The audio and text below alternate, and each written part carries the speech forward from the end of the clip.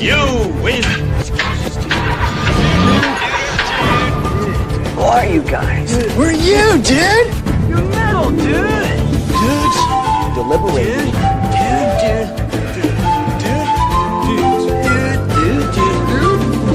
Delivering. Delivering. Dogface. Delivering. Dogface. I'm the dude.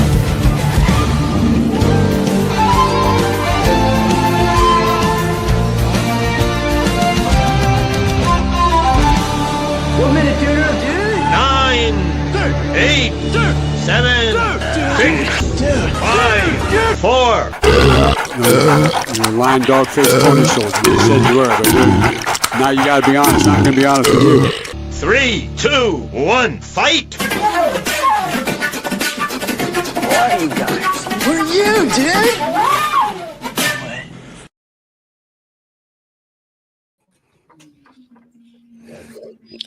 Wow, another week of the dudes. 63, it looks like.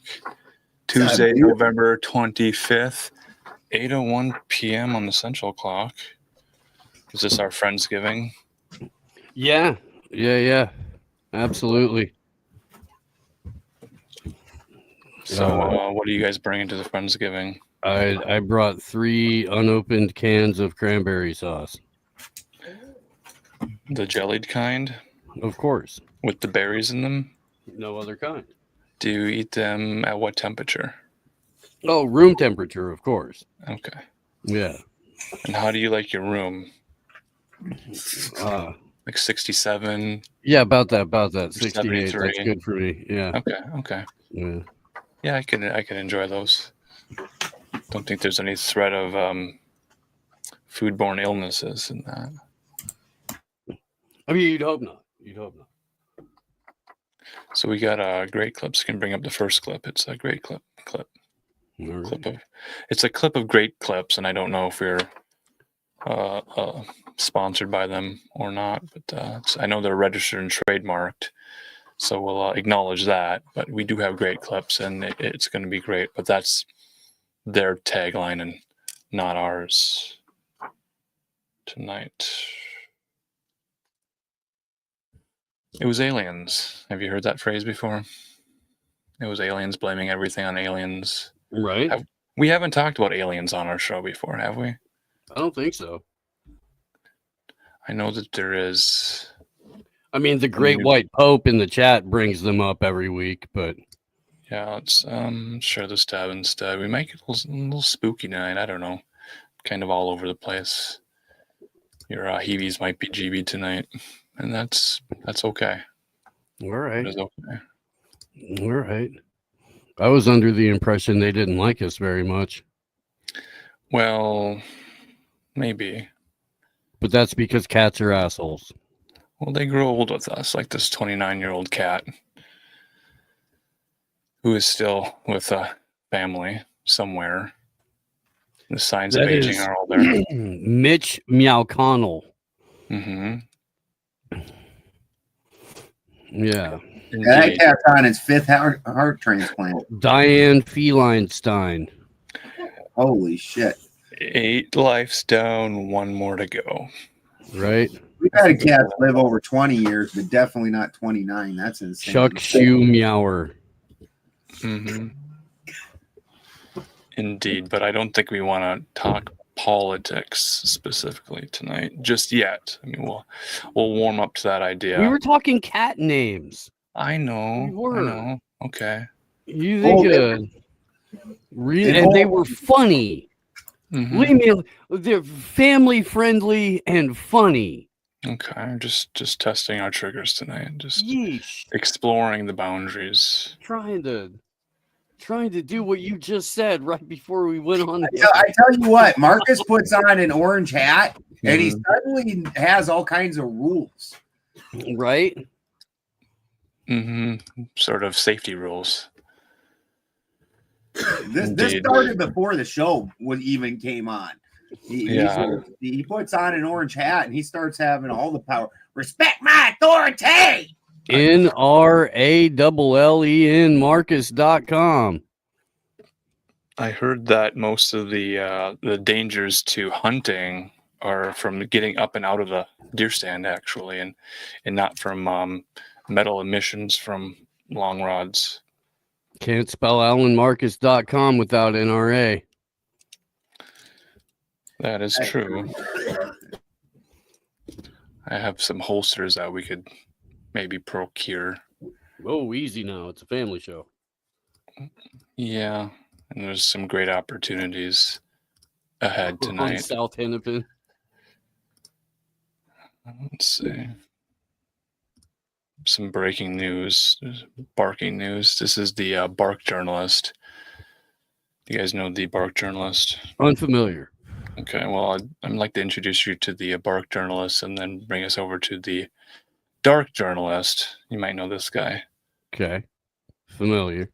Okay, I like so the first one better. all right. This is gonna be about aliens. That's It's not because you don't quite- like skinny ties, Ben. Well, That's fair. That's fair. It's I don't mind Dark Journalist. I don't, What is man. the point to You even know. wearing a tie if you're going to have it that skinny? It just starts looking like somebody pulled a G-string up into a wedgie up by your throat or something. Or it's 1992 and you're on the set of the cinematic classic Reservoir Dogs. yeah, that's a movie by the Foot guy, Quentin Tarantino. Yep, Directed by Quentin Tarantino. Shirts are kind of popular, yep. which is interesting. I think they're worn by people who don't wear socks or shoes. Yeah, I forgot to bring the flashlight down, California Contrarian. My wife will be getting it in just a moment.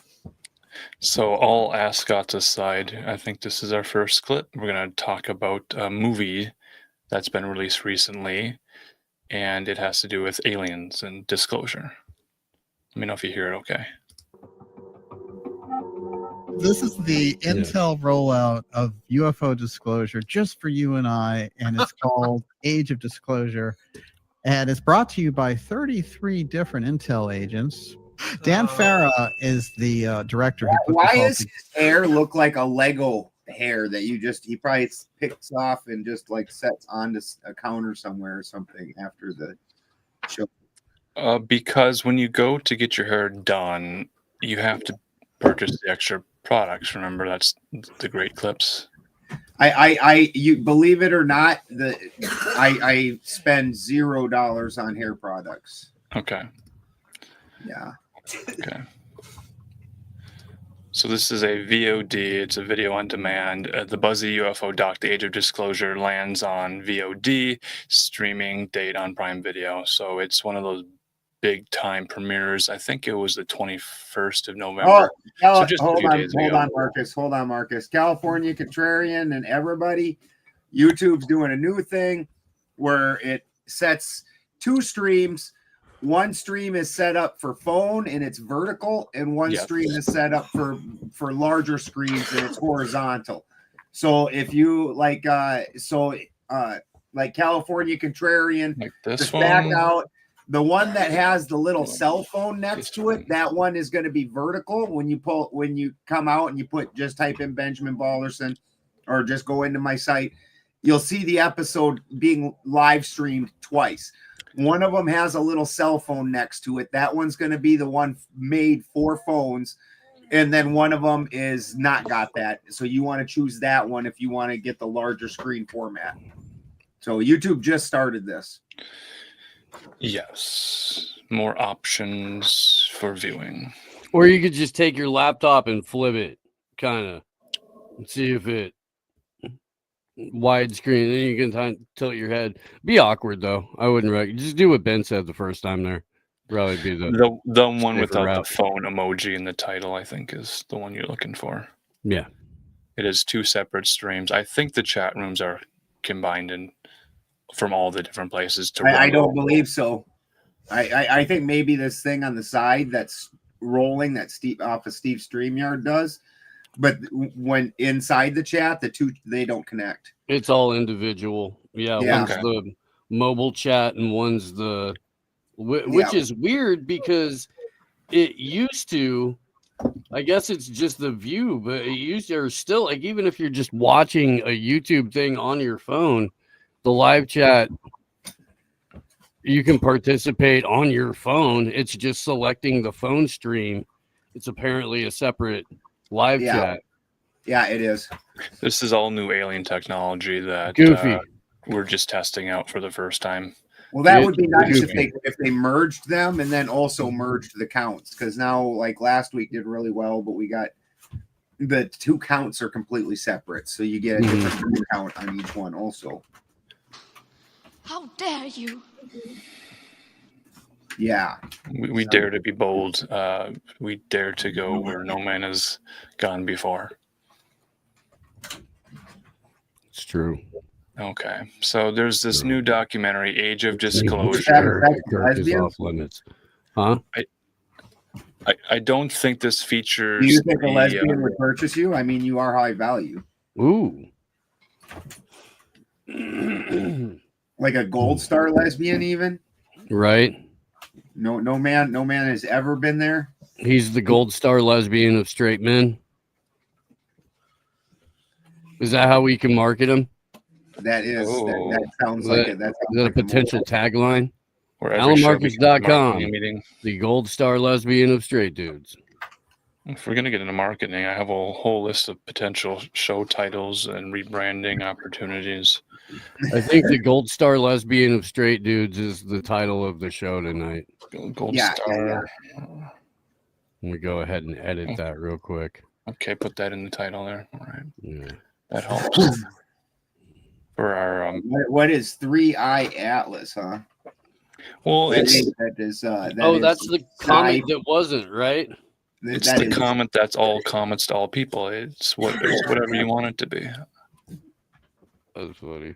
Yeah, Sherry Ives has changed her password to Gold Star Lesbian of Straight. I think the 3i Atlas is more based off of the Star Trek universe and not the Star Wars universe. Absolutely. And not the good Star Treks with Kirk, or even the ones with Data, but like the shittier ones that followed that shouldn't have ever been made. That's right. So I don't know if this Age of Disclosure should have never been made, but there's some weird things about it. A couple of weird things about it. Dan Farah is the director who put this all together, and he's Steven Spielberg's producer, but he shares another very... Steven Spielberg's producer. Ignore the nostalgic guy in the middle who is named Ernest Cline, I think. This is probably from Ready Player One. So we're talking producers making movies. Together, and he's Steven Spielberg's producer, but he shares another very unusual accolade in his CV, as it were, which is he's Lou Elizondo's agent. No. Now, wait a minute. Just stop right there. Okay, Joseph, we'll stop right here. Do you guys know who Lou Elizondo is? Oh, yeah. He's the guy here. The military haircut. Is that a military haircut that's maybe outgrown a little bit? The gel is in the hair. Mousse product is all there. And he has an agent. So everyone in Hollywood has an agent. I don't know what the agent does. So basically what he's doing is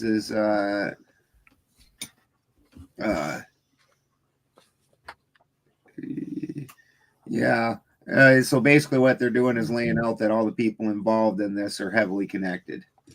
They're already system people. They're all within the IMDb profiles. They all have their Wikipedia pages all put out already. They're known entities. I don't know. Apparently, if it's one of those giant lesbians from Futurama who make good snoo, you'll be fine. You'll be okay. We'll come back to good snoo stew in a minute after we get through this dark journalist clip about their concerns about the video on demand Age of Deception. No more Elizondo. Snoo. Whistleblowers have to have agents. Agents, there we go. I mean, come on, people. He was the Pentagon's UFO chief. That is a valid point. Yeah. Very valid. It definitely seems like you're if you're getting an agent ahead of time, that you have every intention on becoming famous, not really being a whistleblower. Sure. Are we calling him Luis? Like being an actual whistleblower gets you suicided in the back of the head. Indeed. Age of disclosure. All right. Why does it look like a Soviet era propaganda poster? That's a good question. It's interesting. It's an interesting design choice. I like the neon yellow here on Elizondo here. The old because he's radioactive. In Mother Russia, we probe aliens. When did they first produce the thinnest of the thin aluminum foils? And isn't that like a turkey tent?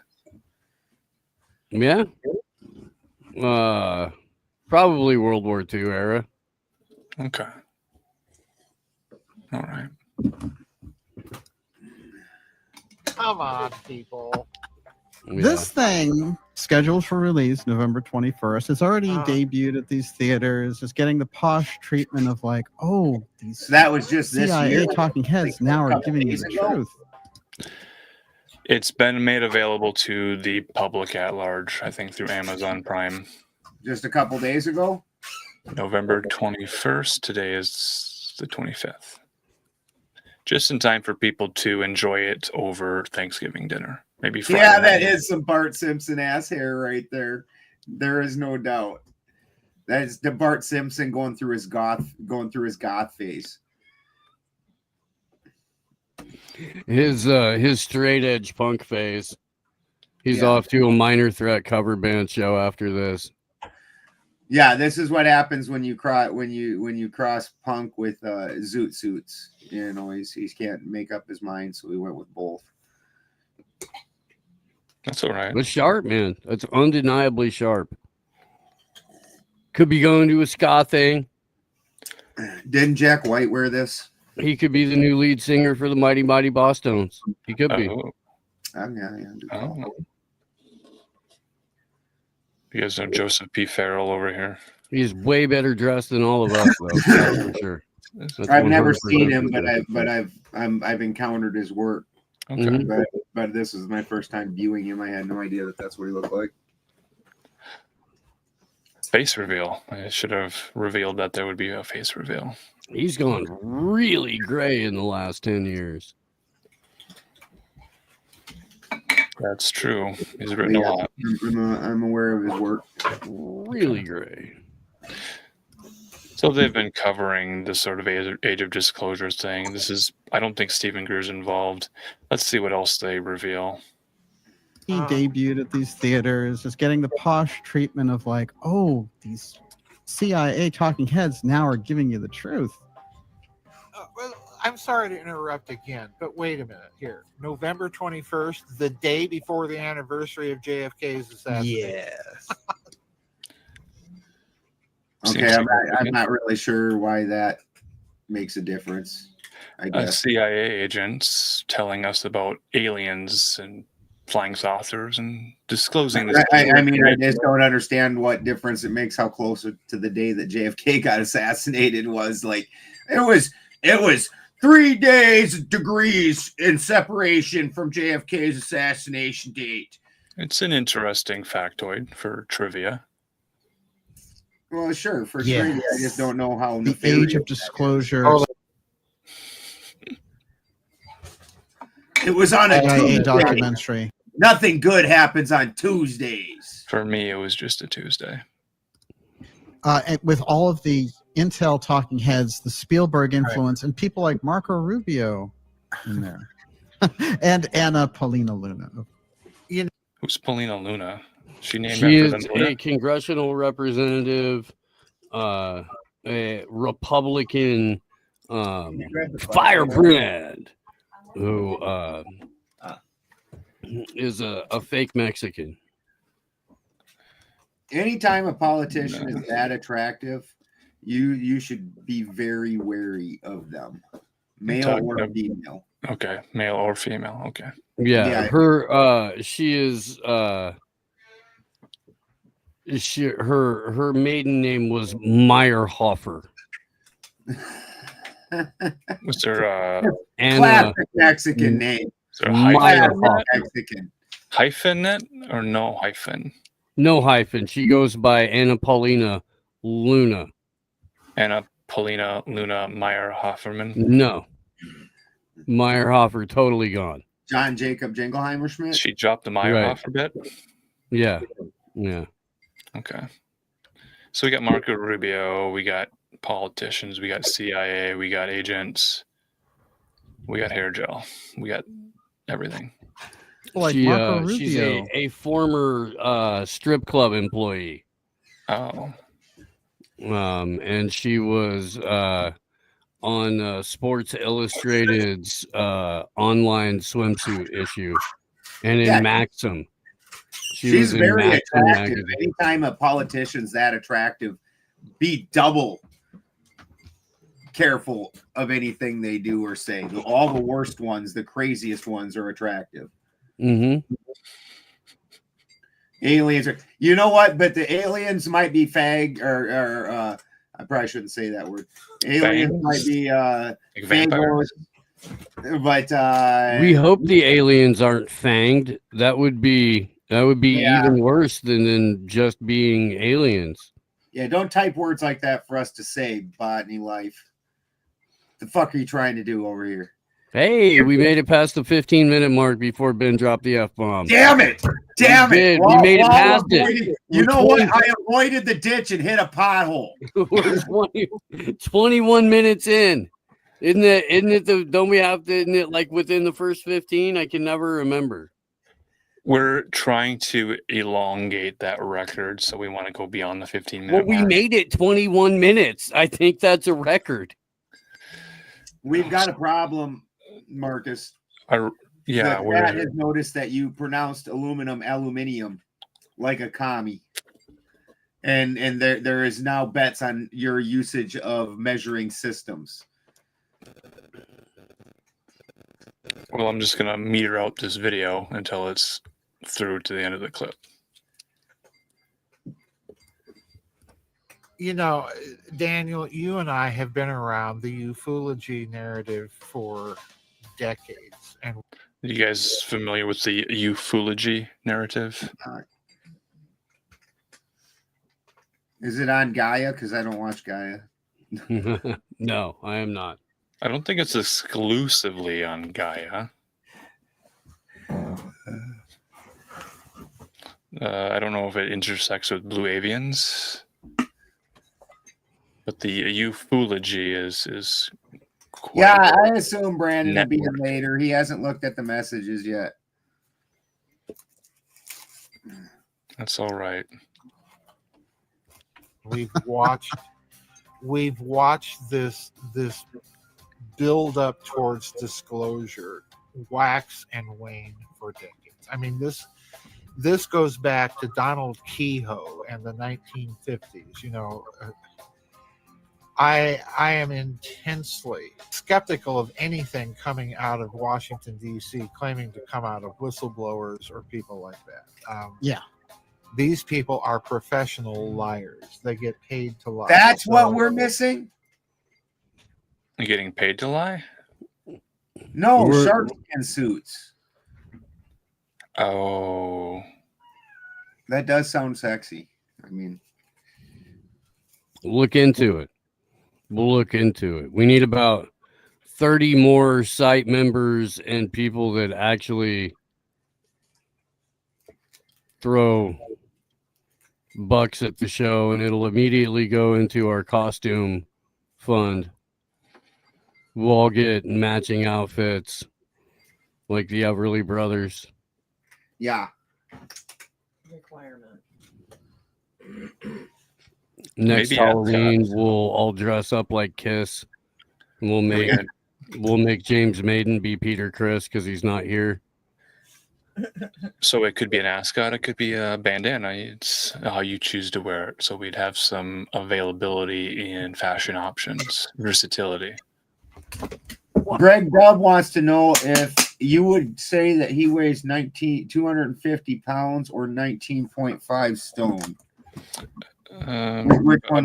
Which one would you say? Well, I was saying 2.5 stones all along. 2.5 stones? That's a bit shy. Maybe when Greg Dub was 4. Right. He's a. Wait, are we talking about Woohoo! Take a stone, dude. In a gravitational force, or are we talking about? We got 5 on it. Thank you. On that batch of shark skin suit. That should at least afford us a spear, and we will row out with Marcus hanging off the front of the boat, slightly dipping his head in the water so he can spear birthday suits. Marcus probably has no ma'am. My girl will ball our asses. Marcus probably has a shark skin suit, a zoot suit. He's got like light blue ruffle tux. He's got ruffle tux. The like 80s sequins tux. Just one for every era. Well, he's even got empty hammer pants. Yeah, all of the super chats are putting another banana in my basket tonight. We'll fill the basket. It's a cornucopia. He's got closets full of costuming, clothes and shit, like he's Akash Singh's wife. Oh, I didn't know we'd bring that up tonight. Is that how you say that? We don't. I mean, we don't have to. I'm just. We talked about it. We talked about it on Blunt Force last night. All right. And I played the Crack Amico video that he made about it, which I do maintain that he should send. Please do explain why is his name Crack Amico? Because Louis J. Gomez and a fella named Zach Amico. I know who Zach Amico is. That's why I had a show called the Real Ass Podcast, and they had a contest for somebody to become the official Real Ass Podcast rapper. And so they had criteria for it. They said, we want you to become the character Crack Amico. You have to show us why you're Crack Amico. What embodies that, blah, blah, blah. And then we'll give you $1,000 for some studio time and blah, blah, you're fucking on the team. And it was like 3 or 4 years ago, something like that. And so ever since then, this gentleman who entered the contest as Real Ass Wigga. That was his name entering the contest. Is now Crack Amico and has been putting out just absolute bangers under that name. Well, many blessings to. And yeah, not gonna get a birthday suit, especially for $5. Nobody wants to see me. I'm over the hill. Nobody wants to see Steve. So obviously, the belle of the ball here is Marcus, and that's gonna cost a lot more. It's been made clear. 2 Bitcoins. Is the opening bid half a Bitcoin to get your name on the list to bid? Yeah. Like we're going to have a packed house at our virtual Sotheby's of London. We understand that. That's why we want you to be serious. We want to clear out all of the gawkers, the looky-loos, and get them out of the way. Serious bidders only. We want the ass grabbers. And look, if it seemed like it was a lot last month, Bitcoin has plummeted. So it might be easier for you to get in. If that's what was, obviously a do Bitcoin opening bid commitment is a little chunk of change there. But, it is easier for you now. Yeah. Yeah. Calliope. And Marcus is still pure. Calliope Oh, 888. Thank you very much. thank you so much. Let me give a round of applause also to Give him a little twirl at least. Give him a little twirl, Marcus. Oh, this is what they're gonna do to me. You give him a little twirl. Trying to Let's wrangle see me it. Let's in. see it. We need you front and back. This is what we're gonna do to you. I can do about 33 degrees in this direction. About 33. Ms. Tree, I don't think Marcus wants to be sold to the kind of people who would bid on him if he was wearing hip huggers and belly shirts. I don't think I don't think the good Lord made him that way. This is wild right here. This is fucking wild. When they run out of rope, but not out of ingenuity. Dude, the people in third world countries are the ingenuity of that they have is just amazing. This is fucking wild right here. Like this is like some shit off of like this is how they get food in Mad Max. He's like, all right, man, we got to go catch a bull today. Word. That's some sort of apprehensible arm thing that just goes around the bull's neck, put him in a yoke, catch him that way. I don't know why they didn't put one on the other side. I was going to run the bull over though. Well, I thought that they would have. To be fair, most likely a steer. Oh, well, if they put a yoke on each side of the front end of the vehicle and then they run out of gas, then you think the oxen would just kind of push forward in a Oregon Trail cart sort of way. Well, it's very interesting. A dingo ate me, baby. That actually, people look at third world as like financial state, but that's actually not what it is at all. First world and second world is what it means is the political systems are the same. So communist, capitalist, and third world is neither communist nor capitalist. So that's actually what that means. Is it's just a country that is neither of the primary political apparatuses. It actually doesn't have anything to do with finance or anything. We try to equate it that way, but this is part of why places like Libya, when Libya had the highest fucking rated human life, or the human comfort and quality of life ever. Well, they were a third world nation while that was happening. It doesn't really have anything to do with finance. It has everything to do with flavor, I think, and healthy options for people that want less sodium. This is crazy. I was holding off on playing this on the morning show all week, but yeah, this is a wild clip. Did you have this exact clip from Channel 4 over here? I believe so, yes. Okay. Former Campbell Soup Company employee is taking legal action against the food giant, and he's making some explosive allegations about one of its top executives.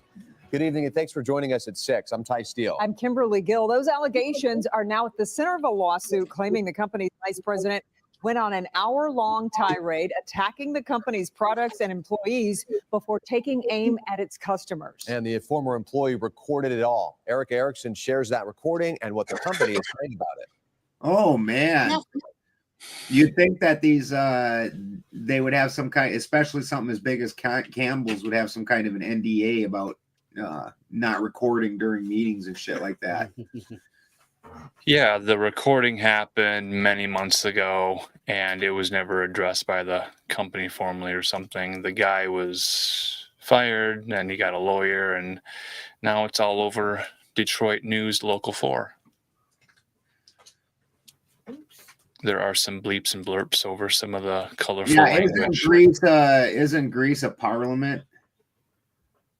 I think Greece is a parliament. I think so. Do they get Campbell's soup over there around the world? We would hope not. The cream of anything soup in a can. We have shit for poor fucking poor people who buy our shit. When the can costs more than the soup it contains, Well, that's almost every product. It's shocking how much packaging costs on products like.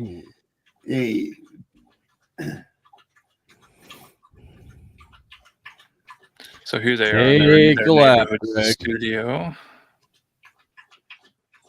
They have some nice windows that aren't, the blinds aren't closed. So this is a public street somewhere in Detroit. And here's our guy. He's got some things to say. He is saying about it. We have shit for poor people. Who buys our shit? And that's just part of an over an hour-long rant, says former security analyst for Campbell's, Robert Garza of Monroe. I don't buy Campbell's products barely anymore. It's not healthy. Now that I know what the in it, even in a can of soup, I look at it, look at meat, bioengineered meat. Ah! Mm-hmm. Ah! Yep. The can has to be labeled that it contains bioengineered ingredients. Does it? It should. Oh, we all believe that. We all believe that, Calliope. Calliope says that she worked as an attorney in the food industry for 5 years. FDA regulations, none of it is good. I promise you that. Yeah. And I have zero doubt. This is part of why, like, all of our food is homemade food. We know what all the ingredients are because Christy puts all the ingredients in there. Like, none of it's pre-cooked, pre-processed shit. The computer printed your meat tonight. Right. Is that soup analyst or soup analyst? So they would have those dinosaur-shaped chicken nuggets, but now they can make even more elaborate 3D printed meat-like objects in their labs. Gross. The guy says he doesn't even want to eat his own soup. It's for poor people. But let's be real also. What Mhm. person that works in any food industry eats the food at the place that they're working for? Right. Nobody. Well, how many stars of the Michelin scale are we talking? Like anybody you've ever known that worked at any food place, I don't care whether it's fast food or a restaurant. Like Christy, she was a server at Denny's. She has horror stories about Denny's and like their you know, and every single food place I've ever been, I owned a restaurant and we didn't have those problems. Funny enough, that Waiting movie came out right when I had a restaurant too, and I was like, ain't nobody doing that shit at my place. Carrie Russell movie? No, that movie with Ryan Reynolds about restaurants where they were, I mean, it was, I understand that Applebee's probably is like that, but that's not what I had. Right. No, I worked at a couple of restaurants where I ate there. I worked at more restaurants where I wouldn't eat there. But the waitress was in the television show on the WB where she was famously known as the woman who cut her hair and maybe went to Great Clips. Like what could a McRib ever have been, Stella? Like a rib by the very nature of it has a bone through the center of it. Like what Felicity. could McRib ever have been? Her name was Felicity. Sawdust and she lived in the city. A little bit of sewer rat and you're talking Parmesan. Horse hoof glue. Oh, Boar's Head products are good products. It depends, man. They had a recall not too long ago. They had that E. coli meat going out, but they've gone like nationwide when they were exclusively just East Coast and you could only find it in a couple of states. It was pretty prime. Their cheese is hard to beat. They've got that 4-pepper cheese that they got, or is it 3-pepper? 3 or 4 pepper. It's a 3-pepper cheese. Yeah, no, you're right. That is really good. It is good.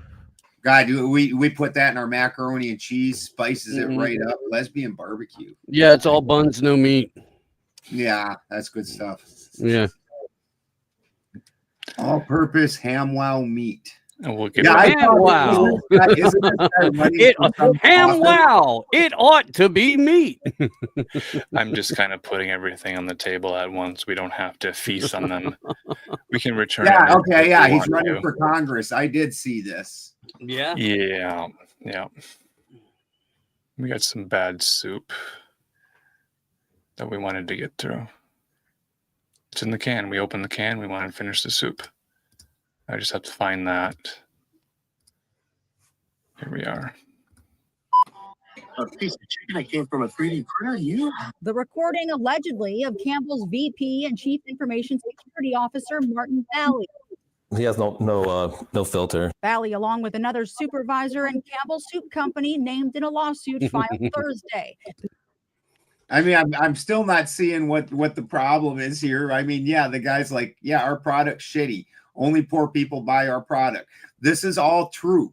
It's just stuff you're not supposed to let the poor public know about your shitty product. You're supposed to keep that, kind of under wraps.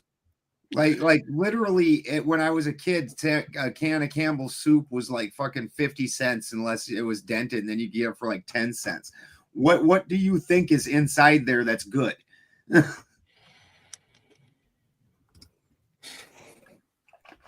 Right. Nothing. No, I know, no, it's pretty fucking wild. And like, even when parents, can't afford to or get to buy good food, that kind of thing. Like the ones that know feel hella bad about it. They're like, fuck, they gotta eat something. I don't know. Yeah. You go buy fucking totally nutrient leached produce from Dollar General. Oh, the Dollar General. That's everyone's grocery store. Followed closely behind by Winco. Mm-hmm. Like Winco shit. It's like as it's sitting on the shelf, it's like a grenade with the pin pulled. Like you step out of the store and all the fruit's gone bad, or all the produce has gone bad. You're like, what the fuck? How did it go bad by the time, like 12 steps from the checkout? Yeah, it's maybe the shrinkflation, but also it's the brand histories maintained while degrading the product within the brand until it finally just... I don't think any of these brands have been worth a shit since the 80s, at the very least. Like, if you can make the food in 5 minutes or less, it is definitely not food. Rumor has it that Campbell's just recently got busted dumping wastewater into the Maumee River, so there's that as well. I totally thought you were going to say into the food. I was like... Well, it goes into the river, and then from the river it goes back into the food, so it's just kind of the cycle that they've engineered for themselves. Them weird little chunks of... People actually thought that was chicken, them weird little gelatinous chunks of whatever that shit is. Could have been a mushroom. MSG cubes. Christy worked for a Chinese place, and she said whenever people would ask for no MSG, they were just like, "Oh, more MSG!" Let's figure out what else this report says. Marks admits to coming to work high. Garza fired for coming forward. So the VP was coming to work in an altered state of consciousness, and this guy was fired for saying something about it. Good. Nobody likes to snitch. The things that he was saying. Oh, just pure disgust. Garza says he usually worked remotely for Campbell's headquarters based in Camden, New Jersey. But thinking he'd be discussing his salary with Bally, he says the recording taken in person at a restaurant. They couldn't think for the like you dumb Garza says he felt sick after the rant. Did he take on a New Jersey accent that I don't recall from the first times he spoke? I mean, his name is Garza. It could come out when he's super pissed. It's New Jersey. Right. So the detail was the guy, he's working from home most of the time doing security stuff for the company. And then the VP invites him to a restaurant thinking that they were going to discuss the wages, giving him a raise or something to that effect because he was doing a great job. So he was recording the entire conversation because it was in a restaurant setting, didn't know what they would be talking about, but needed to have a recording just for his personal records, for his scrapbook. He's a tech guy, that sort of thing. So then they got the recording, and then months go by without anything really happening. Well, this is Click on Detroit, so I got to assume that this is a Detroit story.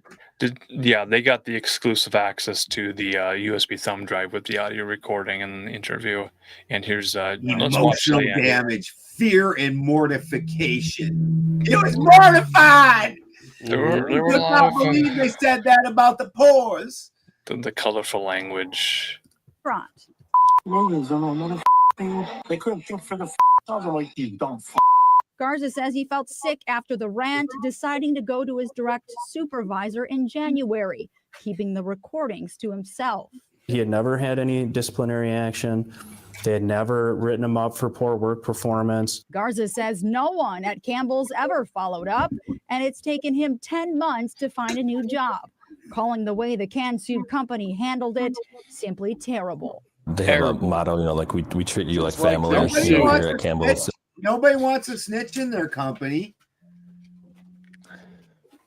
You expect to get a job easy when you were snitching out your last job? You're like, I was mortified. Sure. So this is Detroit, and the budget for the Detroit news here might be lower than other regional affiliates, and we kind of see that in this video. Detroit's a war zone, and they don't have a lot of money for things. Well, they didn't have blinds on the windows when the SUV drove by, and the microphones were kind of questionable. You see behind him, there's no blinds. It's just they got him into a studio and recorded the thing and got on the air as soon as they could.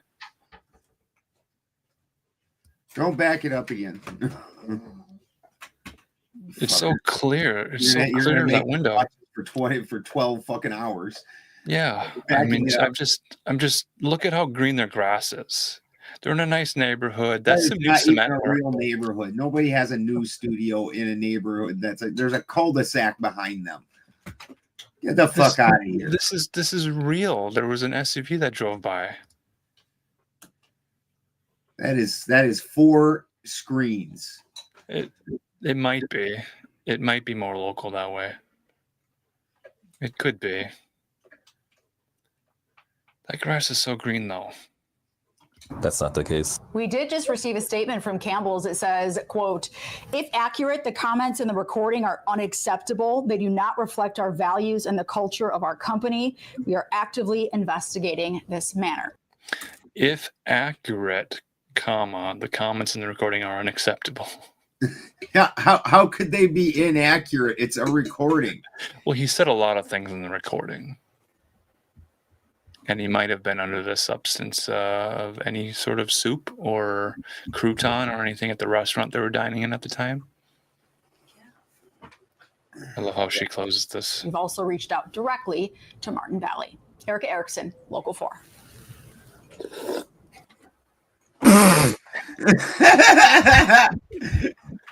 Can we get one more slurp? She's a spitter, not a swallower. Erica Erickson, Local 4. Oh no, she's slurping it like that. She's not a spitter. She's not. She's grabbing anything she might have dropped. Chris Miner, what's up, buddy? Oh, this guy's got good genes. You know, dogs and wolves over here. Yes, she did. She sucked that soup like it was going to pay her rent, Calliope. That's exactly what happened. She's a proud, poor reporter in the Detroit area, representing the people. Yeah, ice cube soup. Ice cube soup. Yep. My youngest kid, for the longest time, used to call lasagna pizza cake. Pizza cake. And I was like, yeah, that's exactly what that is. I got nothing good. Yeah. Can't talk you out of this one. That's keeper. There's sugar in the crust. It's very sweet. Sweet bread. Very sweet bread. This guy's got good genes. This is Dogs and Wolves. He's a meteorologist. And this is pussy for the rest of us. Well, this is what happened was his biological father is the X-Men character Juggernaut. Yeah, and Juggernaut was severely unemployed for about 3 years, and down on his luck. And hey, any port in a storm, right? Yeah, and that's where we got this fella. Nova Scotia. This is Frankie McDonald, TV station live from City, Nova Scotia. He's from Nova Scotia, if you didn't catch that part. What the heck did he just say? Do you want me to rewind the tape? Not if you can translate. This is Frankie McDonald live from my own television station in Nova Scotia. All right. Okay. I like how the red stripe in the center of his head. It's starting to brighten up as he's talking, like he's getting ready to go into Avatar mode. Mm-hmm. He's been reporting on weather events for quite a few years now. And he's going to turn into a Gundam or something like that any minute. I'm going to turn it down just a little bit and see what else he has to say. Massive snowstorms head towards Minnesota on Tuesday, November 25th, 2025. To bring a lot of snow, including Minneapolis, Minnesota, and Duluth, Minnesota, and Superior, Wisconsin, including Fort Francis, Ontario, and International Falls, Minnesota, and dozens of small towns in Minnesota. Be prepared. Make sure have your winter boots, winter jackets, hats, and gloves, scarves, ski pants is ready. Make sure to drink a lot of green tea, white tea, red tea. Drink a lot of green tea to keep you warm, and make sure to have your furnace and heat pumps ready to keep you warm. Have your shovel, snow scoop, snowblower, snowplow, salt trucks ready to go. Be extremely careful when you're walking. Not sure if the max headroom thing is helping or hurting. I bet you if you give that guy $5, he'll do the truffle shuffle. 100%. Well, he does on his channel, Dogs and Wolves on YouTube. He does all sorts of dances and interpretive weather events that he kind of mimes. He sounds like a Bears fan. The Bears. So we're getting a lot of snow in the north here, in Minnesota. Yeah. I also saw that clip, Radio Sack. The Hamwell clip. Yeah. The all-purpose Hamwell meat from Vince Shlomi here. I don't think I saw any of these clips in the clip. Me either. Not yet. This is Marcus's personal stash. His stash. I've got years of clips to get through. I know let's see. He's been waiting for this. He's like, somebody make this into a clip show. They asked me to play clips. Hey guys, can we just do a clip show tonight? How about we do that? Some clips. How about we do that? He's got fucking 5 external hard drives. They're all like 4 terabytes. Oh yeah, we'll get to yours. We'll get to you. It's in the queue. Don't worry. That room actually looks like like that scene from fucking Hackers with Angelina Jolie and shit, and there's just towers of glowing fucking shit. They're like blah, with wires hooked up between them. Right. He's like, everybody else put clips in this clip depository. I call it the toilet. Well, I haven't watched your clips. I didn't know if they were family friendly. So within the first hour, I figured I'd play clips that I knew about. I think this is Steve's clip here. Oh, Sammy baby. Okay. Yeah. Right. This is a commercial. It's a liquor commercial that he did in, I think, Japan in the 70s. Okay. And so because it's Japanese language audience, it's gonna have whatever audio dubbed over the top of it until he says the name of the product anyway. So Sammy, and I'm assuming cocaine, came into the studio or wherever they were shooting this and did this.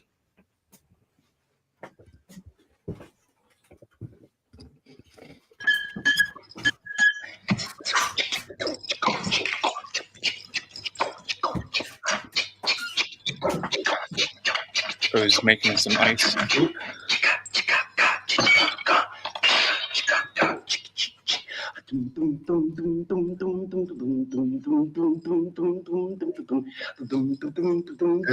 Bottles or acoustic? Acoustic Wind bottle instrument. music. There's no strings.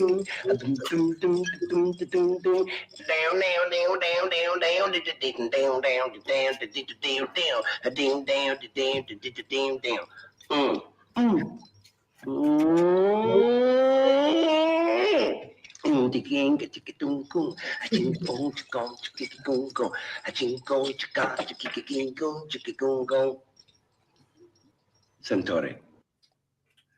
This Japanese thing. Corey. Centauri. Yeah, but Corey Feldman, took on his spirit and now rocks out.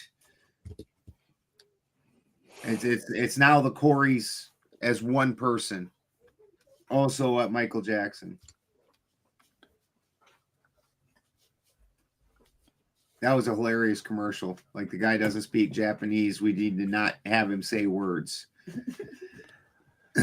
The Japanese have discovered American culture and they really enjoy banjos. Nice. Yes, they do. And they're freakishly good at it, too. That's some good taste. I didn't realize.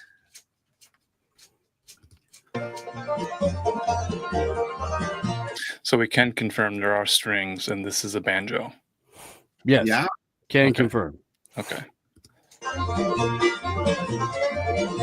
She walks to the corner down to the river. I guess you're like Coney for one is out. She took all night after my boy could get out. Now let me cry like so that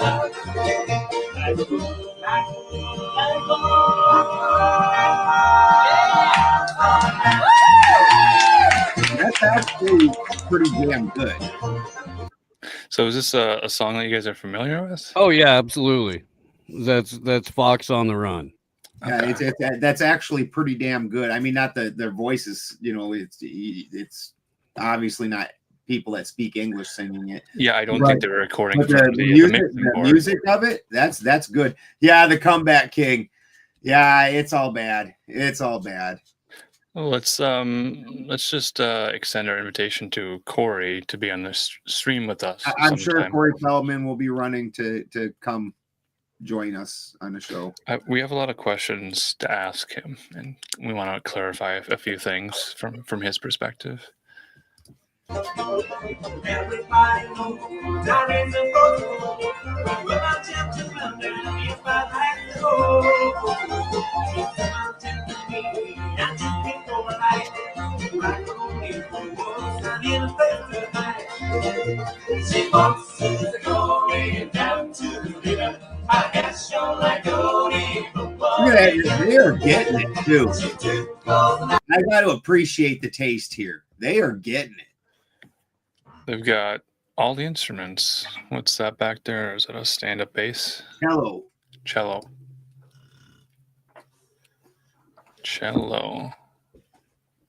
I actually seen a giant cello one time, and one guy sat and played the top, and the other. That's an upright bass, Marcus. It is? I call it a stand-up bass, upright bass. Okay, I was using my system. You can call it a stand-up bass too. That's fine, but yeah. Okay. Take Steve's word. He knows more about music than me by a lot.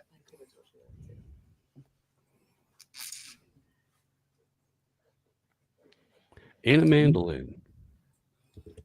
What are we doing, Marcus? I'm juggling through clips here. I'm trying to find. It's hard to get through. It's hard to get through 4 terabytes. Yeah. Right? Yeah. Per drive. And they're all like, they're not just what the clip is. It's all some clever inside joke that only Marcus would get. But except for he doesn't actually remember the joke either. Yeah. It's from so long ago that he forgot. Yeah. He's like, I don't know, man.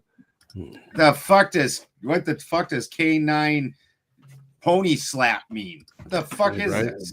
Did you want me to bring up the Canine Pony Slap clip now or later? Because I got this one. I think this is a Balderson submission. When you look into the void looks back at you. Oh, this shit was hilarious. These carpets. Mm-hmm. Yeah. Is it a I've well? seen a few of these. I feel like this is probably fake, but it's hilarious. Well, I've seen a number of films in this genre where animals are presented with a new rug in a hallway, so they're forced to find creative ways to overcome this new challenge, this new obstacle in their home. Of course, they're just kind of looking at it to discover if there's any sounds coming out of it, any changes in the atmosphere.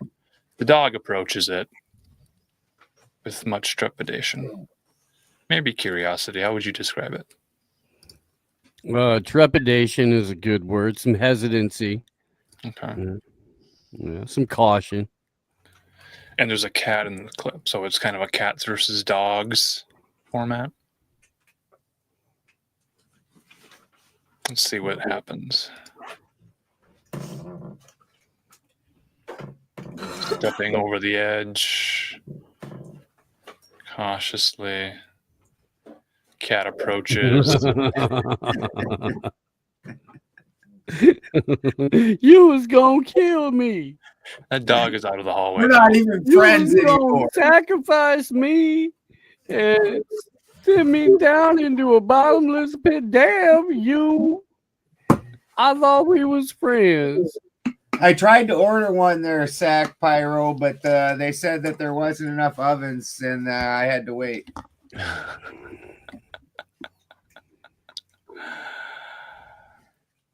Was it a security risk? Do we have a top flight security? Top flight security of the world, Craig. Right. Was this overused or used often enough in variations? I'm not no rent a cop. I'm a top flight security, and don't you never forget it. You boys look really good with your rent a cop outfits on. Yeah. Well, we're going crazy now. We actually playing actual movies that are fucking definitely fucking gonna get us pinned. Just a clip from it to reference it. What movie is this from? Next Friday. Which one's Craig? Craig is Mike Epps. Okay. Or Craig is Craig is Ice Cube. Ice Cube, yeah. And Day Day is Mike Epps. That's right. So what is the top flight security aspect of this? Do they work at the TSA? No, they work in a strip mall. Yeah. And it says top flight security on their badge. Yeah. Okay. It doesn't say Pinkerton Agency. So they're the rent-a-cops. Yeah, they're rent-a-cops for a mall. Okay. Was this before the Paul Blart Mall? Oh yeah, this is a early '90s movie. The second one, late '90s for sure. Oh yeah, this is the second one. This is next Friday, not Friday. And there's Friday after next. Yeah, that nobody watched that though. I think they watched it. They didn't. They're at the screening. Okay. What a top flight security nigga like. So is this something I could watch with my family over the holiday weekend? Your family? No. No. Okay. So I'll keep my headphones on. Yeah, this is for uncouth people like Steve and I. Yeah. Okay. This We is have definitely the not for high value men. Okay. So I have the other clip here about language use. I think we're kind of talking about like curtains and drapes. Who brought this clip? And I used to have it. I used to have a dog that would do that shit to the cats, only when the cats were, because we just put our water in a big old pot, and the cats will like balance on the edge of the pot and stick their head in there, and Dabby's freaking Dabby would come along and fucking go like this and just take her nose and pop the cat in the ass and knock it right into the water bucket and then just laugh about it. It was hilarious. Ping. Mm-hmm. So they're speaking English in this clip? Oh, yes. Okay. What kind of English? Both. All the English? Just play the clip. Okay. Oh, no sound. I might have gotten to that part of the stream where I showed enough clips that it forgot the sound.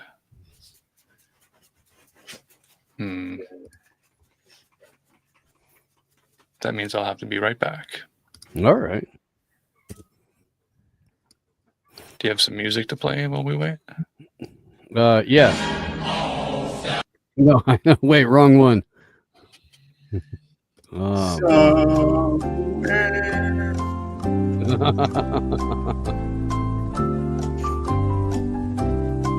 I'm not sure how he runs his sound or what he's running the clips through. No idea. Voltron. That's funny. There we go. Thou shalt playeth thy clippeth, Marcus. Clippus.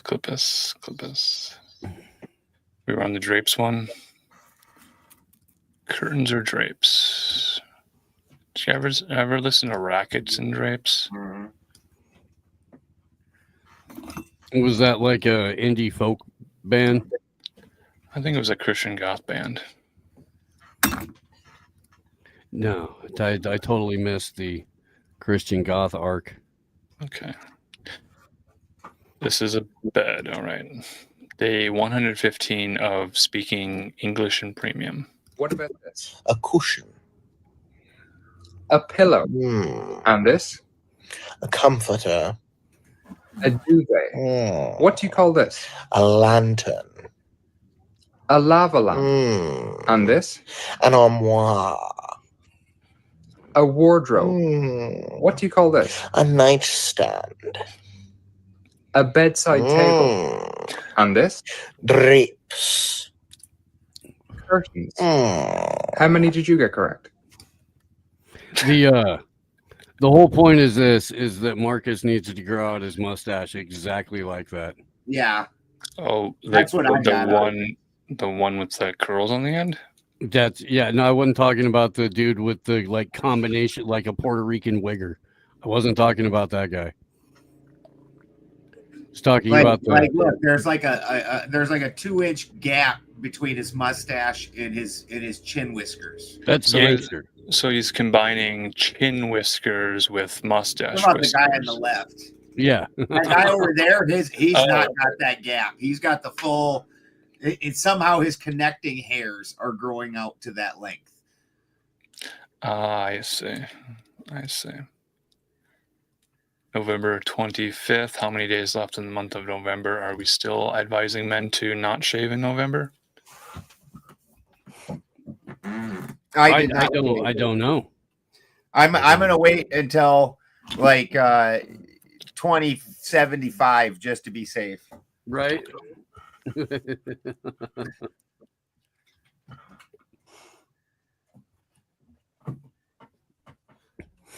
Christian goth is indie folk. Okay, that makes sense too.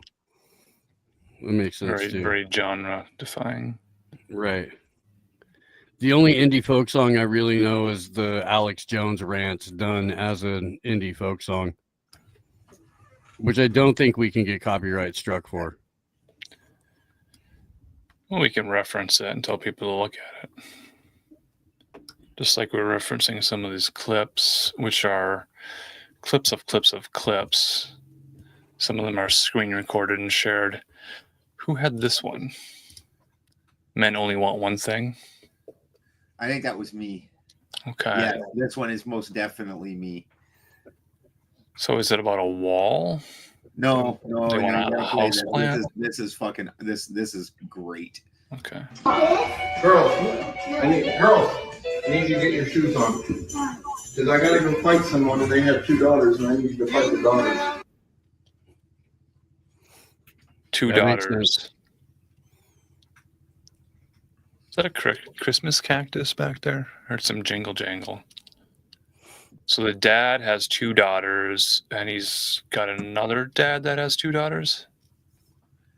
Yeah, that they're going to fight. Okay. You ready to fight? Battle midget. But positive, Marcus! They're your side. Can you fight them? Video. Yes. All right, let's go. Come on. She's down. Ready. This is going to be so much fun.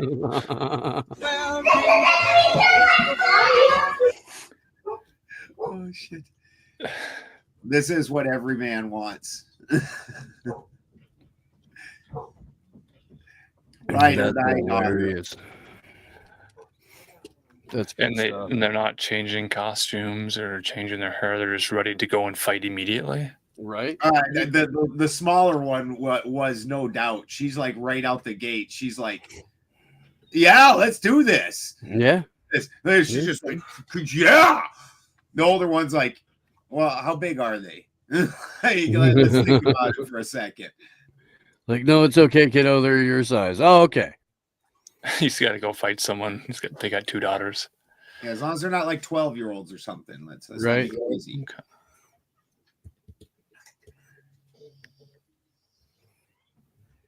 That little one's the younger daughter that's gotten away with everything. She's right. She's probably got weapons on her. Guaranteed. Guaranteed. It's like they don't know what they're approaching, but they're ready to jump into it. There is at least on her person some sort of like hair accessory that she can use as a weapon. And this is definitely the way that this should be done. Just chuck the purse dog. Just throw the chihuahua onto the carpet as the cat watches on the hardwood floors. I don't know if we got an affiliate link for this carpet or not. It's got that pattern in it. Bruno knows what's up. Go back to Taco Bell. All right. Keep moving. It's fine. Savage Bruno.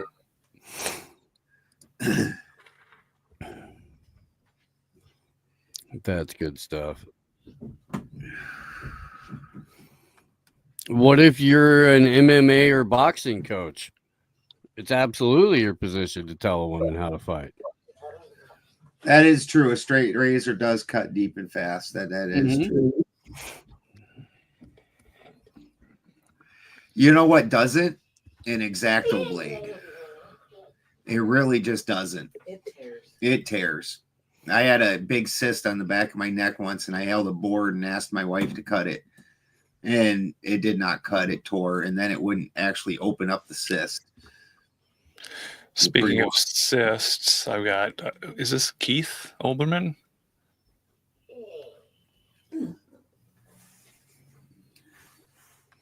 This is a bit of an older clip. Keith Olbermann. Yes. This is before he got older, man. This is a younger Keith Olbermann on the Vince Shlomo story. Shlomi? Tonight, there is breaking oddball news. Vince, the ShamWow guy from the commercials, has been arrested in Miami Beach for allegedly beating up a hooker. Well, that's why you pay for it. Well, was the allegation that... Officer, you don't understand. She was a working said, class girl? I gotta go. And I said, but wait, there's more. She just looks like a woman at a bar. who had allegedly bitten his tongue and would not let go. Jesus. What's he in trouble for? Like, holy shit. The hooker got his tongue with an alligator? Is that what? Yeah, they were in Florida. Okay, well, that makes sense. That's a cane, not an alligator.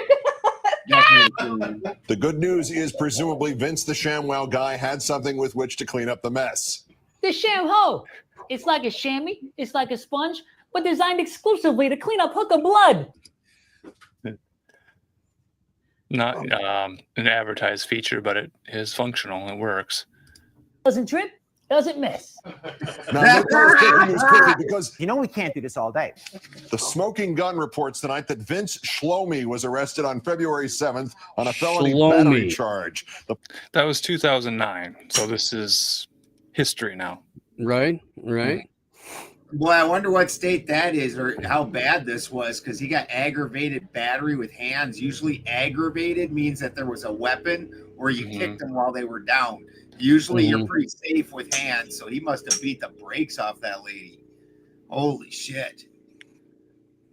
Charge. The police report says he met Sasha Harris at a nightclub and agreed to pay her $1,000 in cash. $1,000 in $1 bills. So where did the alligator come into it? That's how she bit his tongue. It'll circle back to it. Cash for sex. I don't know. It sells itself. But when he kissed her, she bit his tongue and would not let go, so he hit her. Kind of unfortunate that his newest pitch is for another product called the Slap Chop. Hi, it's Fitz with Slap Nuts. You're gonna love my nuts. Oh my God. It's like, where does he get these product ideas from? Just everyday normal life. Do you remember these commercials in 2008, 9? I do remember.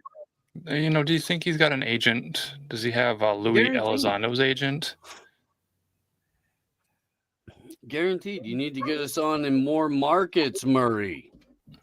Calm down, Vince. No, we need that 11:15 to 4:30 in the morning freaking block.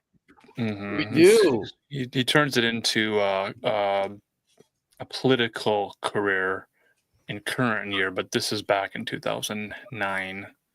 Nuts. Oh my gosh. You're going to slap my nuts every day. You're going to make a mess. 5 seconds, 4 or 5 seconds, it's done. You're going to be in a great mood all day because you're going to be slapping my nuts. One slap at a time. So easy. Kids can do it. One slap. Who slaps? One finger. Wow. Stop having a boring life. You love my pickle in the past. So this is from old YouTube. Clearly things have changed, but this was still on YouTube. Is it 16 years ago? You say that, but we know it's in your freaking mass external hard drive of clips. It's worthless. You're going to be slapping my nuts. You'll be saying wow every time. You slap my nuts. All right, this is making you cry. You're making me cry. Life's hard enough as it is. You don't want to cry anymore. From the mugshot, Mr. Shlomi, 44, obviously took his share of the hits too. Shlomi. Oh. You know, you think they could have found a longer I have bed. no idea what persuasion of ethnicity he is. Right. He's a very tall man, and he's got his sneakers hanging off the end of the bed. Think they could have gotten him a longer bed with that slap chop money? They're like, you beat a hooker. You can have whatever bed we give you. You almost beat this broad to death. Like, you get the kitty bed, Shlomo. Get in there. $1,000 for this. You were talking about us putting bad videos in here. You're the one who put in a video with hookers getting beaten, Marcus. Right? I think there's an important message What's here. Marcus is like, yeah, no, I said I didn't want any bad videos in there. Well, not in the first hour. I thought I was clear about that. Yeah, okay. The Smoking Gun offering no update on the disposition of this case 65 against him, minutes. nor Ms. Harris, Hooker who's beating is apparently on. It's culturally important to the climate of today, where we'll show his political campaign where he's running for a position somewhere. Really, the Did the biggest police foul I'm seeing in this is you stuck your tongue in a hooker's mouth. The fuck is wrong with you? And bit down on it. Yeah. Like she didn't know what else to do. She's like, nobody's ever tried to do this before. Who sticks their tongue in a hooker mouth? I don't know. There might be more at smokinggun.com. I don't know. This is I haven't been to against the there. rules. No. She looks like a waitress. She could probably open a can of Campbell's soup and pour it in a bowl and put it in a microwave. She could probably even open a jar of olives. Oh. I would say. Oh. Apparently, Cool. can take a punch too. Right. You bounce back from that. Yeah, man. Wow. Couldn't agree more. That was uplifting. Thank you, Marcus. It gets worse. Do we want to do a pet clip in Russia? I have the Russian ones. I mean, whatever you want to do. Yeah. Okay. You're running the clipboard. Until they take it away from me. So what do we see? Is Batman beating up Spider-Man? In Russia, yes. Santa Claus came in and sideswipes Batman. This is fantastic. On the BMW Forever page, Santa comes to save Obviously, Peter Parker. Obviously, Batman, Spider-Man, and Santa Claus are bloods. Right. And Batman was really fucking up here.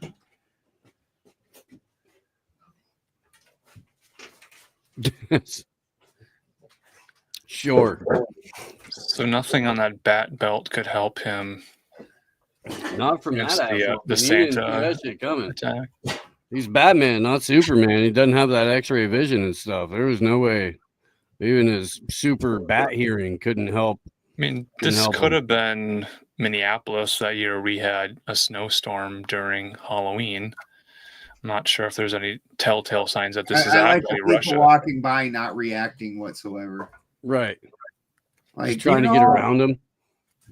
Fucking superheroes in this city doing shit like this all the time.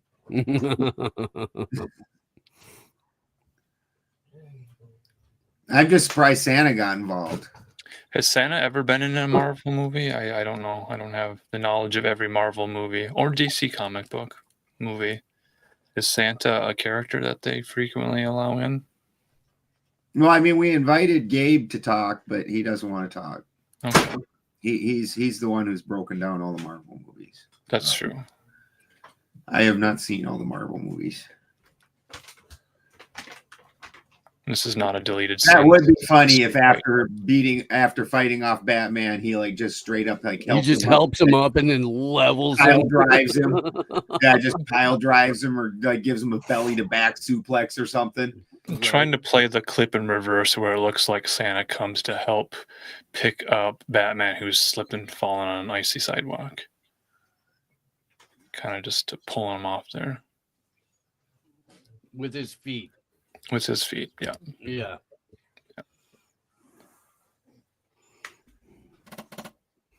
All right, Marcus. So there's a new use for socks and bats.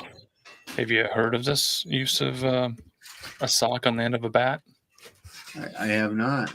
Okay. So I keep getting the question, Sasha, why is there sock on your bat? A lot of people asking Sasha why she keeps putting a sock on the end of her bat. This is a wooden baseball bat. Is this like the reverse of a boy's cum sock? Because that's like the most giant dildo if this is the case. I think it does relate to beating off, but maybe not in the way that it's colloquially used.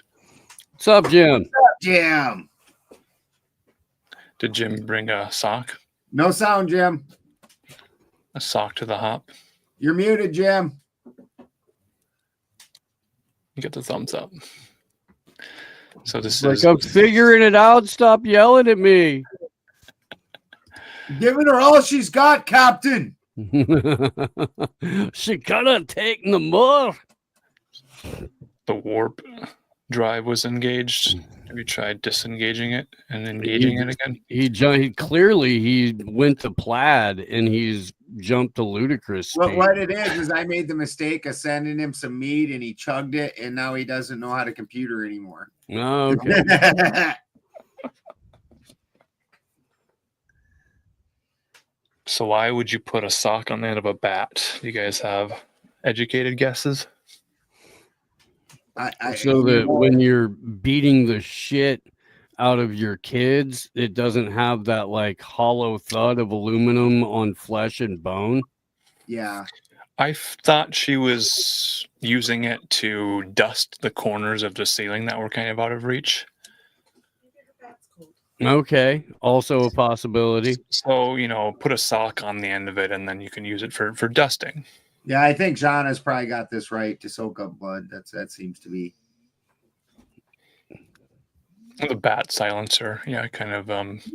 She looks very angry. Yeah. Angry at the pajama party. Well, she looks like she could just about irritate you swinging that thing at you. Is it to clean up the blood?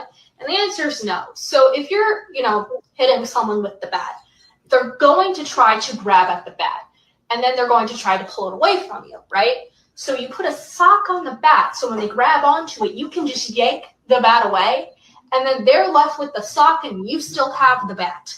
So it gives you a second chance to, continue doing what you have to do, so they don't use the bat against you. That's the explanation. That is some fantastic planning. How about now? There we go. Yeah, there we are. There we are. How soon is now? Immediate. Immediately.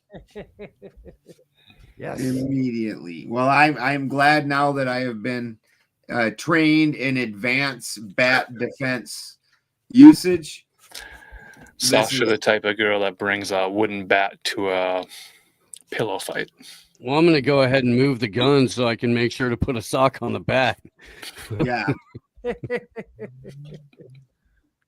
That's good advice. So what type of situations are going to be helped by putting a sock on a bat? Answering a doorbell that you're not sure who's ringing it? I don't have a nervously waiting behind the door so that when it opens, you can kind of swing around it, hoping to club your would-be assailant. This is like Home Alone level tactics. And then whoever's breaking into the house is going to be like, geez, lady, that kind of freaking stings. Would you stop swinging the bat? What the heck? And is that a dirty sock? Why does that smell like teenager? Do you know what this sound means? It means you need to get the fuck on the floor. What the fuck are you doing with that thing? You're going to hurt yourself. Put that down right now. Comments did suggest not washing the sock ahead of time and making it more aromatic, more aroma filled with See, now Faber up here has the right idea. That you just put some shocks on your arm so that if they try and grab you, you can. Oh, yeah. Yeah, ladies, single ladies, make sure you're going to sleep every night in a greased up sock suit for safety. Yeah, this is very similar to the way you evade timid grapplers. Got to be like tearaway though, like it's a Chippendale suit, right? So even if they do get a hold of it through the grease, it just pulls right, and then they go tumbling backwards. In which case, you can grab one of your many besocked baseball bats and start swinging on them. Shit's looking. They're like, "What do you think you're fucking golfing, you crazy broad? The fuck are you even doing here? Who swings a bat in the house?" Like, Jesus, all you got is like a DVD collection over here and a 28-inch fucking TV, and it's not even flat. What were you protecting? Right, clearly, this is a grape situation. I don't want to steal any of your garbage, lady. No fucking bat down. Wait till she accidentally puts her brother's fucking jack sock on there and it just sticks to the bat and doesn't slide. Right. Right. On the bright side, though, if you did hit an intruder with a jack sock covered bat, like that might be one of the worst. Like, could you imagine that? Did you just hit me with a jack sock? With the What the texture. fuck? What the fuck? That textured crunchy sock might be the equivalent of barbed wire in this situation, depending on the thread count, you know. And if you have one of those really thick socks and you put it inside out, so all of the like fibers and threads are on the outside of it, then it creates a different sort of texture and it might slide off more easily as well. So there's more techniques that need to be attempted, more videos need to be made, more science needs to be performed. Jim, do you have a aluminum bat that you could use? No, but I do have a club. So, no, but I do have a jack sock. It's a shillelagh. I made. It's a shillelagh. Oh. It's got a knot on one end, and then pretty. It's just a little guy. Yeah. For keep it by the back door in case I have to thwomp a dog on the top of the head, or my wife gets after me a little bit. Go pop pop pop. Well, if you have a really thick bat, you have to get them Magnum XL socks. Yeah, I don't have a death wish though, so I don't pop her very much. Only sometimes. Only when she spills the butter all over the kitchen because the butter churn makes the butter, and then the butter shoots all the buttermilk all over the place. Like, yeah. Just now happened, right? Oh no. Yeah, then you got to beat them a little bit, you know. Yeah. Beat the butter or beat the batter? Beat the butter, beat the batter, beat the Mad Hatter. If the batter with the beater is better, who wins in the fight, or you just surrender? You better surrender. Unless you want some butter batter. Better. Yeah. Good try, but no. I have a basket of bananas, so I can do better. Let's see. Yeah.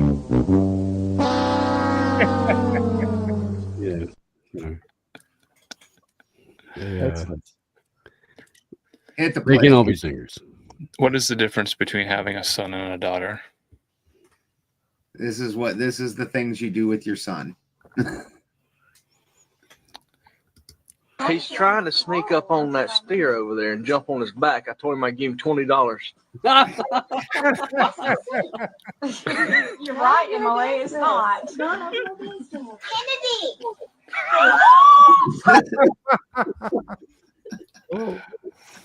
It is a short clip.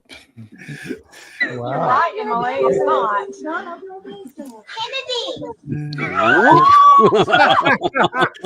And then they no longer had a son?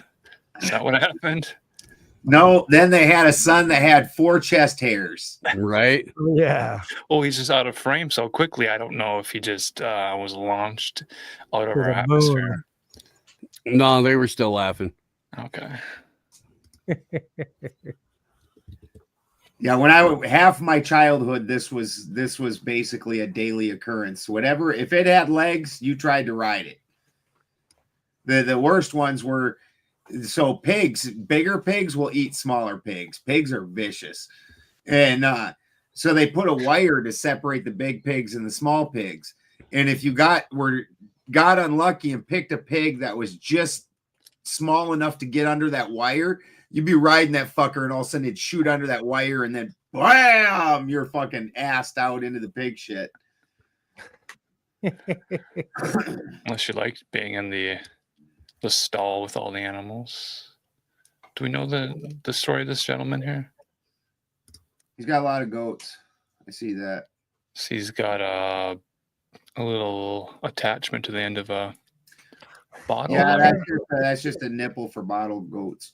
Okay. I mean, are they doing a face matching thing here? Because, they're both smiling kind of in the same way.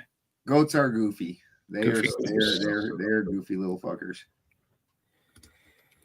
I don't know if this is happening in Japan.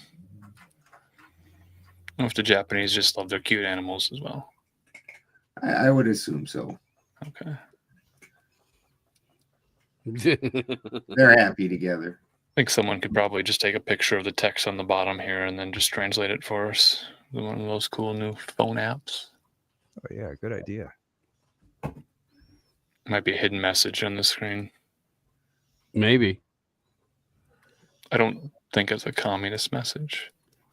Mark is just going to keep playing this video for the rest of the night. This is where Right. It's 10 seconds of joy. Pretty joyful. I don't know where to go next. One of the other 100 clips or one of the 800 terabytes of clips that you have. Mormon tattoos. Does that sound right? Oh, that one's hilarious. So is this a stick and poke style?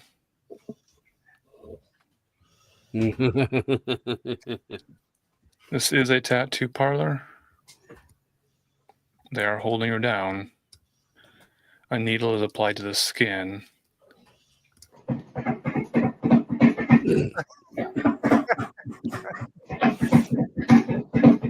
And that's exactly how it happens. The needle punctures the skin. I wasn't moving. It don't count. That's funny. Did it soak in under the skin? Go through people in chat YouTube accounts live.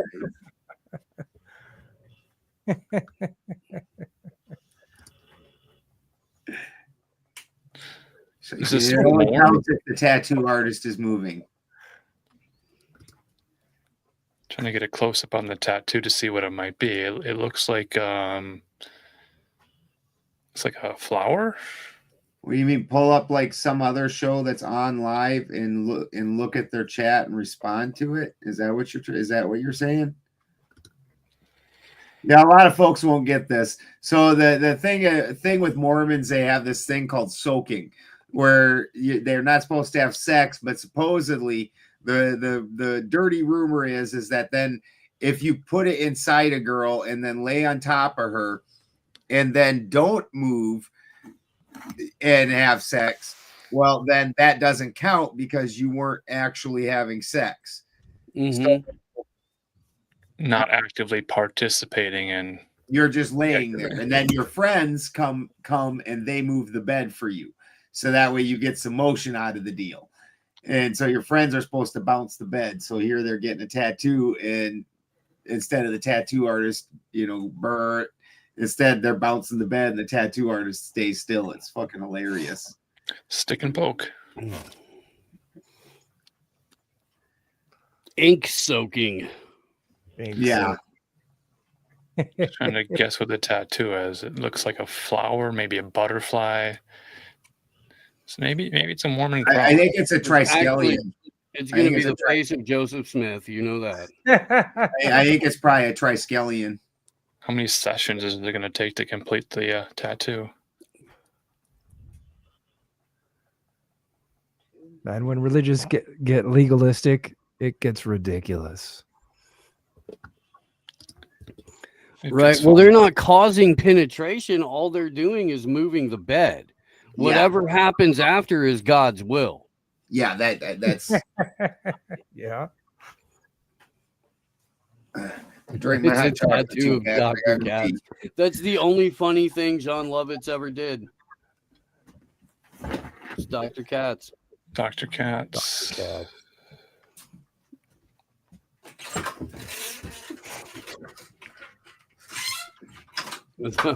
Well, yeah, the quarter ops in motels. No, man, that's what fucking Bryson is for. And I guess I've seen reels and shit. there's Mormon college kids that are out there charging to be the shaker. They charge money. They charge money to watch you sort of fuck. Sister lifestyle. Weird. It's insane. Taking an active interest in the community. Making sure that it's intentional to raise a family.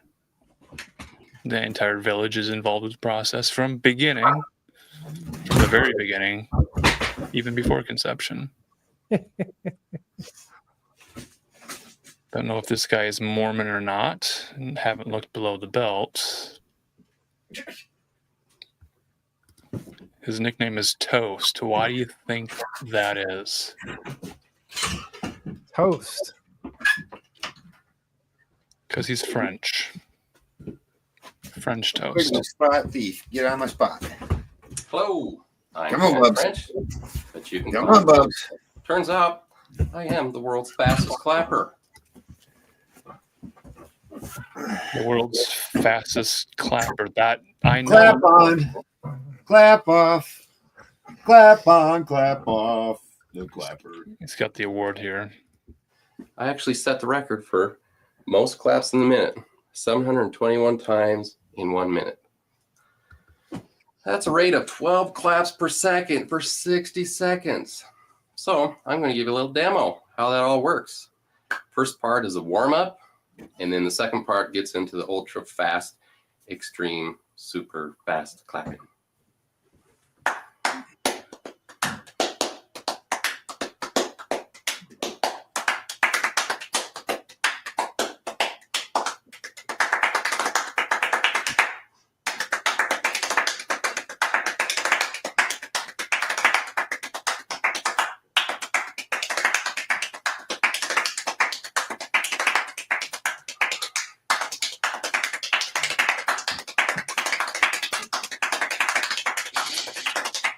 Ooh, hit himself. Just hand-to-hand combat. Okay, here we go. That's warm-up. So that was the warm-up.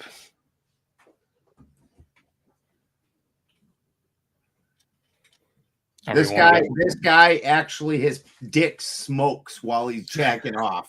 Like actual smoke comes off of it. That's how he warms up to French toast. This is Kent. That's his name, Kent, K-E-N-T. Kent Toast French. Now we're going to go for, feeling pretty good. I think we'll go for 14 claps per second. 14 claps per second.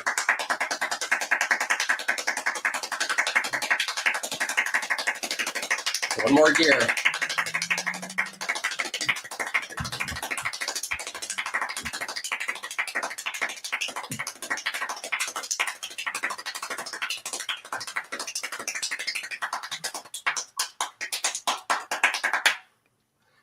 Thank you. And then he goes and takes a nap.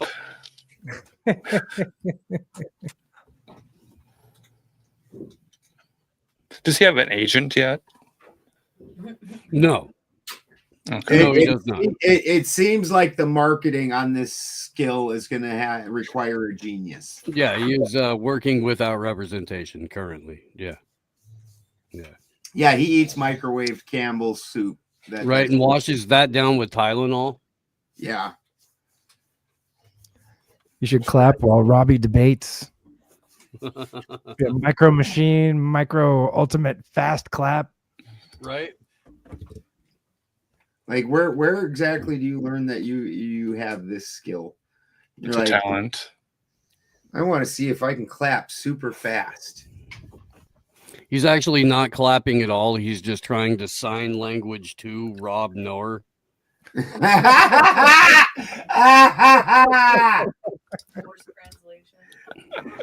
Oh shit! Can't really keep up.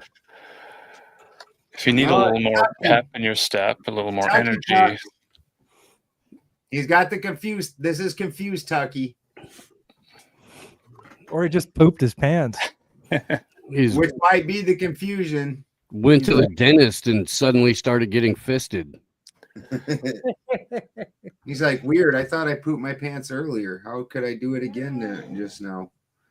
He's got a solution for us. We didn't know we had a problem. Hey, metabolic warfare has a sounds like a chopper, but what we could do is get that guy and cross him with the slap chop guy. Mhm. And that's the fucking rest. You could run a whole restaurant just fucking preparing vegetables. Just And you hire Spoon Man as your waiter. yeah. Played some old Keith Olbermann clips and wanted to be more fair and balanced of our assessment of the mediascape. So I had to bring in Tucker. I don't know where he is on the political compass lately, but I know he's an American. Somebody took the magnet out of his compass. True. Maybe put it in a holster. All right. He's got like the worst narrative management neocons in media calling him Tucker Carlson. Are you saying he's sold out? No, me. I'm Tucker's been sold out his entire career. That's all he is. No, Steve. He's buying into opportunity. And people are buying into him too, and it's Capitalism. hilarious. This is from Forbes, so it is business related. Try an Alp on camera? Is that a thing? Can we try an Alp? Are you kidding? You know, I'm glad you asked. This is Alp. It's America's latest nicotine pouch. Do you know what Alp is? Elf has degraded himself down to nicotine. Nicotine pouches rather. They're not stickers. I'm sure he'll show us how to use them. American Lip Pillow. It said American Lip Pillow ALP. Oh, ALP. ALP, ALP, yeah. American Lip Pillow. American Lip Pillow. I was thinking it said ALP. I do it the traditional way. Into a can. The snoo. Yeah. Tucker's like, I insert these the traditional way, so if you don't mind, I'm going to take off my pants here real quick. A $3 billion nicotine pouch market has Turning been Point Brands. Mhm. The Turning Point sells Nick pillows. Wow. Wow. It's part of the branding. I don't know if there's Kentucky joining Tapusa? This is a Kentucky-based Turning Point brand. I don't know if it's that Turning Point. This goes back to November of 2024. So a year later, we're checking in on Tucker and his $3 billion nicotine pouch market with ALP, the American Lip Pillow. Which is apparently made in India. Apparently made in India. Oh. And consumed in America. Very happy about Each this. pouch is walked 10 miles between the toes of a small Indian man who has not bathed in 1 month. Oh, wait, go back. Go back. This is the new format of news where text is delivered on a There you go. screen. Neil Patel. Patel. Former college roommate, business partner. Who is Patel? Who? He's Patel? Tucker's business partner and former college roommate who just so happened to have a few $1 million to go in on a joint nicotine pouch venture. Philip Morris International, Swedish Match made a pouch before. So he's a user of Zyn. What is Zyn? It's another Nick pillow. To stop smoking or to No, it's just so you don't get like Copenhagen, the way that Copenhagen fucking chewers and stuff always have it stuck in their teeth. Mm-hmm. And it just keeps it from getting stuck in your teeth. Mm-hmm. Skull used to have pouches way back in the day. Yeah. Is that a wedding ring he's got on there? Yeah. Wedding band. Okay. In Las Vegas. last fall and meeting some friends for dinner, and I was with one of my producers who knew Theo Vaughn and said, "Do you know who Theo Vaughn is?" "Oh yeah, my daughter likes him."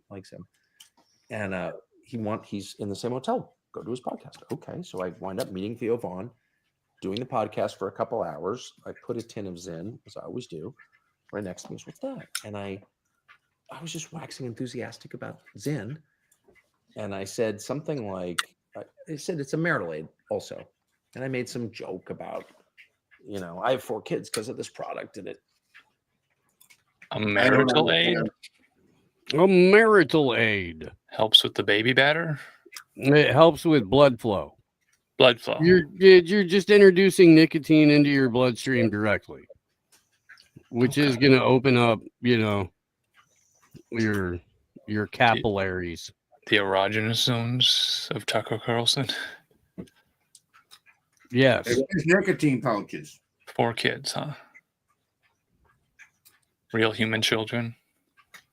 That's a really weird thing to say about nicotine pouches. I like his kung fu grip here. Maybe he knows to hold a bat with a sock on it. You know what it is it's an aphrodisiac. My wife, pussy dry as Ben Shapiro's. But then I throw in one of these here Zins, and suddenly that thing is like Niagara Falls. Kung fu grip Carlson popping some Zins. Now he has his own brand, the American Lip Pillow. I told them they should have Nicki Minaj on the in their nightstand, and vulgar because I'm vulgar but enthusiastic. Totally joking. I get back home and I got a letter from the general counsel of Zyn scolding me and kind of threatening me for saying, it's come to our attention. You're on a nationwide podcast recently and made unverified health claims about our product, including that it's a treatment for erectile dysfunction. And you should know that no scientific study supports your claim. Please cease and desist immediately. Really? He was joking? Maybe. He's a comedian. That is funny if that's what was going on. So the story goes, he just happened to be visiting Las Vegas, sharing the same hotel room that Theo Vaughn was in. And they're like, well, you're here, I'm here. Let's do a podcast together. Real convenient. Neil Patel was policy advisor to Dick Cheney. Oh. Was Patel a power user of Zyn as well? Nicotine. This was Yes, he went to pre-Bluetooth. Trinity College is where they went to school. Uh-huh. Okay. Is that a private Christian academy? Good question. Yeah, I think so. Emotive Tucker Carlson. It's like going to Bob Jones University for rich kids.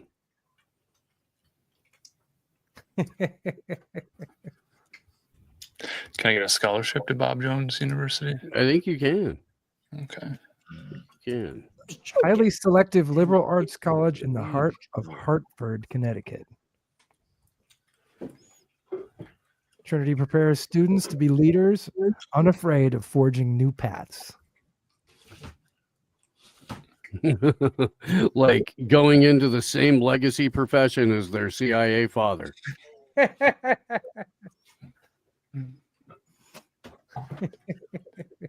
remember when they were trafficking cocaine, and now they're just back to nicotine.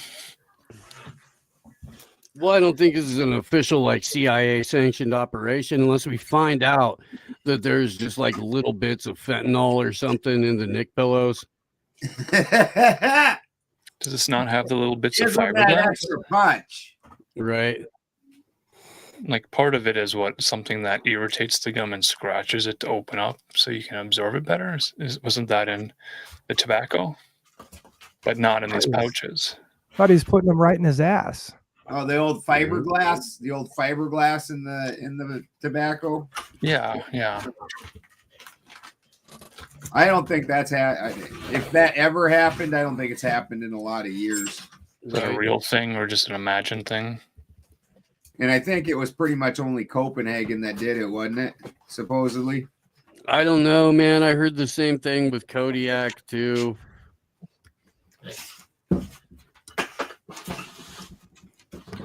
I don't know. I chewed when I chewed leaf, so it wasn't ground up like that. I chewed Red Man. All right. Do you have the tactical holster Desert Storm edition for putting your tin in it?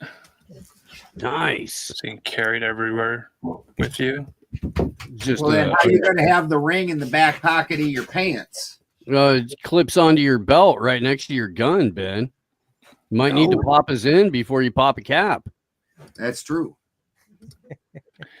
They do come in limited edition gold tins and silver tins. Ooh. Signed by Tucker Carlson with an accompanying message. Put a little bit of Tucker in your mouth.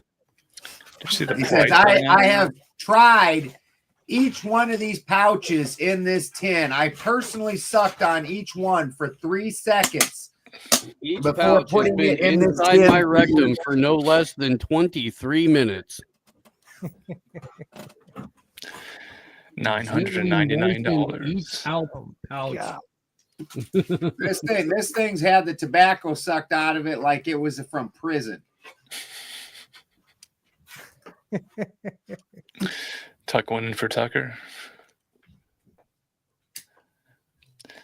So there is an opportunity. Neil Patel's career arc seems to be very, very interesting. There is an interesting opportunity for us to get involved as affiliate marketers to join the American Lip Pillow Affiliate Coalition, using our voice, audience, and tactics to earn big commissions promoting the world's greatest nicotine pouches. Soon to come to gas stations near you. Look for the boner pills. They will be right next to the boner pills. Alabama John said he wants to talk right now. He's also live on Rumble. Alabama John wants to talk right now. All right. Give Alabama John. Who is Alabama John? Give him a link. Right? I have no idea who that is. I like his name. Right? Does he know Texas Slim? John, it would be a no. The Alabama John sounds great. Right. Did somebody get Alabama John a link? Here, I'll put the StreamYard link in the Rumble chat. Radio Sack vouches for him. He says he's a good man. All right. Well, Purple or Radio Sack, copy the StreamYard link and get it over to him. No, Greg, you can't talk. He's LA, Greg. See, had you been, maybe San Antonio, Greg, then Steve would have said yeah. Right. Can confirm the StreamYard link has been released to the Rumble chat. Next clip. There's more from Tucker. This isn't done yet? No, this is where we pause and we deliberate on the benefits of joining the American Lip Pillow movement. This is definitely just going to be like head shops and fucking Indian gas stations that have the. We get an affiliate link, and then from the affiliate link, people click on that link and they purchase limited edition gold and silver tins, holsters, different flavors in the tin, and then we get rewarded big commissions for promoting the world's greatest nicotine pouches. No. And the Zyn dominance. I mean, before you say no. Before you say no. It's ALP. This is ALP, not Zyn. Right. What we need to do is take down the Zyn empire with American lip pillows, possibly made in India. So before you say no, I could never push a product called a lip pillow and not feel gay. We can talk about this next Tuesday. I know it's going to take you some time to meet with your family and consider the amount of money that you're about to come into with this great commission opportunity. Warning. You were generous. Well, this is an addictive chemical, so it sells itself. You just get them to try it once, I think, and then they'll just be a customer for the rest of their life. And we want to get those commissions right now, or someone else will. All right, let's welcome Alabama John. Yo. What's up, Alabama John? What's up, boys? Do you have Is it like a Tribe Called Quest? Do we have to call you Alabama John every time, or can we call you John or Bama? Is there a way to shorten it? Yeah, you could just call me John. Okay. But I do like a Tribe Called Quest. So, I mean, Alabama John it's got a ring to it. You know what I mean? But It does. No, that's what got you on. Yeah. Will work fine, honestly. Do you have nicotine experience? Nicotine? Experience. I mean, I would like to think so. He's sitting there with that backwards hat and a fucking twisted tea in his hand. He better have nicotine experience. He's got 12 mouth pillows in, just lying. I only have one Zen left. I've honestly had it for like weeks. I've been saving it for the right time. You know what I mean? All right. Have you considered switching to Elp? Nah, I really don't. Most of the time, I'm just a cigarette guy at the end of the Each day. pouch has been lovingly placed inside Tucker Carlson's anus for 23 minutes before being put in the packaging and sent to you. Is that what Tucker Carlson be on the Alps in? Yeah, Tucker Carlson started He created it. He created a lip pillow company with Patel, and it's called Elp. His college roommate, That's crazy.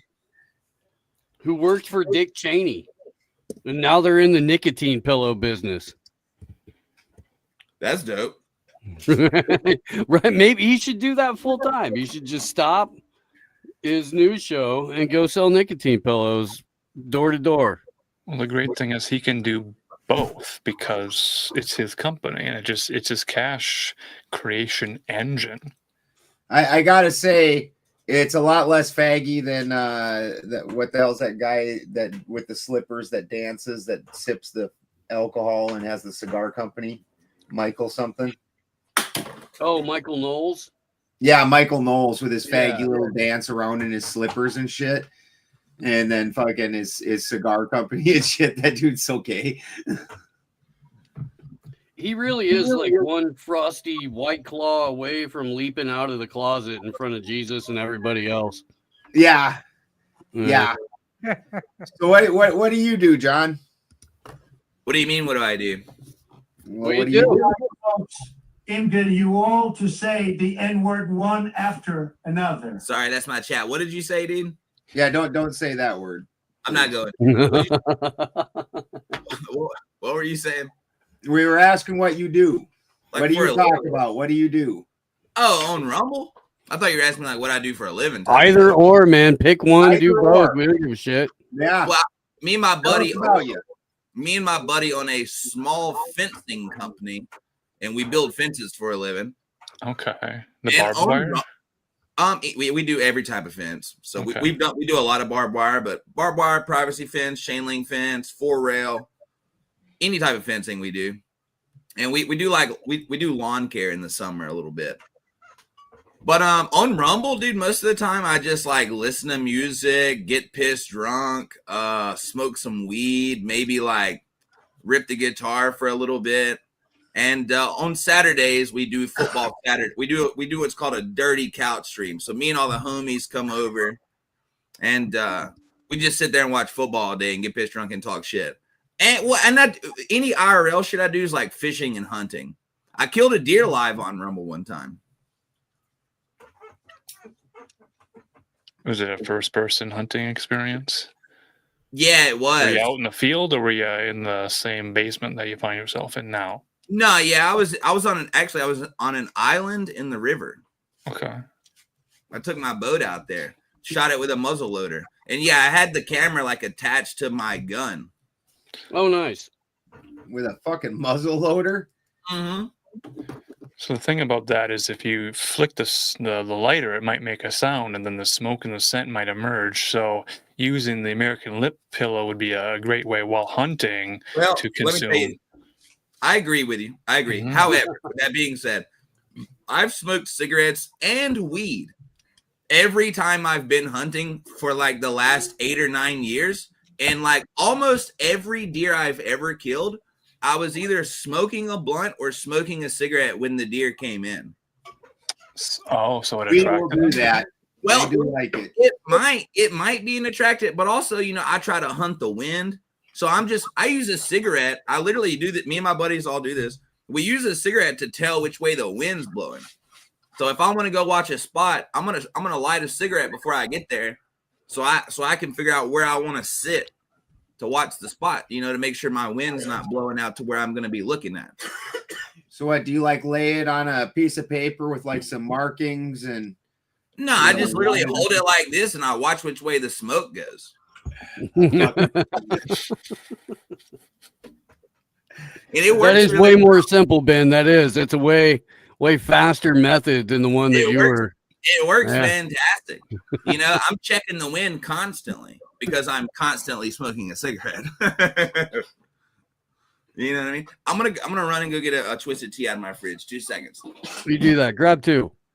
I will. Oh shit!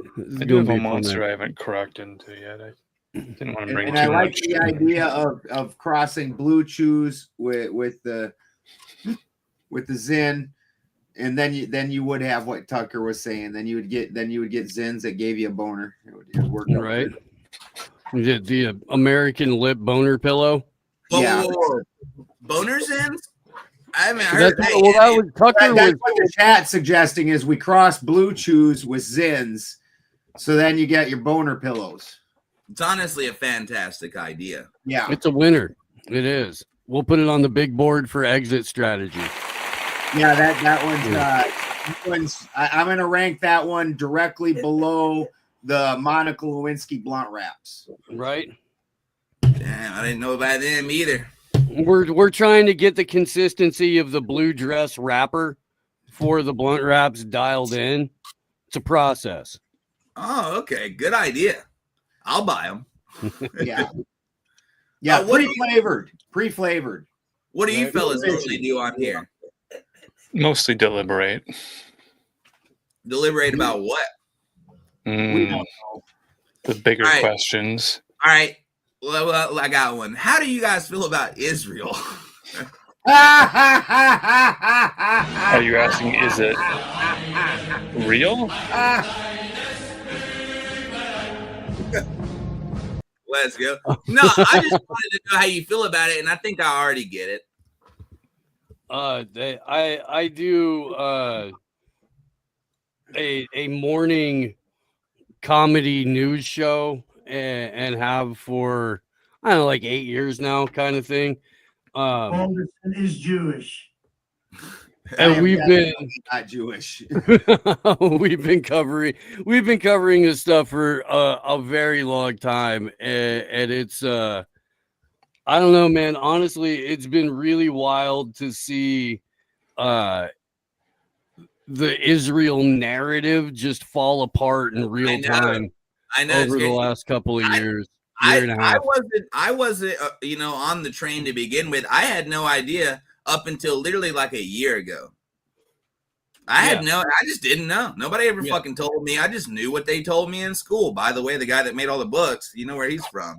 Right. Anyway, it was fucked, man. But yeah, it's completely crumbled. It's actually really crazy. It's really crazy to see, even from somebody who didn't know. Like now it's like everybody knows. I wonder why that is. I wonder why it happened in such a short period of time. Because they've been doing this shit forever. You know, part of that is just going to be the internet, just the mass communication of the internet. But a part of that, here's where the problem comes in, and this is part of why I don't bang on about them. Built into their religion is this whole, like, they're like fucking like the Catholics that would self-flagellate. And so they've got to go through these horrible punishments every now and then, or else they don't feel good about themselves or something. And so they actually want the world to come down on them. Yeah, I heard some shit that it's like it's in their prophecy, like like everyone's everyone in the entire world is supposed to turn on him, and that brings upon the apocalypse or some shit somehow. Yeah, I've heard about that crazy shit. That's wild. So while all this is coming out, is it because they want it to come out? Because that's what they're trying to do is promote that whole thing right now. Yeah, I feel you. That's what I'm wondering. I'm wondering if they're not putting all this shit out. You know what I mean? It is the age of disclosure we're living in. Yeah, if you look at any of the comedians that have made the most hilarious anti-Jew stuff, that they're always Jewish. Like what's his name? Sasha Baron Cohen. Yeah. You know, running around. Some of his shit is hilarious. It is I love Borat. It's fucking hilarious. Oh, dude, the throw the Jew down the well thing. Oh my god. I play it on guitar on stream sometimes. And that whole movie is just to make Arabs look retarded. Yeah, that's the whole point of it from like his point. Yeah. Is to make Arabs look like these, you know, retarded backwater incest people. Pretty crazy. But yeah, I just wanted to know how you guys felt about that. We don't have to. I think we're on the same page with most everything there. Yeah, they won't find any friends here. Type shit. What else do you guys like to talk about? Well, Laura Loomer. Steve here. Type shit. Yeah. Steve here is he talks mostly about geopolitics and things like that, the happenings in the world, the power players, and does it in a comedic, non-Republican, non-Democrat way, where he's just giving you the actual what's going on. And I mostly speak about alchemy and off-grid living and things like that. And Marcus, he does a cult and fucks with people's heads. Nice, dude. Yeah. You know. Hell yeah. What do you mean by alchemy? Isn't that like some fucking metallurgy type shit, or is it some other like what the hell is alchemy, dude? The simple answer is you take the base components of something and you take out the parts of it that you don't want anymore. You break it down into its component pieces, take out the pieces you don't want, and then put it back together. Is the simplest answer of it. So but why? Well, it because like the easy way to talk about it is spagyrics, where you're doing it with plants. Which you're a cannabis user, so you understand that you could smoke, ounce of the actual flower, but the first time that you take 2 dabs, you've basically taken in the same amount of product and gotten that all at once. Yeah, okay. Well, I understand that.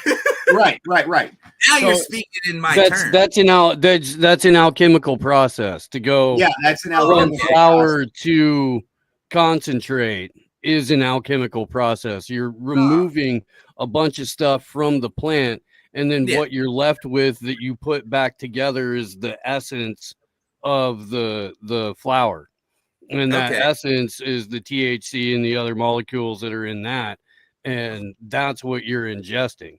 But the process by which you transmute flour to concentrate is the alchemy that's taking place. Yeah. Well, that's awesome, but I kind of want to see. Let's see Marcus Allen's card. I want to hear about this cult, dude. Oh, the cult that just sort of emerged around me. What's that, man? I'm just fucking with you, but what is it? I don't know. I just I just started putting videos on the internet, and then Understand, approach this lightly. It's high value. This is a high value man. You can't just talk to him like any other man. I was just growing my hair on my own. That's why he gets to wear the orange hat. Yeah, I was wondering that. Yeah. People were sending me messages, asking me how much money I would accept for making videos. You have been challenged, sir. Let's go.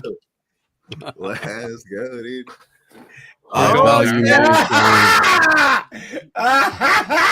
You are one.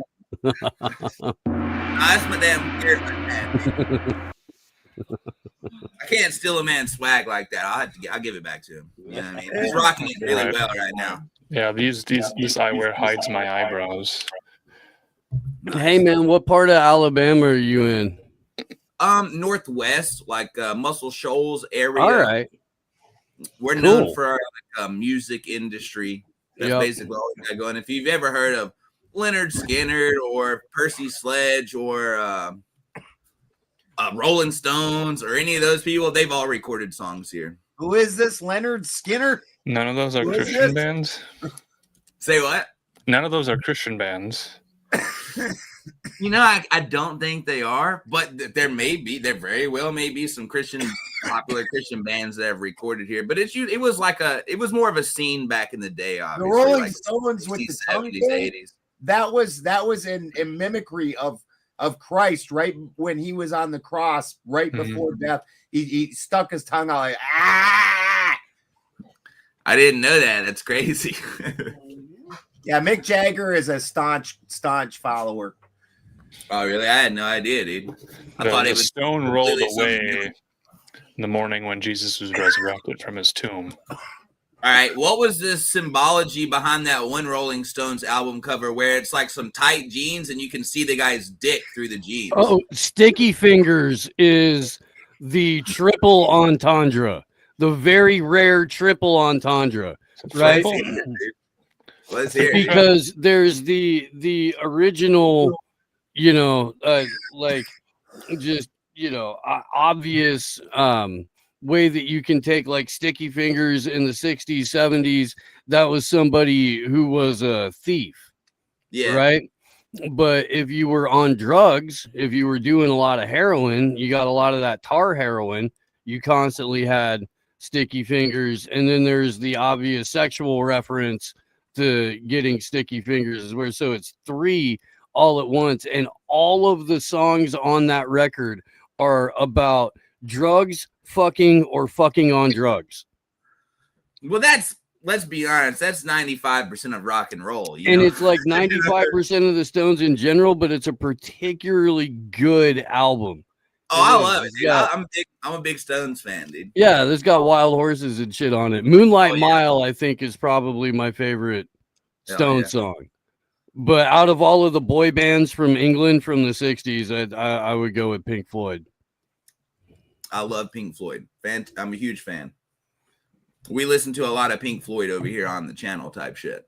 I play a game on my morning show with first-time guests called the Dementia Memory Recall game. Yeah. And what it is that there's been a bunch of studies that have proven that music will help people who are in cognitive decline access like all of the memories and full cognition that they had when they hear a specific piece of music or specific pieces of music. I can see that. So the game is, let's say, John, God forbid, in advanced age, you find yourself with a bad case of the Joe Bidens. All right. God, we don't need that. If somebody people's hair, dude. Right. You don't know where you are. You're pooping yourself in front of the Pope. You're groping tweens. It's a bad time. Bad vibe all around. Yeah. He does get lots of ice cream though. I do Right. like ice cream. I love ice cream. I can't lie. Your wife is getting more frequent phone calls saying, "Hey, we found him naked in the freezer aisle again." It's time. It's time. Those calls have been happening since my early 20s. Dude, I mean, that's just called partying when you're in your 20s. Exactly. Who can see a tub of Neapolitan and not get a Woody? That's Right. what I'm saying. What's up, Right. Warehouse? Oh, man. But all the aluminum in those cans could land you with a case of the Joe Bidens. So let's buddy. say, God forbid if that happens, John, if somebody walks in off the top of your head, song or two, maybe three, that if somebody walked in and hit play, it would immediately, allow you back to more cognition, more mental function, memory, stuff like that. Yeah, I can see that. So if you I'm saying I'm asking you what would be on your dementia memory recall playlist. You don't have to think about it too hard. Just song 2, something like that pops into your head. I'm probably It can be gonna as corny as you want to, bro. Like I understand. I'm gonna say Don't Ask No Questions, Leonard Skinner. Okay. I'm gonna say that's a good one. What's that Pink Floyd song with the two bitches screaming at each other the whole time? Great Gig in the Sky. Okay. Give me Great Gig in the Sky. I love that fucking vocal solo. It goes way too hard. And I'm probably gonna that's a toughie. Give me Chattahoochee Alan Jackson. All right, man. All right. I think I'd remember something if somebody Heck gave yeah. me. You know what I mean? Or maybe like Swing My Door by Gucci Mane. There you go. Chattahoochee for me would be I would be stuck working in a warehouse when I was like 15, and the foreman only played pop country after 10 o'clock. It was the Bob and Tom radio show until 10, and then after Bob and Tom was over, it was pop country for the rest of the fucking day. And boy, did I hear me some Alan Jackson. I fucking love Bob and Tom in the morning, dog. Bob and Tom. I grew up in Central Indiana, and so I didn't know they had it up there. I live in Alabama. I just assumed it was like an Alabama thing. I didn't. They started out of Michigan. They went down to Indianapolis, Indiana, in like the earlier mid '80s or something like that, and they rocked it out there for 20 or 25 years until they got syndicated nationwide, and then I think they moved to, I want to say, North Carolina. They got like some insane money deal to go out there. Sick. I've been listening to them motherfuckers for like a hot minute, dog. Yeah. 15 years or some shit. Yeah, like I said, dude, I grew up on that shit. I remember, being in the ride on the way to school when I was a fucking little kid. Yes. And they were on the radio and they were in my ear driving to school more mornings than not and stuff like that. Yeah. First time I heard a lot of musicians that I'd fucking just loved for the rest of my life too, man. I feel that. The reason why I'd probably pick Chattahoochee is I live like right on the river. It's the Tennessee River. I live on Pickwick Lake. I got a little boat and shit. I spend a lot of the time in the summer just out on the river fucking around. Yeah, you do. Having a good time. So it I can vibe with it. You know what I mean? Puppy dog. But I feel that. I would probably that's fantastic. With, Great High Mountain by Jack White. All right. Hell yeah. Probably Long Chain On.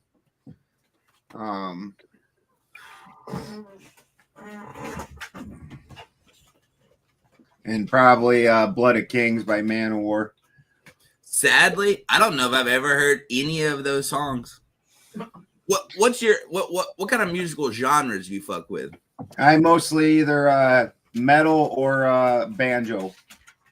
Ooh, you like the banjo? I'm not a big metalhead, but I do love a good banjo. Yeah, that's Jimmy Drift. That's Jimmy Driftwood. That Long Chain On. He's like he's a banjo fucking god. I listen to a lot of old school banjo shit. Ralph Stanley Brothers stuff. You know what I mean? Stuff like that. Yeah, Jimmy Driftwood's one of the originals. That guy was a giant. That's awesome. I've been thinking about getting a banjo, dude. I really want one. I really fucking want one. I'm not gonna lie. One of my good friends, he's excellent on the banjo. Freddie Badger. Yeah. Hell yeah. I've heard that if you can play guitar, you can probably play the banjo, and I can play guitar pretty good. So I'm hoping it's a very different. It's a very different kind of thing. But yeah, and it, I mean, if you understand the way that like music works and the way that fucking like just the way that like the fretboard of the guitar works in terms of the way that the fucking notes move and stuff like that, then yeah, you can usually. But if you want to do the Scruggs style picking, that definitely takes a hot minute, man. It really does. I understand, and I'm willing to put the time in. You know what I mean? I've been playing guitar for like 16 years now. I still suck, but I'm a lot better than when I started. You know what I mean?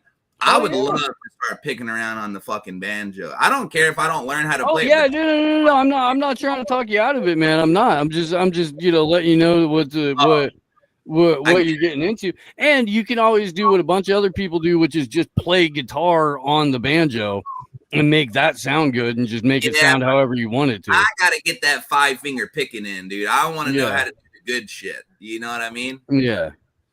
Let me go let my dog out real quick, dude. Continue, dude. I have to go feed mine at some point. Who let the dogs in? Take them out one more time. It's Jim.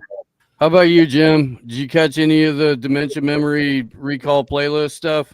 Yeah. Let's see. I think Sublime, the acoustic album, like pretty much anything on that acoustic album. It would take me back to like, maybe.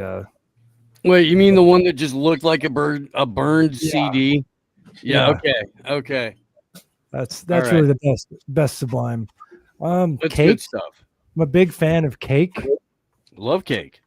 Cake is one of the classiest sounds ever. Yeah, no, dude, I'm right there with you. Satan is my motor. All right. I used to sell weed to the guy that his band opened for Cake. Nice. Oh shit. Yeah. There's a YouTube version of Stick Shifts and Safety Belts into Love Her Madly, and it's just anytime that you're just slightly bummed, you can throw that on and you're like, oh wait, never mind, fuck that, this is great. Lots of Cake is like that. It's cool. Yeah. No, taught me how to play the very piano, actually. How about you, Marcus? Yeah, I was trying to come up with like the cool answers, but I was being the oldest. No, every child, answer is the cool answer. Every single one. There's no wrong answer. There's no bad answer. Mm-hmm. Every single answer is the cool answer. So now tell us which Newsboys songs it is. Right. Well, I was going to had all these different classical music pieces and stuff like that. He didn't name anything that was written after like the 1700s. Oh, I was thinking back before I even had a choice in listening to music. It was just the music that I heard. And there was this one song from Petra that played on the radio station. It was called The Coloring Song. Mm-hmm. And it was just kind of poetic and had some interesting harmonies and melodies. And it sounded different than everything else on the radio station.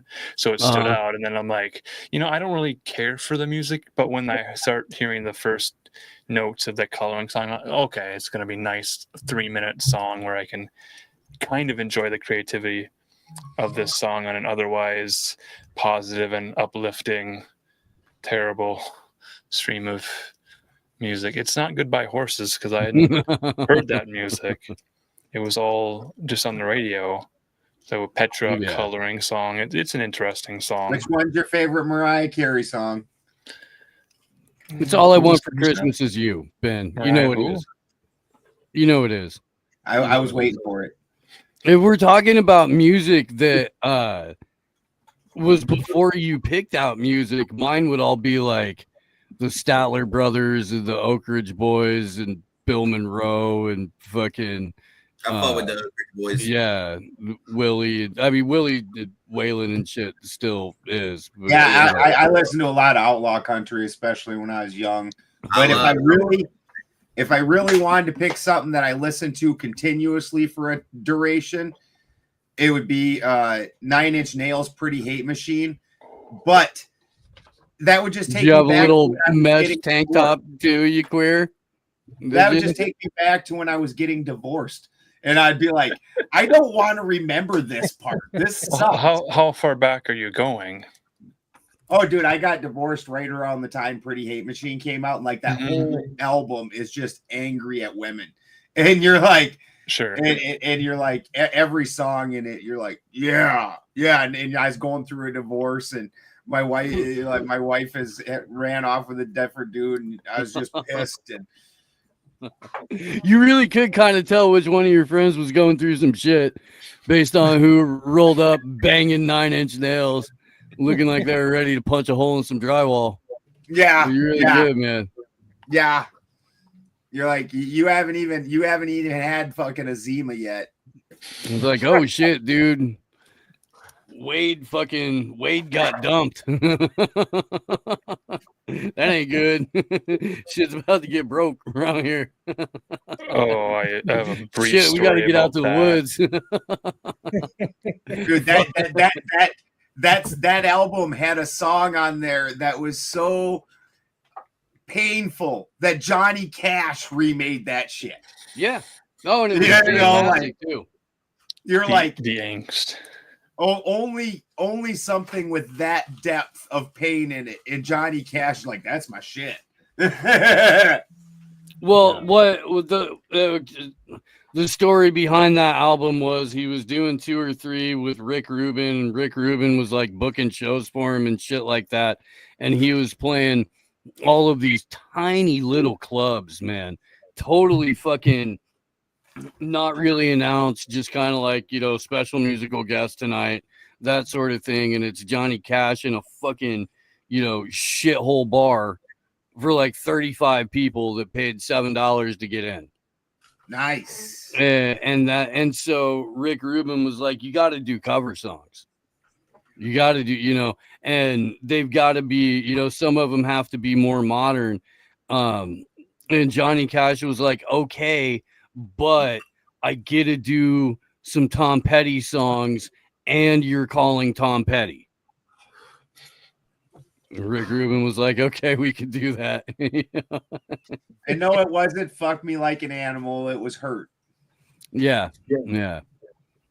He also did Rusty Cage on that one. He did a great Soundgarden cover.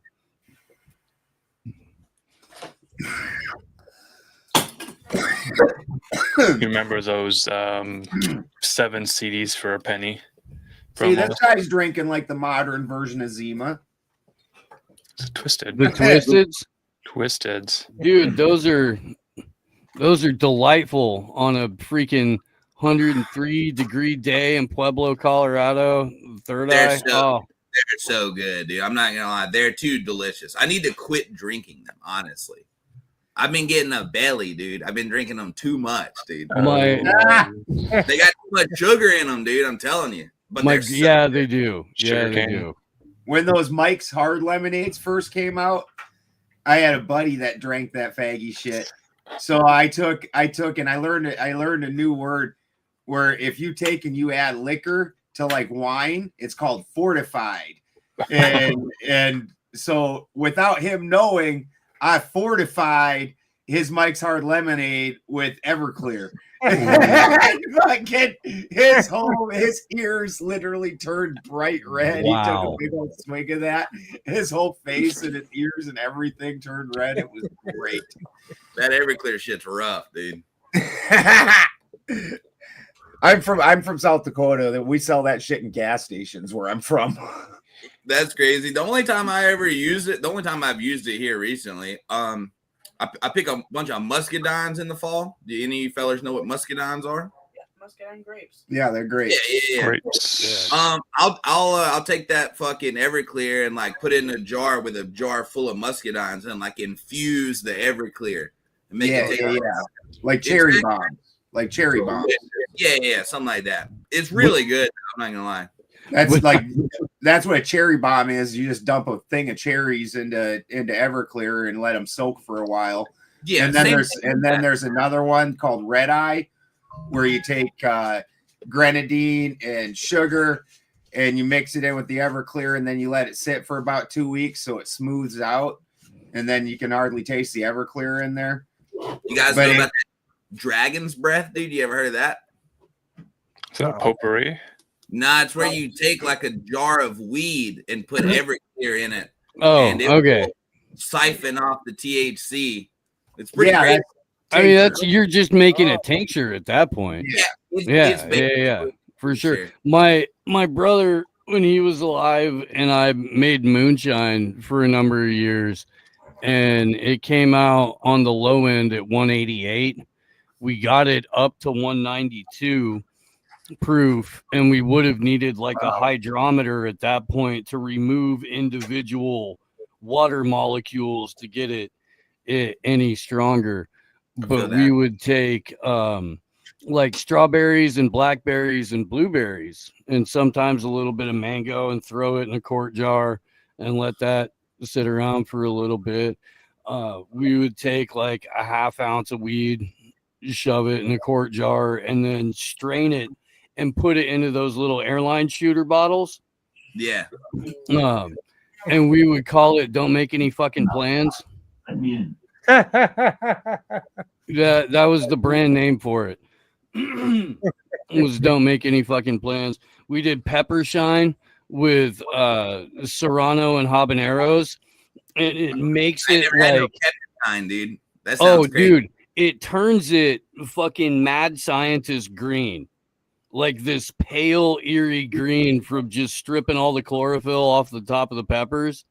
And then you take like a half of a shot in a 8-ounce Bloody Mary, and you're doing fan-fucking-tastic with the Bloody Mooney. Bloody Mary. It sounds a Bloody Mooney with a fucking bacon stirrer. Yeah.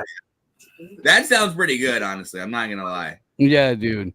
Sunday morning at Hardly Strictly Bluegrass Festival, which is there's 3 days of free music in Golden Gate Park every year. Yeah. And we'd go up every year. And Sunday morning was Bloody Marys, and it's like fucking music legends have gone through there. John Prine used to kick off every Sunday morning, so we'd see that. I saw Doc Watson play there. It was like one of the last shows he ever played. Saw Earl Scruggs play there right before he passed away. I mean, it's just the lineup's amazing. I saw Sam Bush there this year, and it was killer. Emmylou Harris came out and sang a song with him. Because the whole festival, the dude who put it together had like a crush on Emmylou Harris. And basically invented a music festival and put her on as the headliner. And then was like, shit, we should do this every year. So to have for 25 of them. I know Earl Scruggs. I know Doc Watson. I didn't know that last person you said. Sam Bush is a mandolin player. He's one of the people that gets credited for like the new grass back in the 70s, like right when outlaw country was kicking off. That's when a bunch of the more like kind of, I don't know, like hippie jam band, Allman Brothers band met bluegrass sort of influence, and he's one of the pioneers of that sound. So he's a fucking bluegrass legend. How do you fellers feel about old Billy Strings? Dude, that guy's a fucking alien. He's a shredder, dude. That guy's a fucking alien. He's really good, dude. Yeah. I don't really like a lot of his music. I like about 2 of his original songs, but fuck, he can fucking play the guitar, dude. I give him that, dude. Yeah. He's really good. I like that Dustin a Baggy song and like 1 or 2 other songs, but Turmoil and Tinfoil is a jam, dude. I don't know if I've heard it. His covers are really good. Yeah. He did that what's that one song about the damn shipwreck? Edmund Fitzgerald. He covered that a few times. It's crazy. Pretty good, man. He's good. I just saw this fucking Instagram reel, and it was a dude who could perfectly mimic Arlo Guthrie's voice. And he was doing the Arlo Guthrie version of the wreck of the Edmund Fitzgerald. And it was like, that's crazy. It was almost too much to take in. It was fantastic. Sick type shit. What's this Jim feller doing down here, dude? Tell me about yourself, brother. What's up? What's up? Not shit, dude. I don't know what the fuck's going on in your background, but it's freaking me out, dude. Got a little bit of blue lightning going on. Scary, dude. It looks like there's a tornado about to form. I think I see a damn fucking what's that funnel cloud? It's coming. It's coming. Wait till the end of the show and when it blows me away. Oh yeah, dude. Do we need another weather report from He Dogs just and gets Wolves? sucked up like a freaking surprised Mayan.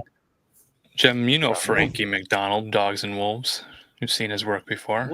Oh, Meteorologist. Frankie McDonald. Yeah. His own television station. Jim was just gone when you came in because he had to go beat his wife with a shillelagh. I feel that. I think that's still legal, right? Yeah, as long as you use a shillelagh. Okay, yeah, I was just making sure. Where are you guys from, dude? Here. I'm in Well, you don't Walla gotta get Walla, Washington. States plenty, you know what I mean? I live on Murder Mountain. Murder Mountain. Is that in California? Yeah. I've heard about it. Emerald Triangle type shit. Yeah. Yeah. I know the lore. Yeah. I've never been to Cali, but I'd like to visit. I'm a few hours south of him in Marin County. Hell yeah. California has lived at my house. I don't know about living in it, though. I like guns too much to live in California, but I'd like to go visit. No, I mean you can have guns here. Yeah, but not cool guns. Well, yeah, you can. You just have to say that you bought them on Freedom Day. Right? Yeah, but that's not how you can't have cool guns there, dude. You know Yeah, what I mean? you can. You know, Can you inherit them? In a non-detachable They don't talk about in California. They had this thing called Freedom Day, and on Freedom Day, you could buy any gun you wanted, any size clips that you wanted, and whatnot. I've never heard of that. Is that a real thing? Outside of California, nobody has because it's just a ridiculous thing. So then you bought those on Freedom Day. I've never heard of that, but that's crazy. I think if I lived in California, I would just tell everyone all of my guns. I lost them in a tragic boating accident. It sucked, man. I loved that boat. I loved those guns. Had two of my favorite fucking rods and reels in it too. I don't know what swear, man. My luck's turned around since then. You know, I mean, wake up both feet above the ground every day. Thank you, Jesus. But it's that was a bummer. It was. Guns are gone. My whole investment, everything, the whole arsenal. Yeah. Why? No, I don't know that particular motorcycle club. No. Why would you ask? Yeah. So there's no opportunity for affiliation you. whatsoever with any 1% motorcycle American clubs, sir. lip pillow. Well, you American should look into that, Greg Dub, because in a lot of states, felons can get their gun rights back. That's you should true. look into that. It depends on the felony, I feel like, in most states. Yeah. If it's a non-violent, non-gun related felony, you might be able to get it back. Like in South Dakota, I'm from South Dakota originally. And there as long as it's non-violent, they automatically give you your gun rights back. You don't even have to apply for it. Well, that's dope. I'm not gonna lie, that's pretty dope. South Dakota is the Wild West. Yeah, I feel that. I'd like to visit South Dakota as well. I'd like to go do some hunting out there. A lot of people go up there to hunt. Our whitetails are fucking gigantic, and they're all corn fed and fucking grain fed. Hell yeah! And like my wife, here in California, they just got mute. TLE nigger. Look at this stupid. Oh, we got nigger. some chat coming through. Yeah, my This is chat's the Democrat fucking- Is that text to speech Yeah. TTS engine? Oh, I see. How do you run that thing? Is that through I'll some tell you guys. contraption? I'll put you on. My buddy who lives upstairs from me. Mhm. He's big time streamer. Okay. He's like co-owner or some shit in this website called powerchat.live. Let me put you on. You guys need to get it for your stream, bro. It's free. Everything's free, bro. Then the way it works is I have it set up on Rumble to where like if you're a subscriber or a mod, you can TTS for free a bunch of different voices. Like that was Donald Trump's voice. There's one on there of me. You can make voices on there of yourself or other people. Tons of voices on there to choose from. It's all free. And also, like, if someone wants to dono and like play a song or play a TTS, like force a TTS, they can pay money.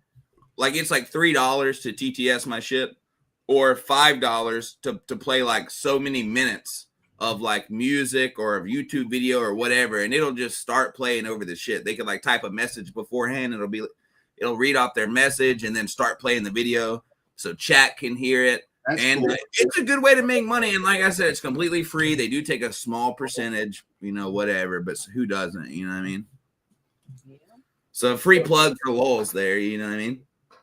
Has Dan Bongino used this himself at any point? I don't know, but a lot of streamers use it. I'm not gonna lie. Okay. Quite a bit of streamers. I think Whatever uses that. Yeah, it's called PowerChat.live, and it's free. It's easy to set Write up. that down to check out, Marcus. I know the guy that helped make it, so no big deal. But it's really nice for the stream, man. It really is. Do you guys have a way to where people can dono you songs or TTS and shit? What do you Not guys? songs, but we have or TTS, but we have a way to get donos. We just read them off. You get super chats through YouTube on the we got Balderson YouTube channel. Okay. Well, you can use, just so you know, you can use PowerChat Live. It started out as a thing, I think, for Kick, but you can use it with like any website. I'm pretty sure you can use it for YouTube as well. Scam, folks. Do not buy it. You don't have to buy anything, and I don't think it's a scam. I use it. I think it's pretty good, and I don't get paid shit for it. They actually take some of my money every time I get a dono. But I mean, I get a lot of donos that way. People like to play music and songs. Yeah. Certain points during the stream or whatever. A lot of the bigger guys have that. Mm-hmm. Like that Whatever podcast has it. Jim Bob has it. Yeah, shit like that. But yeah, it's pretty cool. But yeah, if the way I have mine set up, you can any sub or mod can use like all the voices, and even if you're not subbed, there's like 2 different voices you can use. It's just called like male or female, and it's just like a AI voice. Body type 1 or body type 2. That'd be cool to get it so our subs things could be read off like that. Yeah, and you can set it up to where you have to be subbed for anyone to use it. You know what I mean? So to help get subs and things like that, it's pretty. I like it. It's pretty convenient. How long's your buddy been doing that? I think he's been streaming like 5 years. I think Power Chat's been a thing. I don't know, for like 2 years or something. I agree. Political mutt. The Constitution says shall not be infringed. I believe that we should be able to have tanks if we want and fucking RPGs. I don't give a fuck. I should be able to buy a fully automatic AK-47 from the gas station. Yeah. I'm fully down with this. I am not in any way for gun laws. I agree with that. I was just stating that it's not quite what people think in California. Like usual, there's one thing that gets said on the news, but then you go find out there's always some little quirks and details that don't get talked about. I was buying a rifle yesterday at the store, and I talked with the guy behind the counter. Me and him both agreed we should just abolish the ATF because all this is bullshit. Because it took like 45 minutes for me to buy a rifle. It shouldn't take that long. I should be able to walk in there, hand the man cash, no ID or nothing, and he just hand me the box. Yeah, because you're mad now. And it wasn't a suggestion, but the problem is we're a highly feminized society, and the thing is, the founding fathers also left flat out. They said occasionally the life tree of liberty, which liberty is the thing where you're able to go out and make a living and do all these awesome things. Blood of tyrants from time to time. I agree. Patriots and tyrants, and the thing is everybody's all about the tyrants going down, but nobody wants that saying started out with patriots and tyrants. That means you need to be willing to go lose your ass in order to maintain these rights, because always people are going to try and take your shit away. Always. Yep. So if you aren't so they flat said, if you're man enough to keep it, this is yours. And we decided we're not as a country. Yeah, we should have already go ahead and reset shit as soon as they said I couldn't have a fully automatic machine gun. Yeah. In 1986. Yeah. That should have been far enough. You know what I mean? Yeah. As Well, and then if you remember the what was it, like 95, 97? Yeah, the crime bill. That they did that, right?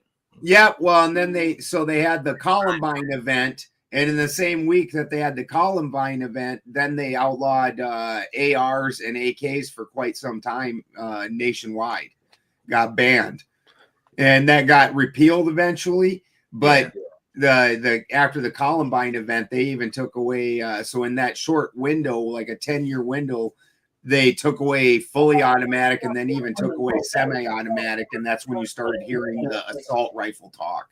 Michael Moore has been awfully quiet lately. Has he not put out any new documentaries? And the 10-round limit applies to if you go to buy a new mag at a store. If you have in California, they had a thing called Freedom Day where you could buy the 30-round mag. It was mostly at gun vendor things. And so if you have the 30-round mag, you say, I got this at Freedom Day. That makes sense. We have a thing in Alabama. I don't know how it works in California, but we have private party sales in Alabama. So like I've sold guns to people and I've bought guns from people many times with no ID check, no nothing. It's perfectly legal. You know what I mean? It's private property. It's private property. I'm just transferring private property. It's nobody else's business. The second you do it and try to, like, if you buy a gun just to sell it, that would be illegal somehow. But I could buy the gun. 2 weeks later, I decide I don't like it, and then I sell it to somebody, and that's perfectly legal. It really doesn't make any sense. It's really dumb. All the laws are dumb, and most of them have a workaround anyway. So I don't know what the point is in having them. But, you know, the ATF might end up getting fucked up. There's a bunch of shit going on right now with silencers and short-barreled rifles and short-barreled shotguns. It's happening right now. They're fucking, they're figuring it out. But basically, so there's a $200 tax stamp that you have to buy if you want to buy, like, let's say hypothetically a silencer. There's a $200 tax stamp, and it's been that way for quite a long time. Now, however, in the great big beautiful bill, one of the things is they're going to take that starting January 1st of next year, they're going to take that $200 tax stamp away. So, but that $200 tax stamp, in order to get it, you had to like send your fingerprints and all this other shit to like the fucking ATF and all this dumb shit. But they're basically saying that after January 1st, if I buy a silencer and there's no $200 tax, there's really no reason why you should have my information that I bought it, because technically that would be unconstitutional. It's unconstitutional to have a gun registry. So potentially, if everything goes perfect, which it won't, because that's how fucking America works. If everything goes perfectly, starting January 1st, they'll take that $200 tax stamp away, and then it would be unconstitutional for the government to just get your information because you bought a silencer or a short-barreled shotgun or short-barreled rifle or something like that. So we'll see how it goes. I don't know. So how do you feel about socks on the end of baseball bats? I've personally never put one on the end of a baseball bat. I don't use a baseball bat. Has not been taught the ways of self-defense with a baseball bat. I sadly haven't. I really haven't. I can't lie. Might have to organize a demonstration. Most of my self-defense is point and shoot. You know what I mean? Pray and spray. That's as far as it goes. Is it spray and pray or pray and spray? I think it's spray and pray. Okay. Spray and pray, but that's not a good idea. No, it's really not. That's why I have to use a red dot. Red dot's a lot better than praying. Right. I like praying. Good. It's honestly part of why I don't ever really it's bullshit that they made it so I can't buy a fully automatic machine gun, but also they're garbage. Like, you know, like this is why a mini is so badass or something like that. Because like in the Army, so like you take an M60. When I was in the Army, it actually requires 2 dudes to shoot an M60 because somebody's got to feed it. Well, not just feed it, you also are wearing asbestos gloves, and every 2 minutes you have to change that barrel. And you're wearing asbestos gloves because you've got to take and you go like this and you straighten that barrel back out because the thing's like a piece of spaghetti. It'll and work. You lay it down on this pad and hope it's pretty straight. And then that's what you're gonna put back in that gun in 2 minutes. And so this is and when you shoot an M60, it's not just pull the trigger. Even with an M60, which is an actual machine gun, it's 1, 2, 3, 1, 2. Yeah, you gotta 1, do 2, 3, 1, 2. And so when you take something like, so I'm old enough that I joined the Army in 1992. And so we were still using M16. We were still using M16 A1s from the Vietnam era. So I had a fully automatic rifle when I first started in the Army. And you shoot one clip through that fucking thing, your barrel is glowing. You know, you are not dropping it and popping another clip, and that eventually your barrel turns into a spaghetti noodle and does this. It literally flops around. Yeah. No, I feel that. But it would still be nice to have on occasion. I would like to be able to flip it. It's just basically useless. This is part of why, like a mini, where it's a rotation of barrels. Now that's a mean motherfucker. I get it. However, I can't say it's useless. I think it would be good if I had to clear a house. It'd be nice to be able to switch to full auto. I think there could be a couple scenarios where I could see it would be convenient to be able to just spray a fucking room if I really had to. Some shit, in that instance, I'd much rather have a fully auto or a semi-auto shotgun. I agree. You know, but if I'm having to rock, let's say specifically an AR, I think it would be if you can't, because you know, if you're carrying an AR, you really don't want to carry a fucking shotgun too. You know what I mean? It's kind of a lot. So if I'm rocking an AR, because you need an AR, a shotgun can't shoot 300 yards. AR. I mean, I wouldn't give you $2 for an AR-15. You know? I get it, but you know what I'm saying. I think it would be convenient if you're rocking an AR style rifle. If you're about to have an AR-10, that's a nice piece. I want an AR-10, but that's for hunting purposes. I'm not gonna lie. I would just use it for hunting. I really want one in 308. Oh, that's a nice piece. Yeah, especially you get the ones that you can swap out and make it into a 6.5 also. The gun I bought yesterday is a 6.5. Nice. So we'll see. I've never owned a 6.5, so we'll see how it goes. Do you do any archery? It's not as punchy as the 308, but it's got more accuracy and carry. Really? So it's just not got quite the punch. You know what I mean? But it's flat. That's the good part about it. It's a flat ass round. Yeah. But no, I do a little archery. I got a compound bow and a crossbow. Now, 30-30 Great White Pope, that is my baby. That is a 30 plain old lever action 30-30. That's my baby. That's one of my favorite deer guns I got. Have you seen it? It's pretty, dude. Let me show it to you. You'll like it. This is one of my good deer hunting guns I use a lot. She's pretty, dude. Oh, nice. I got the scope on it for deer hunting purposes. 15 chambered in got the little cheek pad on there. Shotgun. Stainless steel barrel. It's a Rossi Rio Grande. Yeah, I got the Marlin because I can hold it one-handed. Oh, is it the top eject or side? Side. Okay. I like those old Marlins. the top ejects, but you can't put a scope on them. They're strictly irons, you know. I live out in the mountains. Like a scope is nearly useless at my place. I feel that. I do a lot of deer hunting, and it's really convenient to have a scope. I'm not gonna lie. Right, but you got to be able to fucking see more than fucking, you know, any 100 yards away. Anything 100 yards away from me is trees. Like a scope doesn't see through trees. Well, don't get me wrong.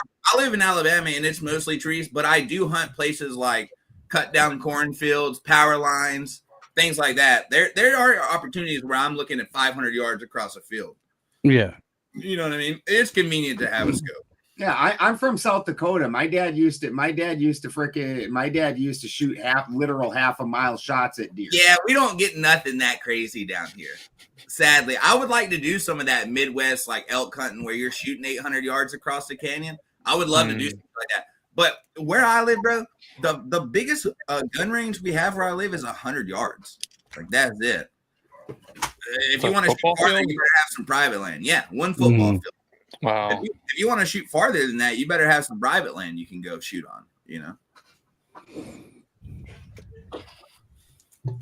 I don't know. Yeah. Where I lived the longest in California, it was only private land.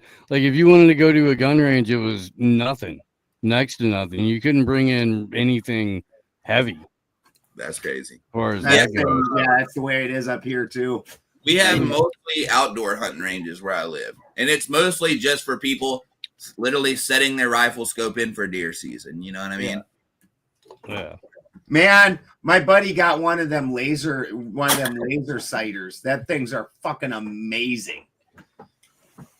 What, like you stick a little laser in your barrel, and it'll shoot out, you know, like 300, 400 yards, and you just pin something, and then you just put your scope onto the red dot. Those are sick. Cool as fuck. You guys got to chop it up for a second. I got to go piss and get a tea and let my dog in, dude. 2 seconds.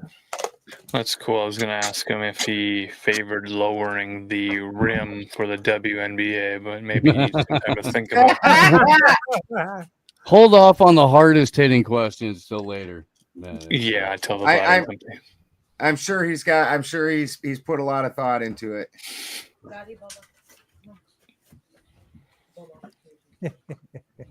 think a lot of the WNBA players come from Alabama, probably the big schools there. When Marcus and I were supposed to meet, I was actually in Northwest Alabama because Christy and I we were getting ready to Marcus and I were on the Interstate 40, the one that collapsed, and we were going to meet. Well, I saw the hurricane and saw what was going on, so Christy and I pulled off in it wasn't Nashville. What's the other one? Memphis. We pulled off in Memphis, and I looked at what was going on with the hurricane, and somebody had sent it to me. I can't remember who sent it to me, but somebody's like, "Hey, what the fuck, Christy?" We were looking at different maps and group chats to plan a route to get to the Carolinas during. Well, this is after Helene had hit, and the rain from the north was going down to the south and flooding certain areas, but it wasn't expected. I mean, they didn't have any expectation of how much water was going to go through. So it wasn't the direct impact of the winds from the hurricane. It was all the additional rain that had to go somewhere. And then it went through the I-40, and that's where it carved it out. Well, we were traveling in our caravan to get to the Carolinas as the I-40 was disintegrating. The sedentary erosion beneath the road was happening in front of us and behind us, and we had a half hour to get out of there. So from the time the traffic stopped, because there was no road to go on, half an hour later we removed the barrier in the I-40 where there was no cell phone signal, no emergency calls to be made. We removed the barrier, took a U-turn, and then went west out of there, so we weren't able to get through. And there was a tunnel that had been flooded That's why the vehicle stopped initially, because the tunnel in front of them was flooded with water, and they weren't going to go through a tunnel filled with water. And then they realized, well, the road was actually falling off the cliff. Whoa. That was during Helene. Have you had any big hurricanes since Helene in the Alabama areas? Since Helene, not that I know of. Where I live in North Alabama, so hurricanes really don't do shit where I live. Well, that was the thing. Alabama's about a pretty Helene. tall state, you know. Right. So Helene had, usually the coastal areas, but it had gone so far inland, mostly the effect of all of the extra rain during that storm. It flooded around here, but I mean, it floods like that here 2 or 3 times a year regularly. So it wasn't anything out of the ordinary. It honestly wasn't anything special compared to any other flooding event that we have here. You know what I mean? Like I said, we live on the river, so like floods are pretty normal. It don't really take much for my area I live in to flood. But not, I mean, honestly, besides Helene, I mean, it might have been a little extra, but it wasn't nothing crazy. And I can't think of anything like that since, honestly. It's been a while. It's usually a wintertime thing, surprisingly. Unless there's a hurricane that specifically rolls up just perfect. Sorry, cupcakes. The only time it really floods is in the wintertime, and I really don't know why that is. And the snow melts in the north, it all goes to the south. That may be it. Well, I just feel like it rains more in the summer or in the wintertime as well here. I don't know. You're close to the Mississippi River? Kind of, but not really. Where I'm a couple hours from the Mississippi River. I live on the Tennessee River, but it goes all the way, I think, up to like Ohio. It's a big river system, and it leads. It connects with the Mississippi at one point because you can hit the Mississippi, it goes south and hit the ocean, the Gulf. Yeah, I think man-made sort of connections to rivers. Yeah. Kind of made all the water go everywhere. Yep, I live. And then they'll dam places up, and they open dams, and they I move it all around. live about a 2-minute walk from a big ass fucking dam. It's called Wilson Dam. It was like the largest single lock dam in the world up until the 2000s. I think the fucking China made one that was bigger. But it's a big ass dam, and it's like each section of our river is dammed off. You know what I mean? It's basically a series of lakes, unless they open all of them together, and then it turns into what most people would call a river. Yep. Yeah, supposedly China has a dam so big that supposedly it's changing the rotation of the Earth. Honestly, it wouldn't surprise me. They're doing crazy shit over there. I don't like it. You'd be pretty hard pressed to convince me that the Earth is spinning, but supposedly it's they built a dam so big that and the ocean's hitting it, and it's actually changing the rotation, so we're losing time. It wouldn't surprise me. If you fortify the mics hard, I think everything spins for a time. That is true. For sure. Especially if you fortify it with Everclear. That's very true. Everclear is music, right? We're talking about the music. You listen to it. We're talking about corn liquor. Corn liquor. So damn pure, you could blow out fire. Have you ever heard of a singer-songwriter named William Elliott Whitmore, John? Not off the top of my head. What's some of his bangers? Well, okay, he's got a song called Horrible White Dynamite that's about moonshine. I don't believe I've heard it, sadly. It's I'll drop it in the private chat here. All right. But he's got a ton of great songs. He's got a song called the MK Ultra Blues that's absolutely hysterical because it's done, sort of like Bob Dylan talking blues style. What do you got on your wall back there, brother? What is that? Is that a mandolin? Yeah. Oh, do you know how to play? Yeah. No way, dude. Yeah. That's mandolin big, and guitar. What kind of mandolin you play, dude? Well, this is a Washburn. I've had a few others over the years. My favorite was Morgan Monroe. that I got down in Santa Cruz, California, a very long time ago. I love that one. I would like to get a mandolin at some point as well. I already told you guys I want a banjo super bad. I want a banjo first, and then later at some point in time when I can afford it, I'd like a mandolin as well. Just to try to fuck. I don't ever plan on really learning the mandolin for real. But it would be fun to be able to, play like 1 or 2 songs on, I think. You know what I mean? I love the sound of it. The sound is fantastic. I mean, Greg, you understand that the Greg asked if it's not spinning, how do you explain the dark side of the moon? Well, the moon's also not spinning. I don't understand the question. And the moon's obviously not spinning. We always see the same face of the moon. So the moon rotates. Yeah, it rolls through the sky.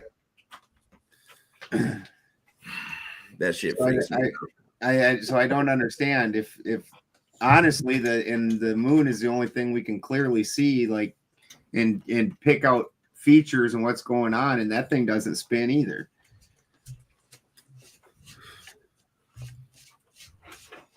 I'm freaked out right now. How do you guys feel about flat Earth? You can't. I'm actually one of the big speakers at the Flat Earth. There's Flat Earth. The big Flat Earth. Well, I'm not. I'm not necessarily a flat earther. I don't see how you could prove one way or the other. I just don't see how you could do it. I feel that. But I feel that it's round, but I don't know, and I can't prove it. Well, there's some. If there's any information I need to look up about. Well, there's some things. There's some things that they can't. That really fucks with their system. Like first, that the world is what 80% water. 75. Yeah. So, if you go out and you look at and you put a laser across water lays flat in any container. It's just how it works. That's basic physics. And so water finds a level. I don't know if it does, man. It does. They've done. You can go find the experiments where they've shot them out forever far, and there's no curve. And so eventually there has to be a curve. At the very least, the curvature model is completely wrong. And there's actually a book. I can't remember what the name of the book is, but it's got 40 different lighthouses that you should not be able to see from that distance. Where because eventually it curves and whatever you're looking at falls down and you can't see it. Yeah. And there's at least 40 different lighthouses that surpass that distance by a shit ton, by miles and miles. Lake Pontchartrain. I've seen some crazy videos on the internet of like really, really good cameras zooming out and looking at ships on the ocean. Yeah. And it freaked me out. But at the same time, I don't know why. I just feel like it's round. You know what I mean? I'm not gonna, like hold some hard position on it. It's not really something that I investigate that hard. If it is flat though, that's crazy. It's not that crazy though. I mean, I think flat is kind of a misnomer. And for starts, I think flat is a misnomer, okay? Yeah. So when they say flat, what they really mean is just the plane that we're living on. The Earth itself wouldn't be flat because almost 100% of flat earthers believe in the firmament. Right? Yeah, I hear about it. That's another question I was going to eventually get to. I don't believe in the firmament. Now, however, I don't believe we went to the moon in 1969, but I also don't believe in a firmament. Well, the problem is if there's no firmament and space is a vacuum like we're told, or even if it's a lower pressure, then have you ever seen Spaceballs? Yeah, but it's been like 15 years. I don't remember. But you know the part where they go over the planet and they open up the firmament and they suck all the air out? That's what would happen if we didn't have a fast hard barrier, because that's actual physics law. When you have two vapor pressure systems next to each other, they will automatically equalize. So if there's this giant vacuum of space, it's going to rip all of our vapor off until it equalizes with space. But I thought that's like kind of what like our atmosphere did. And like gravity. Our atmosphere is the vapor. But like the thing that they say holds it to Earth is gravity. Yeah, that makes sense. According to them. So has particles, right? Those particles. So tell me which sounds crazier. A firmament or the Earth is so large. This is their theory. Most people don't realize this, that gravity comes because the Earth is so large that it creates a warp in the time-space continuum, which pulls things to it. That sounds a little far-fetched. Sounds a little sci-fi fucking movie bullshit, doesn't it? I mean, when you put it like that. Just a little bit. And given you can't replicate that in a lab in any way. Well, it's hard to like produce gravity in a lab.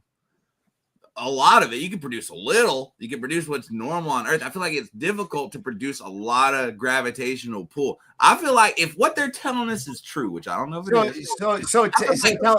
Tell me this.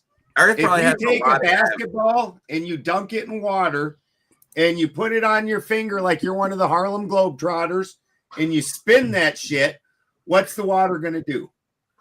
It would fling off of it. It would fling off of it. However, is that because the water particle is so big compared to the gravitational pull of the basketball, which is basically none? You see what I'm saying? Because the Earth is so big, there's a lot of it. That's a lot of gravity. You see what I'm saying? Maybe the basketball. That's a lot of warp in the time-space continuum. Maybe hypothetically. Let me ask you this: do you think if the Earth spun fast enough, it would sling the water into space? Is there? Well, then that's like kind of contradicting. I feel like. Why is that? Where is because if you flung the basketball, if you spun the basketball slow enough, the water would just stay on the basketball. No, it would fall off. If you held it, hold on, and you spun it slow, it would just stay on the basketball. No, it wouldn't. It would roll off of it. Yeah. That's because of Earth's gravity is more than the gravity of the basketball, though. You see what I'm saying? It's falling to Earth. It's not falling off the basketball because you're spinning it. It's falling it because the gravity from Earth is stronger than the minute, extremely minute gravitational pull from the basketball. Are we talking about turkeys, butterballs, and basters? Are you trying to keep it moist? I bought all those today. A butterball turkey and 2 things of baster. Got a 25-pounder. It's honestly, no, I wish. I think it was 14 pounds. It's in my refrigerator right now. I think it's only a 14 pound. I get my turkeys from Walmart. I'm poor. Okay. So, I'm more concerned about what's inside the turkey. What's in the middle of the earth? Is it a big molten ball? That's what they say. I don't know how that shit works exactly, but that is what they say. I don't know if that's true. I'm just saying, you know. The core of the earth is a big molten marble. Which some people try to blame gravity on. And the thing is then basically mass magnetics. But the problem is as soon as iron is molten, it loses its magnetic properties. It only has those properties where the particles, because in order to magnetize, particles need to align. And when it reaches molten state, they can't align. It's too chaotic. Now it's liquid, so they can't align like that. But I know under heat and pressure, you can magnetize metal. So does the pressure you can magnetize solid metal, not liquid metal. Liquid won't magnetize. That makes sense. But I don't know how it works. See, now you are a little bit above my pay grade. If that makes sense. Yeah, I don't know the properties of molten metal. I don't know if you're right. You're probably right because I don't know that one. You got me there. Yeah, it loses its. You can find all kinds of videos where people take those inductors and they'll drop they'll drop a steel ball or an iron ball into it, and it'll float inside there until it reaches molten, and then it drops right out because then it loses its magnetic properties. Well, what would happen if it was super pressurized? You still couldn't align the particles. So you understand the way magnetism works. I don't know. Like I said, I'm not a scientist or anything. I'm just some feller. So don't take my word. You understand that with magnetism, all the one side is entirely positive and the other side's entirely negative. That's what's giving it this, because it's lost balance. I got that. With liquid, it all flows together. It's not, you can't really separate liquid. Like a body of liquid of water is just a body of water. You can't separate it like that. That makes sense, I guess. We're talking salad dressing now. What kind of salad dressing you got down there in Alabama? Western ranch. You can expect what we here. You can expect what we like. It is ranch. Most people use ranch. What happens when you put a vacuum on your penis? Well,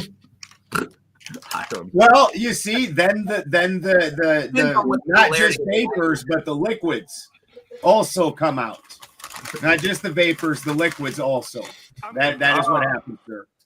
Most people use ranch, but I like a good. I'm a big fan of Caesar salad. So Caesar's not bad. I like a nice chicken. Roman Caesar Empire never had it, huh, boy? Little Thousand Island in there. Not bad. Maybe some Italian. You ever make a walking taco? No, but I know what it is. You just cut the bag of chips open type shit. But no, I never really do that. I can't. I would be a liar. French dressing. We have it, but I've never seen a person order it. Correct. As far as I know, I've never seen it. You guys know what white sauce is, though? It goes on the lutefisk.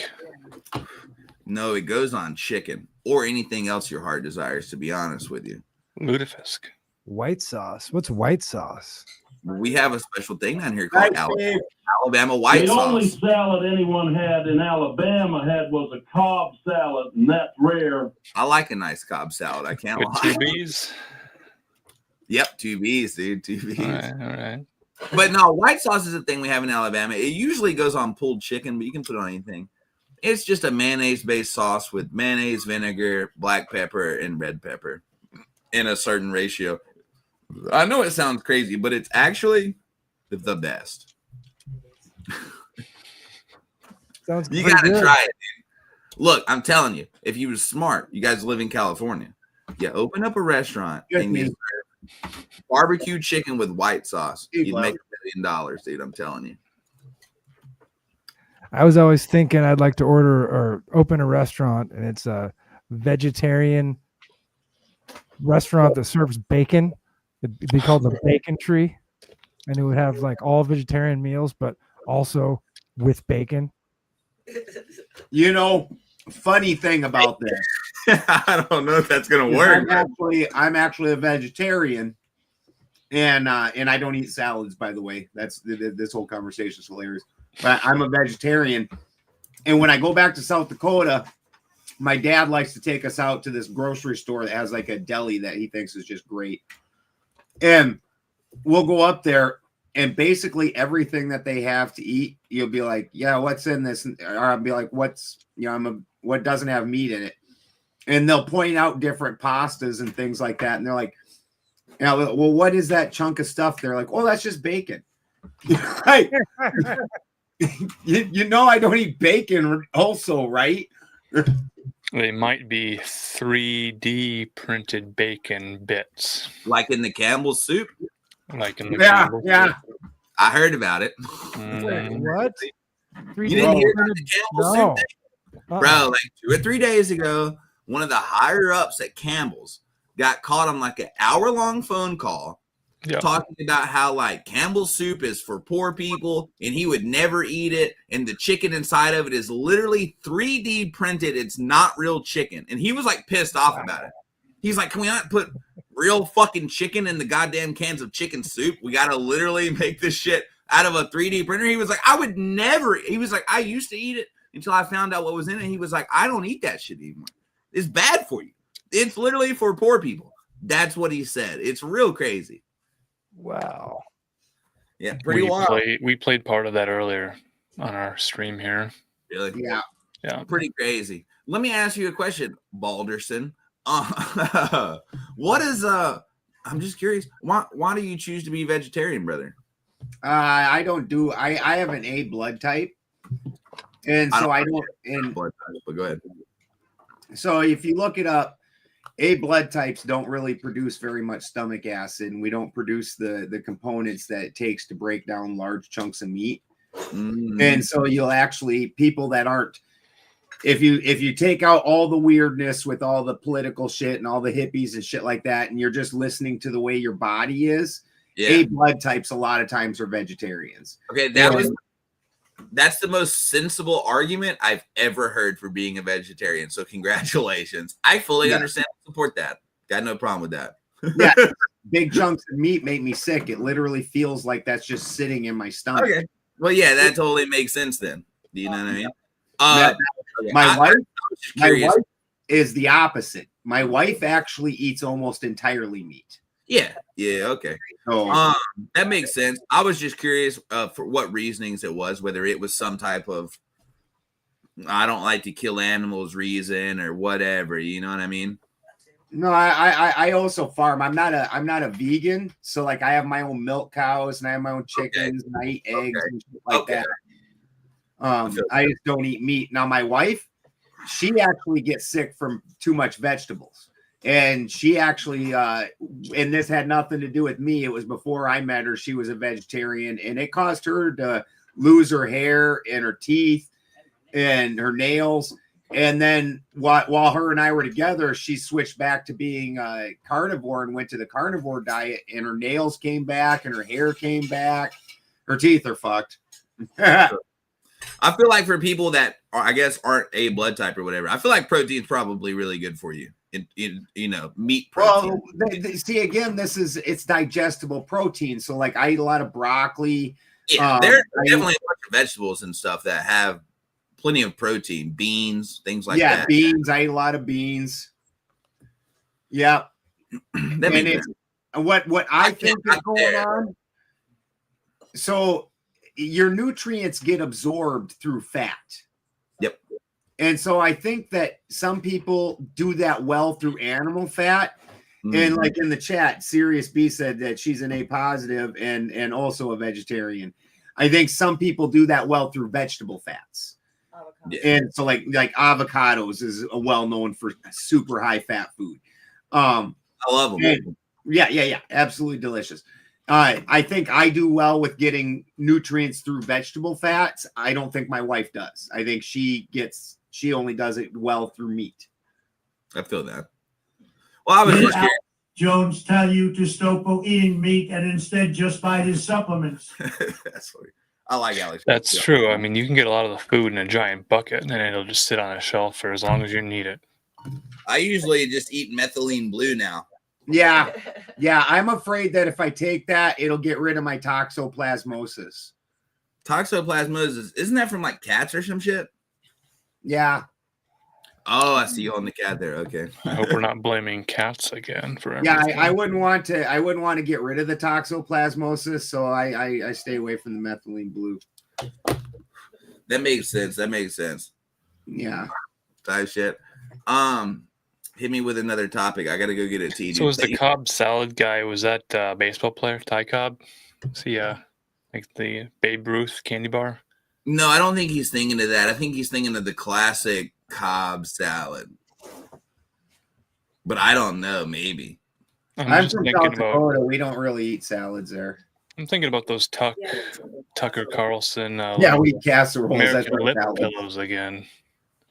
The lip Like we're talking about potato salad or macaroni salad or a tater tot hot dish. What are we talking about here? I love all those too. Not However, a casserole.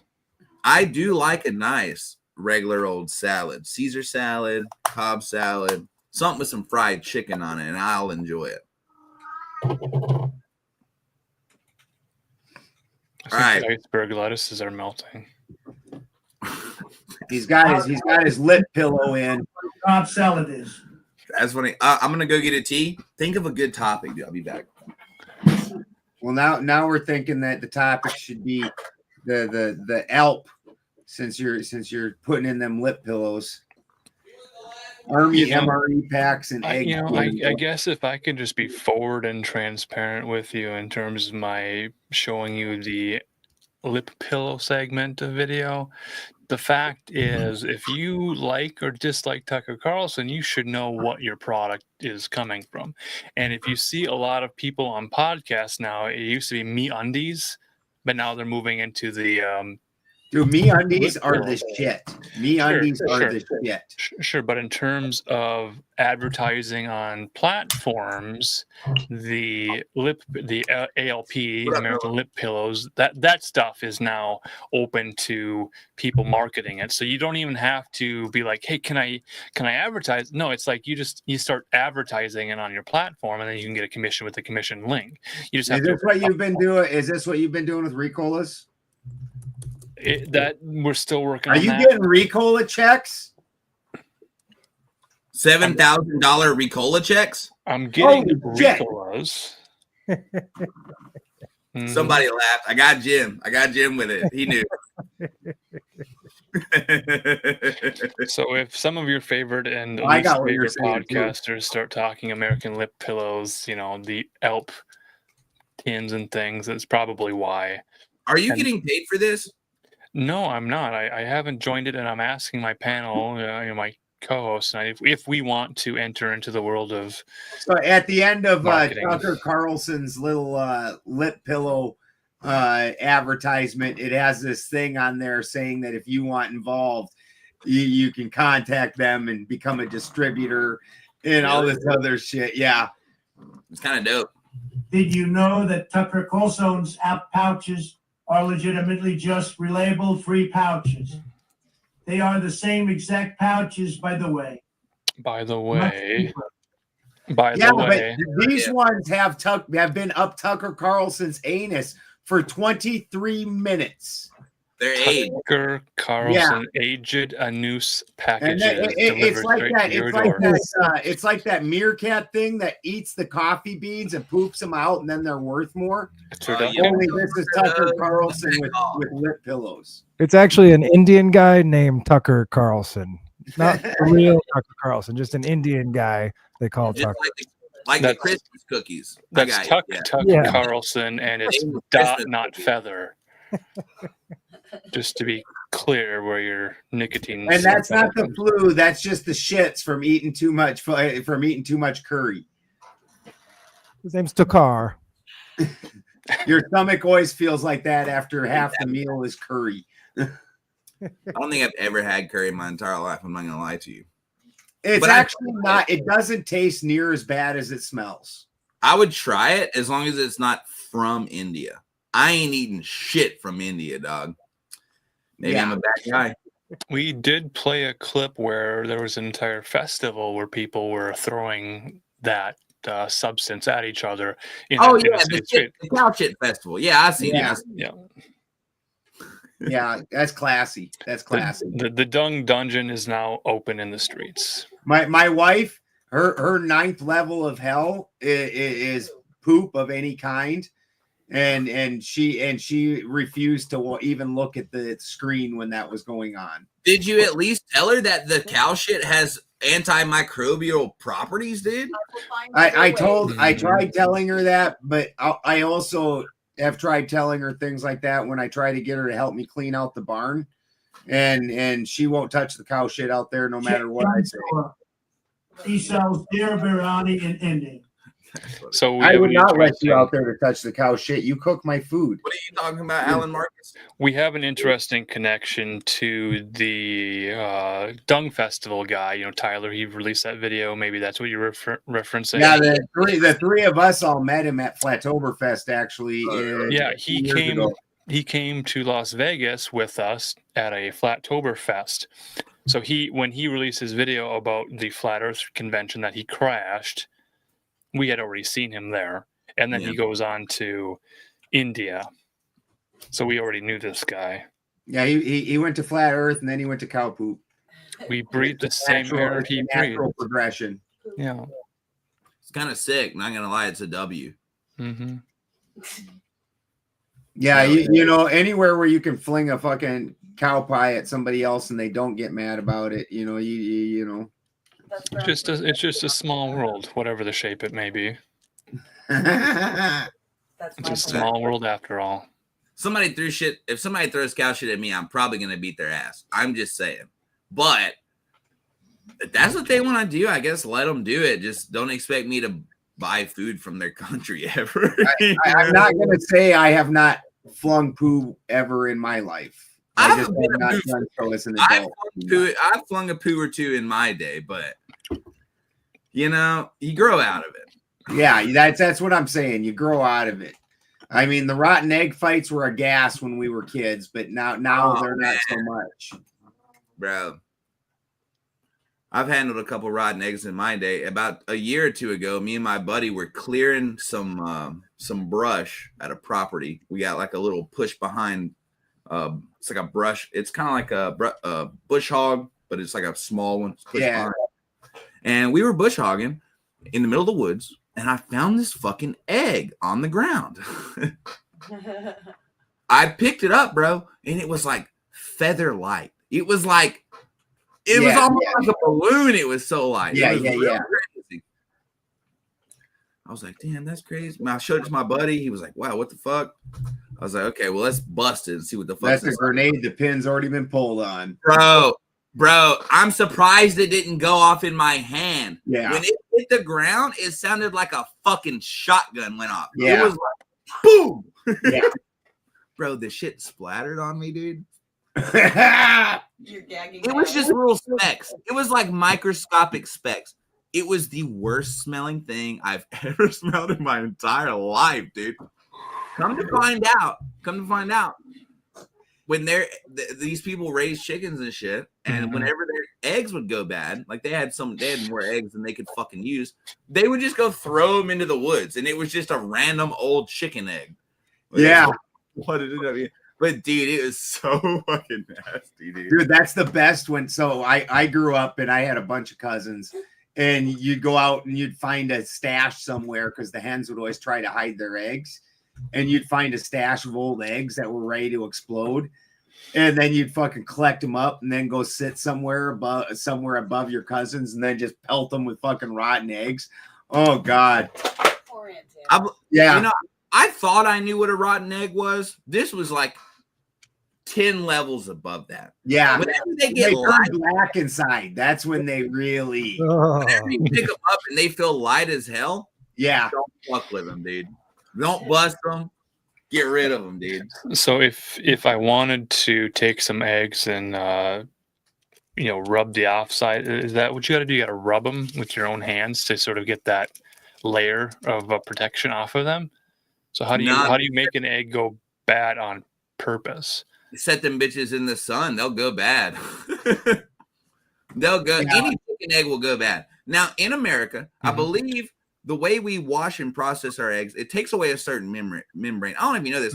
Eggs in America, it's called the bloom. It's called the bloom. Store-bought eggs in America have to be refrigerated, or the rest of the world they don't refrigerate their eggs. When I was a kid, I lived on a very small farm. We had a shit ton of chickens though, and we never bought eggs. We had all the eggs you could ever want, but they'll go bad, and sometimes they'll go bad, and you won't know it. You'll pick an egg up, and you'll think it's fine. It's not fine. It's already turned. Now that's bad enough. But if you let them go long enough, they hit a special point to where everything inside the eggshell liquefies. And like, I don't even know what fucking process takes on, but it like pressurizes, and it So that's kind of a true conspiracy topic that we could get into if you want. The invention of refrigeration was one thing, like commercial refrigeration, sure. But to require every kitchen to have a refrigerator, that was something that people were like, I don't need a refrigeration unit in my kitchen because that's going to require me to pay for electricity. So the cost of electricity versus the cost of not having a refrigerator, well, that was weighed back and forth because many of the old homes weren't even wired to carry that sort of load. So maybe they'd be like, well, you could have a light, turn it off, turn it on. Okay, that's great. But to bring in a huge refrigerator to your kitchen, well, now your electricity bill is increasing for the convenience. So the idea is that along this timeline, people didn't want large refrigeration, but they began to, in the grocery stores, make products that required refrigeration because butter with salt in it, it doesn't need refrigeration. A lot of the things that people were buying never needed refrigeration. Yeah, pretty much. But refrigerating eggs, it just boils down to aesthetics. Do you like to have your eggs on the counter with chicken shit on them? If you don't care, then you're not going to wash them. You're not going to wash the bloom off, and they'll last forever. But in the grocery store, they don't like shit on their eggs, so they not wash even them. just the grocery store. Most of my egg customers want them washed. They don't want the bloom on them. Oh, And I'll even say something about that. I'll be like, hey, well, you want the bloom on them so they can just sit on your counter? And no, Just pick the big chunks off, and you'll be fine. Well, I mean, there's a difference between a freezer that keeps things frozen I mean, and you know, this thing refrigeration that came out keeps of the them cold. chicken's butthole, right? That it poops out of that same hole. Like that's One it's hole. got one One hole hole. back there. There's one hole. Well, I have a question for you guys about The entire refrigerating. huevos. I'm with you on that. They might have invented it for that reason. They might have marketed it for that reason because they were trying to sell refrigerators. Now, out of the 3 other people here, how many of you fellas have a refrigerator? Oh, I got a fridge. Is it convenient as fuck? Yes. Yeah. It's very convenient. So I don't mind it. If it, you know, no matter what, it might have just been some guy trying to sell more refrigerators in the beginning. It was to sell more electricity to get people connected to a grid, because now the next topic is like off-grid living. A lot of people will say, Balderson here, you say you're an off-grid living, but you got lights on and you're on the internet right now, so you're not really an off-gridder. Yeah, that's because those people are idiots. Well, I respect off-grid living, and it's really cool. It's something that I wouldn't mind getting into myself. However, I can't as an outdoorsman who just loves the outdoors, bro. I love it. I can sleep outside every day, bro. Just on the fucking ground, no tent, nothing. I do it almost every time I go hunting. As a person who truly loves the outdoors, doesn't mind being in them, I also have to respect electricity and its conveniences. It is extremely convenient to have electricity. Yeah, I'm not gonna lie. It's time saving. Would you rather? It's about time, and money and time are like really intertwined when you think about it. It's like this: would you rather spend more time? Let's say hypothetically, you want a hot bath. It's December, and you want a hot bath. Would you rather spend an hour or 2 chopping wood, starting a fire, collecting the water, putting it in a fucking? You could do the water without electricity, but starting the fire and everything, it takes time. Would you rather have that, or would you rather be able to pay money and walk into your bathroom and turn a knob and you have instant hot water? Is a sponge bath not an option? I mean, I guess you could, but honestly, I like a nice hot shower. It depends on if you live on the grid or if you're off the grid. Well, hold on. You don't need to. You don't. I have hot water. It's you know you just use propane water. Well, yeah, but there you could do that. There's nothing wrong with that. I'm just saying, I think electricity is, as much as it might have been a scam and almost is, it is convenient. I don't mind it. I enjoy having it. Now, do I enjoy paying my electric bill? Of course not. Fuck those guys. Fuck those guys. I think they're fucking me over personally. However, it is convenient, and it's so convenient. I am willing to sacrifice that amount of money to have the convenience. You know what I mean? Yeah. Because no, it's nice. Like I have to run generators and shit during, especially if the sun's not out or whatever. I have to run generators, and generators suck to deal with. Like literally, I might as well be a generator mechanic. It's constant. There's constantly something going on with them that you got to fucking service them or do something. And I have about fucking half a dozen of them laying around, not including the blown up ones. Have you tried putting a sock on the end of a baseball bat? I also have not tried Keep that. bringing this up. I'm very curious. Because he played a video earlier of a girl that put a sock on a baseball bat, and then when everybody's wondering why she would have a sock on a baseball bat, she said that way if she's using it for self-defense and the person tries to grab the baseball bat, the sock slips off and then they're stuck with just the sock in their hand and she can hit them again with the Well, bat. this is the new grip strength test. Are you able to grab the bat and the sock and take both of them? How big of a man? That's it. I'm not planning it that far ahead. She's got me already. Yeah. She put extra thought into this. I'm really not planning that far ahead. Good night, Greg. Just thinking of self-defense, you know. For a personal household, those wind turbines are pretty good. For a large scale use, they suck. But also when I say that on a personal household, most city people couldn't do it because they burn through power.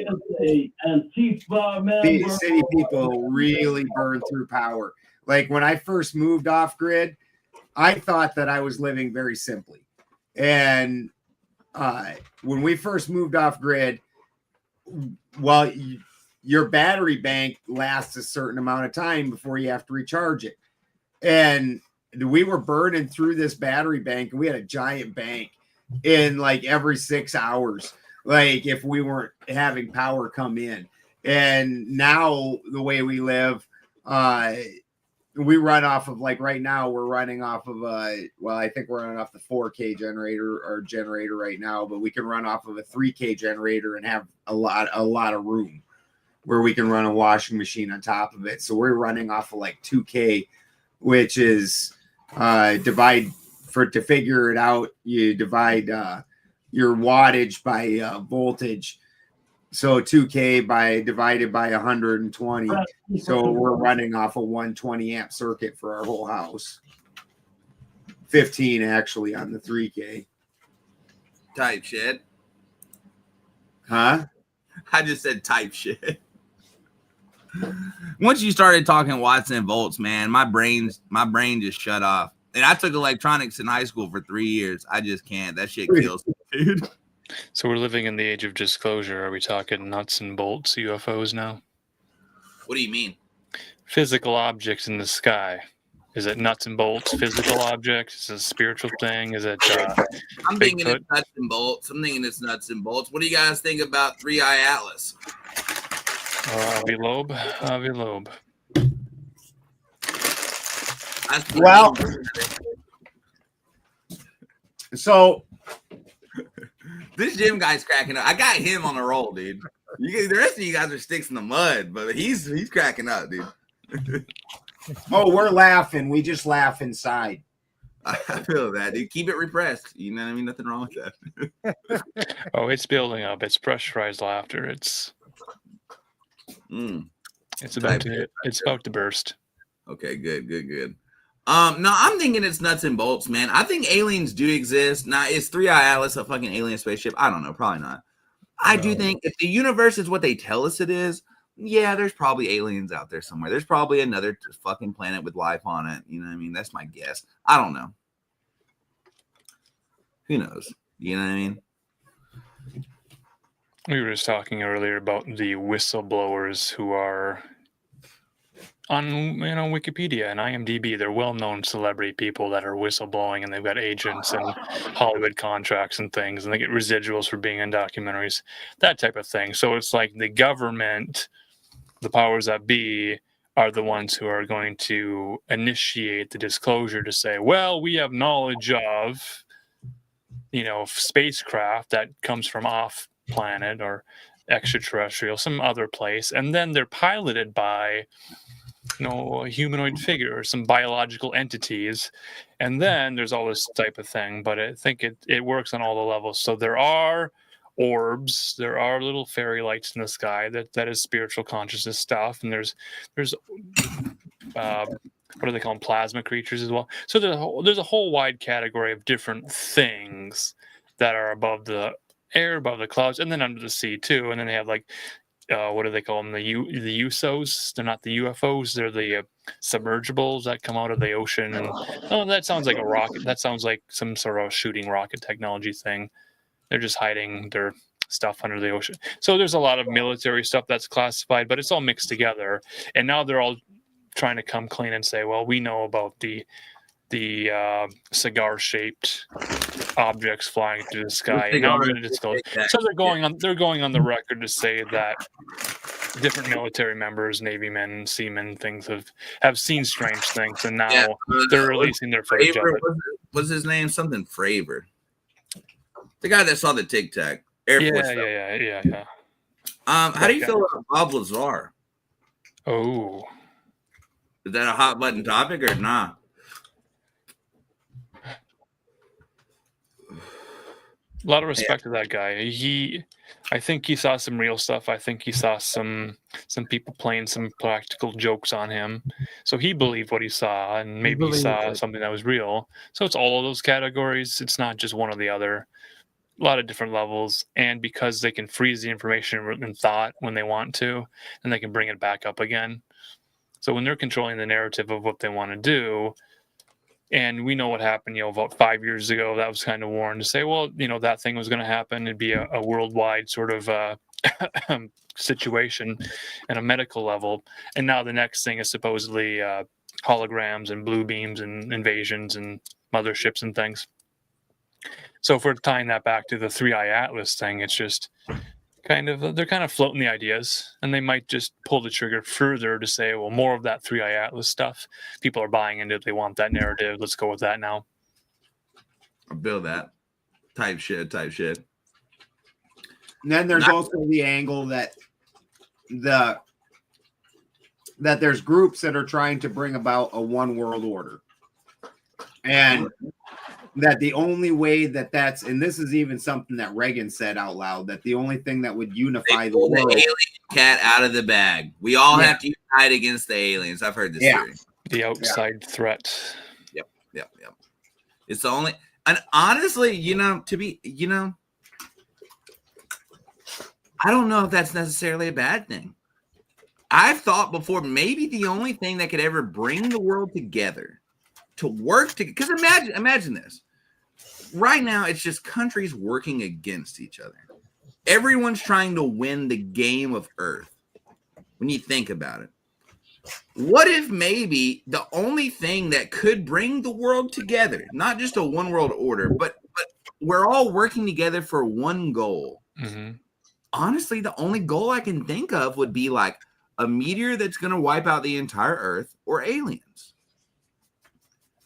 And I don't know if that would be a good thing, but I'm thinking the only way that could happen is that I got to talk to your chat for a second, because I can't leave this guy hanging. He's a hanging chat. If there's any good, your chat asks if there's any good thing about living in Alabama. There's a bunch of stuff, and mostly it's just like general freedom and very little crime, unless you live in Birmingham, which I don't know why you'd want to live there, but. Everyone's got a gun, so there's really not a lot of crime. Everybody's super nice to each other. I'll give you an example. It's the little things. When I walk into a gas station, if there's a feller, I don't give a fuck where I'm at. If I'm walking into a gas station and there's a feller about 5 steps behind me and he's walking into the gas station too, I'm going to hold the door open for that feller. And that's perfectly normal. I've been places in the country. I've been to Colorado a few times, and I've held the door open for people, and they look at me like I'm fucking sick in the head. They look at me like I'm about to ask them for money. You know what I mean? And it's just things like that. General respect, calling people who are like when I walk into a gas station and I'm talking to the lady behind the counter, I'm going to say yes, ma'am, and no, ma'am. I've done that in other part of the country, and they've actually gotten pissed off at me. They're like, I've done this in Colorado, and the lady behind the counter was like offended. She was like, are you calling me like old or some shit? And I was like, no. It's a sign of respect. Like, I'm just being friendly. it's the little thing. It's the little things like that. There really is How about the thing in cops? Southern hospitality. The cops, Yeah. I don't like them. Now, with that being said, a lot of people that I live around here, they do like them. Are they dicks? It depends. You know, I've met some that are real assholes, and I've met some cops that are real nice fellers. You know what I mean? It really just depends. And we do have something down here known as the good old boy system, which I don't agree with. I don't. But you know, if you live in a town, Quick question: how old do you have to be to join? To be a cop in Alabama, I think you got to be 21. The Good Old Boys Club. Is there you can be fucking 5 years old. If you're a 13-year-old kid and you're out causing some fucking ruckus, and you say you recognize the cop's name, that cop knows your dad, and you say my dad's so and so, you're good. Yeah, it works like that, and I don't like that because I didn't know any of the fucking cops. I've had a couple bad experiences myself. With that being said, that is kind of how it works. Like, I got a buddy, he knows everybody. He's just one of those people that knows fucking everybody. His dad, if he didn't know him, his dad did, and if his dad didn't, his grandpa did. And he can get away in a lot of scenarios, getting pulled over or whatever. Maybe he hits a roadblock. He's probably gonna know the cop. He might not even know the cop directly. His dad might have knew the cop's dad, and he says, "Are you blah blah blah, son?" And it's like, yeah, instant, no problems, head on your way, sir. And I don't like that, but that is a thing that happens here quite a lot. I like that where I'm from too. I feel that it's more of a small town type of thing. You know what I mean? Yeah. South Dakota is a lot. South Dakota is a lot more rural than South Dakota is a lot more rural than Alabama. Yeah, for sure. A lot of state parks in the state of Alabama. Oh yeah. I do a lot of hunting at a state park near me. There's no such thing as a park pass here. What? No, it's perfectly free to use any park here. Same where I'm from. There's no money. You don't. No one's got to pay no money to go. Yeah, when Christy and I went to the Grand Canyon the one time, and they wanted money, and I'm like, "The fuck you mean? It's a park." What are we talking about right now? Mm-hmm. A fella from your chat says, "What about Alabama nature?" It's fantastic. Most people don't know this. Alabama is considered the rainforest of America. If you guys didn't know this, Alabama is actually a subtropical climate. So a lot of people in a subtropical climate also. You have a lot of bogs. It varies. Well, no. It's not like that. It's just like we have more species of fish where I live than the Amazon rainforest. We have more species of turtles than anywhere else in the world. We have more species of crawfish than anywhere else in the world. Things like that. We have tons of fucking diversity in terms of wildlife. It's crazy. And like you can go to South Alabama and you can see palm trees, and you come here, you come where I live, and it's nothing but deciduous palm trees in Alabama. Oh yeah, it's right connect to the Gulf. So you know what I mean. Down there, it's a tropical climate. Where I live is technically a subtropical climate. I've only been to North Alabama because we've skirted around into Alabama to get around that fucking hurricane. Yeah, okay. But no, in terms of wildlife, it's absolutely insane. It's aquatic wildlife. Where I live is known as mussel shoals, and the reason why is because originally there was like 140 species or some shit of mussels where I live. Now, after TVA dammed it up in the 1920s, it slowed the current, and I think now most of them have died out. I think we have 40 species of mussels, which is still more than anywhere else in the world, I'm pretty sure. Pretty crazy. We've got a lot of weird, diverse wildlife and a lot of cool nature. I'm not gonna lie. We're in the fingertip. Where I live is the fingertips of the Appalachians, so it's kind of rolly. Every once in a while you'll find mountains, and every once in a while you'll find flat ground. You go a little south, you hit what's known as the Black Belt, which is like super fertile soil for whatever reason. I think it used to be a rainforest thousands and thousands of years ago, whatever. And then you go South Alabama, you're hitting tropical shit. You're hitting sand and palm trees and shit. Yeah, I live in an almost rainforest area. It's constantly moist here. Hell yeah. But it's always pretty warm though, also. It doesn't ever really dip below 40. I feel that. It snows here about once or twice a year. Nothing crazy, but it in 5 years it snowed here 3 times. Really? Yeah. One time though, it was an absolute blizzard. That's crazy. Yeah, it was wild. Like, and then because I live I didn't know it snowed in California. I had no idea. Oh, dude, California is mind-blowingly large.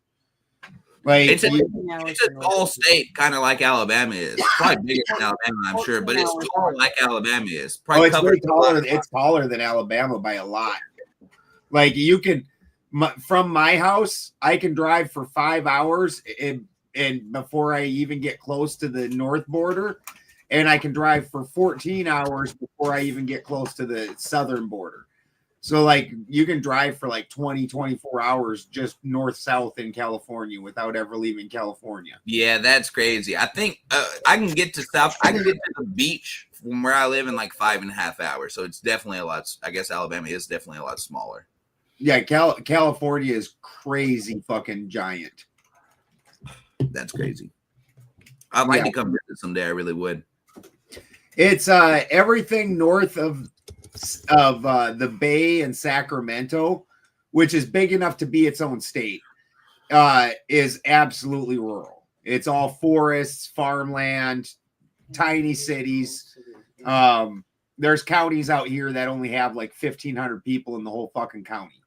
You know, yeah, it's very rural. As soon as you get north of that, everything south of the Bay is either desert or giant cities. That's chill. That's one thing we don't have here is a desert. I kind of wish we did. Oh, deserts suck. I'd like to check it out though. I got fucking I blew oil sensor on the Mojave Desert and got stuck out in the side of the road and then had to change an oil sensor out in the desert just sitting there. Oh, yeah, that was so horrible. I guess when I really want to check it out, it really means I want to check it out with a working vehicle. You know, right. With an air conditioner. Is weed legal in Alabama? It's not legal, but you know, things happen. Hey, well, you know, it's not far out from the whole country being legal, or at least it gone back to the states where they've basically decriminalized. That's what they ought to do. I agree with you there. I'm hoping that happens one day. Legality having to do with more commercial laws and regulations in terms of how it can be sold and transferred and things. I mean, what are we at? Like 35 states or something have some form of legalization? It's the majority of the country has some sort of legal weed. Yeah, and including all the big states, all the ones that have a large population. So literally, which kitty do you want? Fuzzy Lumpkins, that big furry one? That's Fuzzy Lumpkins. He's hilarious. He only comes home every now and then. He's mostly an outdoor cat. Put him in a box, poke holes in it, put him in the mail tomorrow. Yeah, his name is Fuzzy Lumpkins. He's the most chill cat. Like he'd sit in my lap like a human does and just sit there and chill out, and other cats would come up and fuck with him and he'd just stare at him. But the dude's a beast. He's actually a big ass cat. Fuzzy Lumpkins. Fuzzy Wunkus. No, not Wunkus, Lumpkins. So it's from Powerpuff Girls. My middle daughter, when she was a kid, Powerpuff Girls was her favorite cartoon, and there was a character on there named Fuzzy Lumpkins, and so that's what Fuzzy's name is. I thought it was from Lord of the Rings. What's that? That horse called? I think Gilgifner. The wizard. Yeah, the guy that wasn't in the movie. Oh, with the Blue Wizards? Forest guy? The Brown Wizard? Man Mountain guy? You talking about the Brown Wizard? Yeah, like talking a big Silmarillion? A big wizard. in the book. Same Tom from MySpace. Tom Tom Bombadil? Tom Bombadil? He's not a wizard. He's something. He's pretty much a god. He's like a demigod. Yeah, I He's guess like so. he's like a I thought he was a demigod. wizard. They never said. Dude, no, he is like a being from like dude. He's a being from the first age. That's part of why first with Sauron and them when the Witch King was chasing them and they went into Tom Bombadil's area, the Witch King wouldn't even go near him. Like, and that's part of why the One Ring, he's older than the One Ring and has access to more power than what the One Ring is. That's why it doesn't affect him. Like when Tom Bombadil puts on the One Ring and nothing happens, and he's like, "Oh yeah, that's a cute toy." I thought he had a horse named Fuzzy Lumpkins or something like that. That could be. Do we want to write that story? Who are you? Hey, look at me. I don't know that cat. No. Nigger this and nigger that. That's the H.P. Lovecraft cat. Oh, it's Fatty Lumpkin. Fuzzy Legality ruined. Here's the problem, Botany Life. Legality ruined fucking what Fuzzy Wonkus again. God damn it, Stella. Are you doing a Marcus on me? So the problem is, and this is such a shitty thing to say.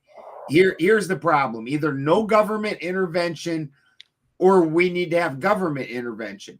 So the problem with what happened in the weed market is because the federal government didn't legalize and the states did, the things that the federal government would do is, like, I understand that in the conspiracy world and everything, there's a lot of talk about the waste from farms where like milk farms throw away milk. There's a lot of shit like that. What this is price controlling. So in any situation, these big farms could run these little farms straight out of business. And this is what you're seeing in the legal weed market, where, as an example, the giant weed farm between me and Garberville is owned by the Sears Roebuck heir. And so they're punching out 400,000 fucking pounds of weed a year. Well, because of that, they can afford to do it they sell their pounds for $200 a pound. Well, $200 a pound is crazy for anybody else, especially a small farmer who didn't punch out 400,000 pounds. And so they drive all the small people out of business. Then they can raise their price again once they've got a monopoly on it. Well, the government, the federal government comes in and puts price controls and then pays them to dump a bunch of that weed. And then the small farmers get to stay in a stabilized market is what the idea behind that is. So because there was none of that happening, so the legalization came and they allowed these, and in some places promoted it, like in Humboldt. This lady, they love her. Small farms, they fuck them over.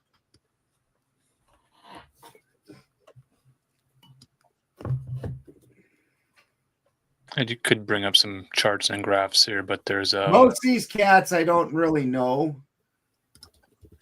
Some of them I don't even necessarily know if they were my cats or born on my farm. I only have 3 cats. Well, Fuzzy Lumpkins is kind of my cat too, 4, I guess. But this cat, I don't know who this cat is. I don't know who this fucking cat is. Drive all the niggers out of business, and the federal government comes in and gives all the niggers money and bails them niggers out. When we're talking about price controls, that would be the National Socialists, wouldn't it be? Hey guys, I'm on YouTube. Please keep that word out of the lexicon. They get real touchy about that shit. I try to tell him, but I am a free speech advocate. So for my shit, it's all right. For him, it's not all right. So don't do that right now, please. He's on YouTube. Well, I'm also a free speech advocate, but also, so this is an excellent subject. Mm-hmm. I'm a free speech advocate, but free speech comes from the government. So that applies to the government. The government doesn't get to censor my speech. Now, I'm also a man is a king of his castle advocate. So you come in running your lip about something stupid, you don't get to say whatever the fuck you want in my house. So I also can't blame YouTube for doing that same thing. I want to play in your playground. I get it. That's the way it works. I agree. I agree totally. I'm one of those people, and a lot of people, they don't know the thing about me. I'm from Alabama. We get a lot of bad rap. You know what I mean? Sure. And all has to do with context and the reason for using the language. The Alabama gets a bad rap, I think, because of the post-Civil War era. I get it. You know what I mean? But however, with that being said, a lot of people don't know this about Alabama. The street that I grew up on was just a few streets from here, okay? Where I'm currently sitting. I was the only white person on my fucking street.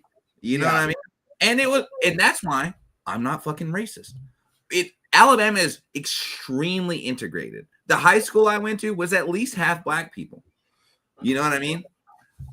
So I don't have a problem with it. However, with that being said, I'm an extreme free speech advocate. Now, however, I can agree with you here. I think that you should be able to say whatever the fuck you want. But that doesn't mean at the same time, that doesn't mean you're not going to get punched in the face for saying something out of pocket at the wrong time to the wrong person. And I can't guarantee that. You see what I'm saying? I think it should be legal, and I don't think you should get banned or whatever. Now, however, a private company is a private company, and you have to respect that. I don't agree with it. I almost wish YouTube was a public thing, so there was true. I mean, it is government funded, so I mean, it should be, but it's not. Technically, it's a private company, it's a private organization, it's a private entity, so they can make their own rules. If they want to ban me, they don't even have to tell me why they want to ban me. They can just ban me. We'll clarify the difference between freedom we know. of speech We've been there. Freedom of reach. Sorry, nigger. So we won't be pushed further due to topics we cover, and we already understand that. So within a niche, we understand that. That's kind of the people that are here appreciate the topics and the words that we use and that type of thing. Other people, though, might be surprised to hear certain things and cause trouble. I only say it with the A on it most of the time. It's I don't find it offensive. It's not like I care, and that's hilarious. Dude, come on. Our buddy Steve, the one who left. Our buddy Steve, the one who left. He's half owner of a literal hot sauce company, our barbecue sauce company called the Hard R Barbecue Sauce. It's like barbecue sauce tastes better with a little racism in it. It doesn't offend us, but we're in YouTube's house. That's the flavor. And let me grab a paper towel. I spit up on my laptop. I laughed so hard. I was thinking. That's why I try to stifle some of my laughter too. I don't want to spit up all over the technologies here. It gets hard to call in a cleanup crew sometimes. Well, just pull the sock off your baseball bat. That's when you know shit's gotten serious. Yeah. It's hard to put the sock back on the baseball bat once it's been tugged off. Yeah. I think that's an old Chinese proverb. Yeah, we're not in the Little League anymore. We're not playing wiffle ball. These are hard R's. Hard R's. Hard R baseballs. But yeah, so it's not us that's offended at all. But Steve and I especially have been hard R kicked off of YouTube. Yeah. I'm banned on Kick, so I get it. Yeah. Oh. I got banned on Kick for some dumb shit though. Well, we fought the government thing push from 2020 for the jumped up flu. Yep. Steve and I really pushed hard against that. And are you guys vaxxed? What's that? Are you guys vaxxed? Let's get a poll. no. Fuck no. Me either, dude. Let's Idiot tax. Yeah, Cheers. we fought that. That's what I'm talking about. Couple of pure blood sitting here. Yeah. Yeah. I trusted dude D gets it. That's funny. It's a joke, man. Come on, lighten up. That's what makes a high value male. So you finally nailed down This that. is why Marcus is a high value male. He's not been slutted up like me. Mhm. He's not degraded himself like me and done a bunch of drugs and went to prison and did all these things. He's a high value male. Yeah. And if you want to bid on him, the starting bids are 2 Bitcoin.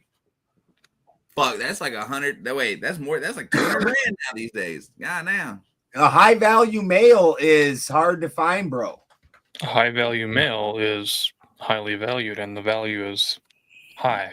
Speaking I of didn't high say value little male. pieces, male. what kind of fucking shirt are you rocking, Marcus? What is that, dude? That is is that half American flag cowboy wear? I don't know what that is, but I like it. It's part of the value proposition.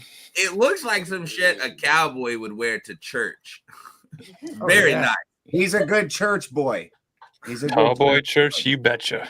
Hell See, yeah. I'm not. Mhm. I'm a dirty heathen. Did they have that in California? It's a I'm thing. in Minnesota. It's a blizzard outside my window Yeah, right he's now. from Minnesota. I'm He's the a Dairy good. Queen. He's a good Minnesota boy, don't you know? Oh, Minnesota. Mhm. Yeah. Yeah. Okay. Down here where we live, cowboy church is a thing, bro. We've got churches that say cowboy church on them. Oh yeah, Oh, we yeah, got up those in here. Minnesota. You dress all Western and go to church. You know what I mean? Bring your gun. I don't know, dude. I follow Odin. I don't go to Christian churches. I don't go to church, but I don't got no problem with Christianity. I think Christianity is a good thing. You know, I align with the values of Christianity, and I've been to church sometimes. Well, most of the good values from Christianity came from Odinism. So, well, that makes sense. You know what I mean? Obviously, Christianity wasn't the first religion or the only religion, and there's good values in a lot of religions. You know, I just think that the reason why, and this is just my own personal opinion on religion, I think that religion in a nutshell, okay, I think that originally it was just created to help make a decent society. You know what I mean? I think that there was a point in time to where there was so much crime happening, the punishments didn't matter. People didn't care about getting their head fucking cut off. They just didn't care. So then you trick them. You tell them, hey, if you do this bad shit, even if we don't catch you, forever, like for the rest of eternity, you're gonna get fucked. You know what I mean? But if you be a good boy, you'll have the best, like your shitty peasant life right now. It's gonna be so much better in the afterlife. That's my general consensus on why religion, Christianity specifically, was created in the first place. Was just to kind of not control society, but make society a peaceful, better place. You know what I mean? That's what I originally think. Now, is it all real? It may be. Is it not? I don't know. I'm not the one to say. I'm not smart enough to know. I wasn't there. But that's just what my opinion is on why it became a thing in general. I think it was a way to help society not be chaotic and fucked up. Right. Which I think you're right there, but I think that that Jesus invented Christianity to keep everybody from showing their asshole on Kick. Like you guys know Uji Geezer? The whole uneclipsed on that Kick. came out of left field. That's fucking great. Who'd you say, Geezer? Yeah, there's a streamer on Kick, OG Geezer. He got banned for a long time, but he's got a crazy blown out asshole, and it's all over this website. I IP2. heard about this, right? Yeah, it's all over. Professionally lapsed He is just, the preferred like, what, he's just nomenclature. showing people as blowing out butthole. The Yeah. nomenclature we prefer is professionally lapsed or prolapsed. Yeah, that makes sense. That's apparently what it It's is. not an I've amateur seen the picture. activity. It's fucked up. You Yeah. can't go to IP2 without seeing it. It's just one of those. It's a recurring thing on this fucking IP2 website, which I don't really like to go on, but. Thank God I'm pretty much a Luddite, and I've only had internet for like a year and a half. fucking maybe 2 years or something like Just that. got the Skylink about 2 years ago. Yeah, whenever I got Starlink is when I got internet. Before that, I used to have to drive 45 minutes just to get to a cell phone signal. Honestly, that's probably a good thing. Yeah. You know what I mean? I don't know any of these things, and I yeah, feel like I was a better person before the internet. Do you guys feel that way? Yeah. Just more pure. You know what I Yeah. mean? The internet's Yeah, a no, bad- we lived life. Now we don't. Yep. I spend a lot of my days just sitting here on the internet. And then when I'm not sitting here streaming, Well, I'm just sure, sitting there like so- scrolling Instagram reels and shit. I'm toxic on that shit, bro. Well, what's the difference between going to a saloon or a tavern and sitting in a saloon or a tavern all day long? I think that's better for you. I mean, I'm saying what we're doing here tonight is kind of a symposium. It's kind of a salon type of a sitting in everyone's living room, hanging out. Kinda, but it's different. We're on the internet, man. It's different. It's something about being in person is just much better, in my opinion. You know what I mean? Yeah. You can't get the whole vibe. You can't. I can look at your faces, but I can't feel your presence on the internet. Well, Does that that's- make sense? That's a high value male quality that has to be assessed for the true value of, and to feel my value in my presence. It costs something these days. Okay, I respect that. I respect that. Bitcoin. Yeah. I don't know, man. It just seems like the it's probably poisoned my mind beyond. I don't think I could ever get my original mind back. Well, and it made the world too small. So like it people that like even the 24-hour news cycle started ramping things up where it was like a continuation of that, where all of a sudden, like you might have like when I was growing up, I only ever heard about 2 murders ever in my whole life growing up. One of them was, and this is in Aberdeen, South Dakota. So I mean, you know, Aberdeen was the closest big city to where I lived. I come from a town of 99 people, well, a farm outside of that town. The big city was 25,000 people. On the train, 2 bums were sleeping next to the tracks, and one of them killed the other one. You know, there's all kinds of local stories about what happened about it, you know, whether it was money or a girl or a warm place to sleep or whatever.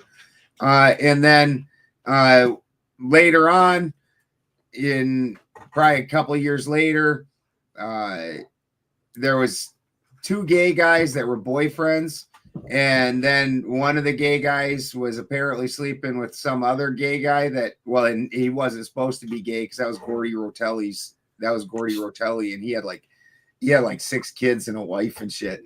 And so then the one gay guy found the other 2 gay guys having sex, and he took the back of one of their heads off with a claw hammer and really fucked the other one up bad. And then that one went to prison. And that was the only murderings I'd ever heard about my whole life. Well, then once 24-hour news cycles hit, you're constantly seeing all these horrible, horrible things. And then the internet hit, and now all across the world, like consistently, like when they made it illegal to smoke in cars with kids in England, all over the United States. Oh, they passed a law. It's illegal to smoke in cars with kids and shit. And you're like, it's all fake. And now look, everything's AI. You can't trust any video that you see at this point. You know, what's the point to any of it? It's just all gotten stupid. Exactly. Like, we know another guy, and this guy he's mad because he can't get a traditional wife. Like, I live a very traditional relationship. And I don't do the housework. I don't cook the food. My wife brings me my food, my drinks, things like that. But also, she don't clean out the fucking barn or work on the vehicles or run the cows or any of that. Yep. And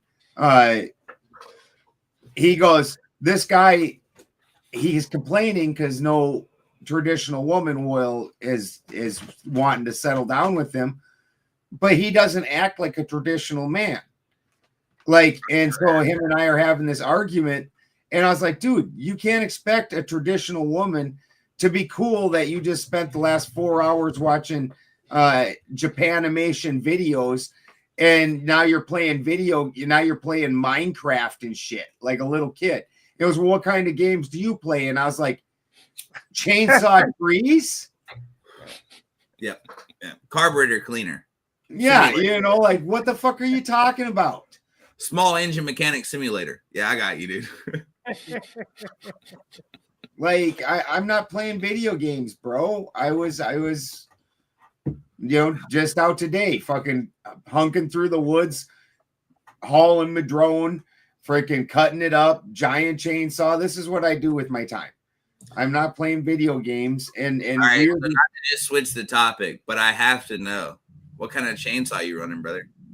I got a steel 311 and a steel 461. All right, well, both of those are actually really good chainsaws. What length bar on that 461? I got a 36-inch bar with the longer tooth. Yeah. All right, he's doing it. That's all I need. You win, brother. You win. I back down. Well, I live next to the redwood forest. Like all of our I've never seen a redwood tree. I would love to just see one in person. I just love to hug one. Oh, they're absolutely amazing. But all the trees out here are like 150, 200 fucking feet tall, and they're all huge. That's the biggest trees we have here. Is like we got some big pine trees and big oak trees, but it's nothing in comparison to a fucking redwood tree, obviously. Yeah, those things are like 300 fucking feet tall. They're crazy. Yeah, and they're so wide. There's one right over just south of my house over here. It's called the grandfather tree. And it takes you like 3 minutes to walk around this fucking thing. You're like, still the same tree, still the same tree, still the same tree, still the same tree, still the same tree. Like, that'd be insane. I'd like to check that out. I'm not gonna lie.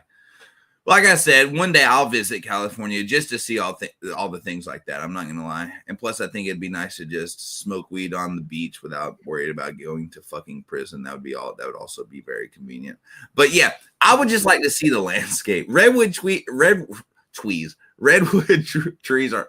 I'd really like to go into redwood forest one time before I fucking leave this piece of shit earth. You know what I mean? It's a sight to see. Like it's just absolutely amazing. Actually, so I spend anytime I go to the town or anything, I got to go through the redwood forest the whole time. And so we got this one spot that's our pee spot, and it's just this wonderful isolated spot that almost nobody knows about. And we just go in there and sit down and hang out. And I know one of the trees is starting to fall, and I've been watching it for like 2 years tip over and shit, and kind of chronicling it with videos and shit and posting it in shorts. And now a couple others are going with it. Yeah, like it's absolutely amazing. And the dogs get out and run around. You feel like you're in like Jurassic Park or something. That sounds sick. I'm not gonna lie. Super nice. Maybe and then check that out. There's right up within 20 minutes of my house either way, or when you get to town there, if you head north or south, there's a drive-through tree where you can drive a car right through the redwood. All right, we don't got nothing like that. You're winning. Is that the tree that's on the postcard?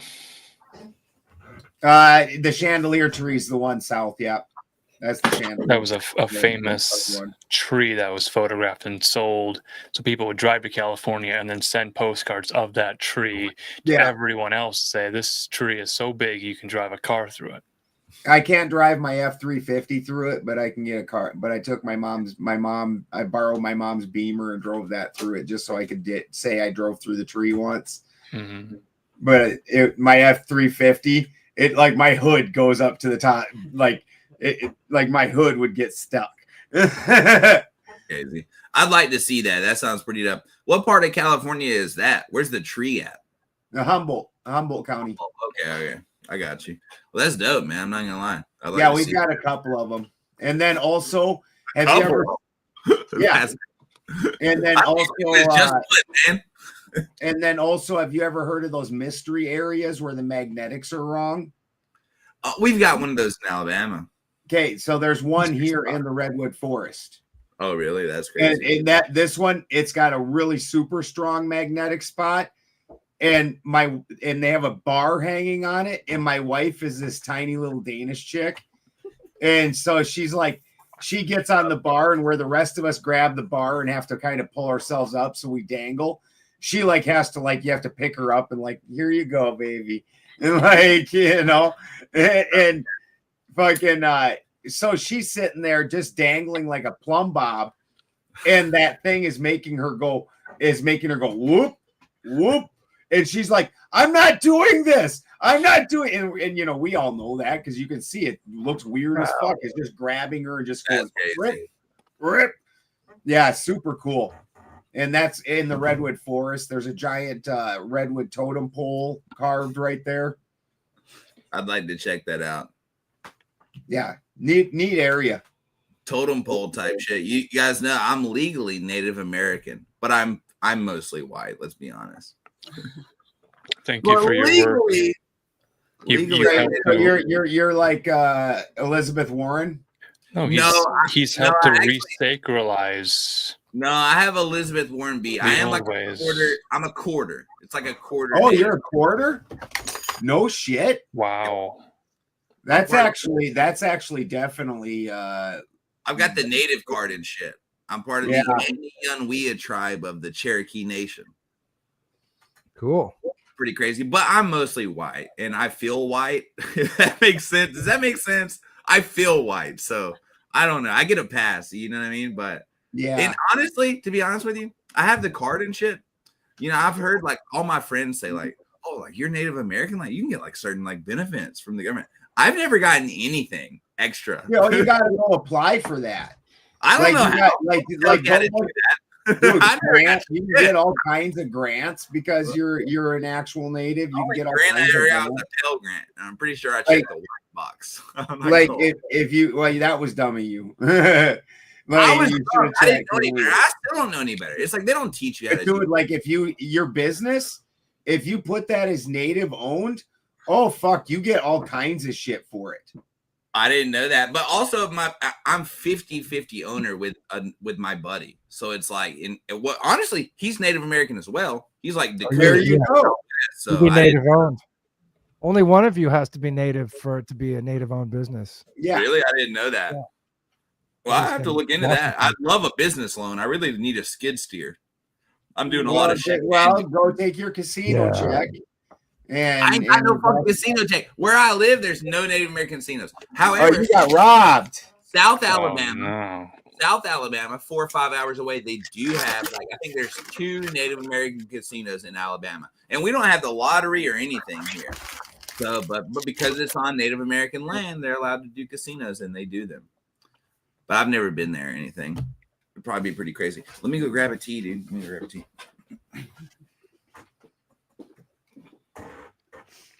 Or the mystery spots. Ever been to Sedona and they have like the mystery spot or the power spots or whatever? You kind of just hike up there and then you're up there and like, do you feel any different? No, do you feel any different? Do you feel any different? Yeah, I don't know if I'm in the right spot or not. And then you walk back down, you go to your car and you drive away and you're like, wait a second, I did feel different. But while you're there, it's like, you didn't catch the feeling of the differences until you leave it, and you're like, "Oh, now it feels different." That type of thing. They've got one in Silverton, Oregon, and the Indians apparently wouldn't go in there. Like they thought it was evil because they'd shoot their arrows through, and their arrows wouldn't go straight. They'd like a whoom. Yeah. There's this like little cabin that this crazy guy built out there, and the cabin's all like falling over and like kind of crooked and stuff. And they've got a giant cannonball hanging from a chain in the middle of the cabin. And that chain, it like comes straight down and then it curves like 45 degrees and it just hangs like the whole chain. Like you can lift up on the cannonball and like the chain links individual will like rise up, but instead of it going straight down, the chain curves like your wife. Yeah, where physics just aren't right. It's just insane. And you can swing it and it swings all crooked. It's bizarre. Freaks me out, dude. Bizarre. All right, let me guys ask you. You want some real hard questions? I got one for you. Speaking of things like that, The heebie-jeebies tonight. Yeah. Do you guys think we're living in a simulation? Do you think this shit's all fake, dude? Absolutely. Sometimes I think about it, but it kind of makes me go stir crazy. I'm like, I need to just chill out. That's become very popular in the conspiracy circles, the simulation theory. But what is it simulating then? I don't know. When you simulate something like a flight simulator, there's real flight, which is what we experience. Then there's a simulator. So what would this be possibly simulating? Boring ass life simulator. There's simulation, there's simulacrum, and together, you have layers and layers of removed from the natural world. My gut feeling is that it's not a simulator, and I trust my gut feeling. Yeah, I feel like it's a weird animal prehistoric instinct that doesn't have nothing to do with a fucking simulation. I trust it. I don't know why. Maybe that's the simulation telling me to, but I trust it. And my gut says this shit's real, dude. I don't know though. I don't know. Tough to say. Just had to ask, Yeah, I think this is the only place where things really happen. I think that even when you're talking about like when you're even talking about biblically and shit like that, the whole damn reason angels are always trying to get us to do things and always harassing us is because they can't do them. They're like the people watching the movie. They can't actually do this shit. They don't have carbon bodies like us. They don't have dicks. They don't have, they don't have all the good things that we got. They can't sit down and taste things. Did somebody say something earlier about WNBA goal regulations? Marcus did. You heard that, huh? I did hear that. Did you have your thoughts about that? Yeah, I got my thoughts about it. So you have well thought out thoughts about WNBA goal regulations. All the hoops are set at 10 feet, and that's sort of the standard, and everyone trains to 10 feet. They'll use a smaller basketball because their hands are smaller for grip, but they are still shooting a 10-foot hoop like everybody else is. Okay. Well, let me ask you this. How tall is that one bit Brittany Griner? She done growing? I don't fucking know. I don't know. How tall is she? In flats or high heels? Flats. Is she wearing her shoes that nobody else bought, so she has to wear them all now? It's like standing on your tiptoes from tiptoe to right, finger. How can you reach? 6 feet 9 inches tall. I can do here. I can give you the most simple answer to this. Yeah.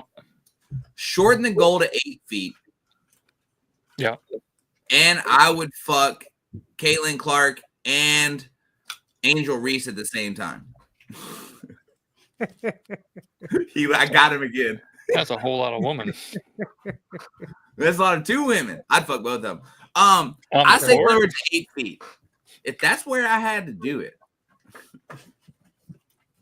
If they lowered it to 8 feet, I could probably touch the bottom of the net.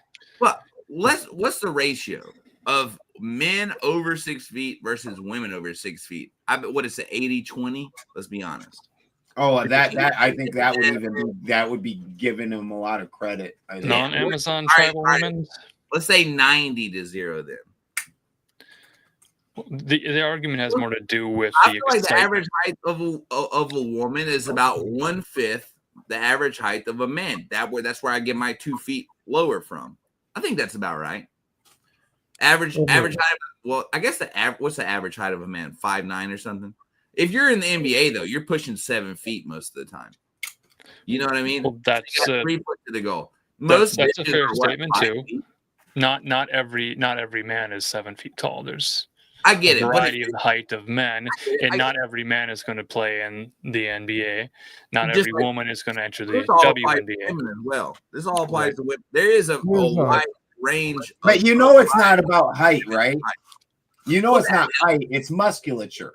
Women don't have the musculature. There's a reason why Shaq was 7'2" or some shit. You know what I mean? There's a reason why tall people gravitate to basketball. They have some certain physiological advantages. You know what I mean? Yeah. Obviously. So according to the Oracle, approximately 14.5%. Put your hand up and be way in there. You know what I mean? What'd you say, Jim? You got a message from an oracle? Yeah.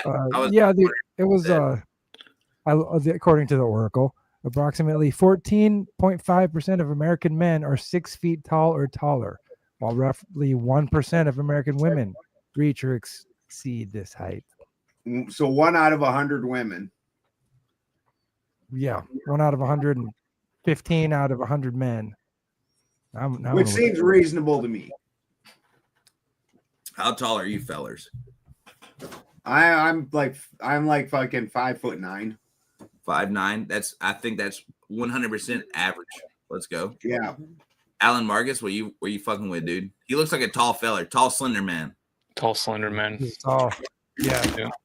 What's he got? I've stood next to these two guys here. Am I taller than both of them? Are you 6'1"? 6'3"? 6'1", 6'2"? I can give off that illusion. I'm gonna guess he's 6 feet something. Yeah. My man's Jim. What are you working with, dude? Don't lie. I'm beard included. 5'11". All right, that's respectable. Just right in there. Yeah. All right, take a guess, fellas. Take a guess, dude. 5'10". All right, we got one. Take a guess. 5'9.5". 5'9.5". That guy is 5'6". My boy Balderson is thinking about this shit right now. Take a guess. The price is right, so I'm going to say a penny more. It's hard to tell on camera. It really is. It's hard to say. Are you in the basement or the attic right now? In the basement, and I have short ceilings. 2'3". 2'3". No, I'm not gonna lie. No, I'd say you're 5'10". I'm 6'6". 6'6". I swear to God. Yeah, big fucking dude. I hear this constantly. People literally, legitimately don't believe it. I'm 6'6", so. No, we've got other friends that are big ass dudes. I'm a big dude. I told you guys I was buying a gun yesterday, right? The guy at the fucking counter, I didn't recognize him at all. He was like, "Did you go to Florence High School?" I was like, "Yeah." He was like, "I remember you." We had never met before. He just remembered how fucking tall I was. I stand out. Sadly, I can't blend into a crowd very well. Yeah. You know what I mean? I'm looking up above everybody. It's kind of crazy up here. I used to be friends with you know who Owen Benjamin is? Who? Owen Benjamin. Owen Benjamin, not that I know of. He was a real famous comedian. He had a TV show. He's been in a couple movies.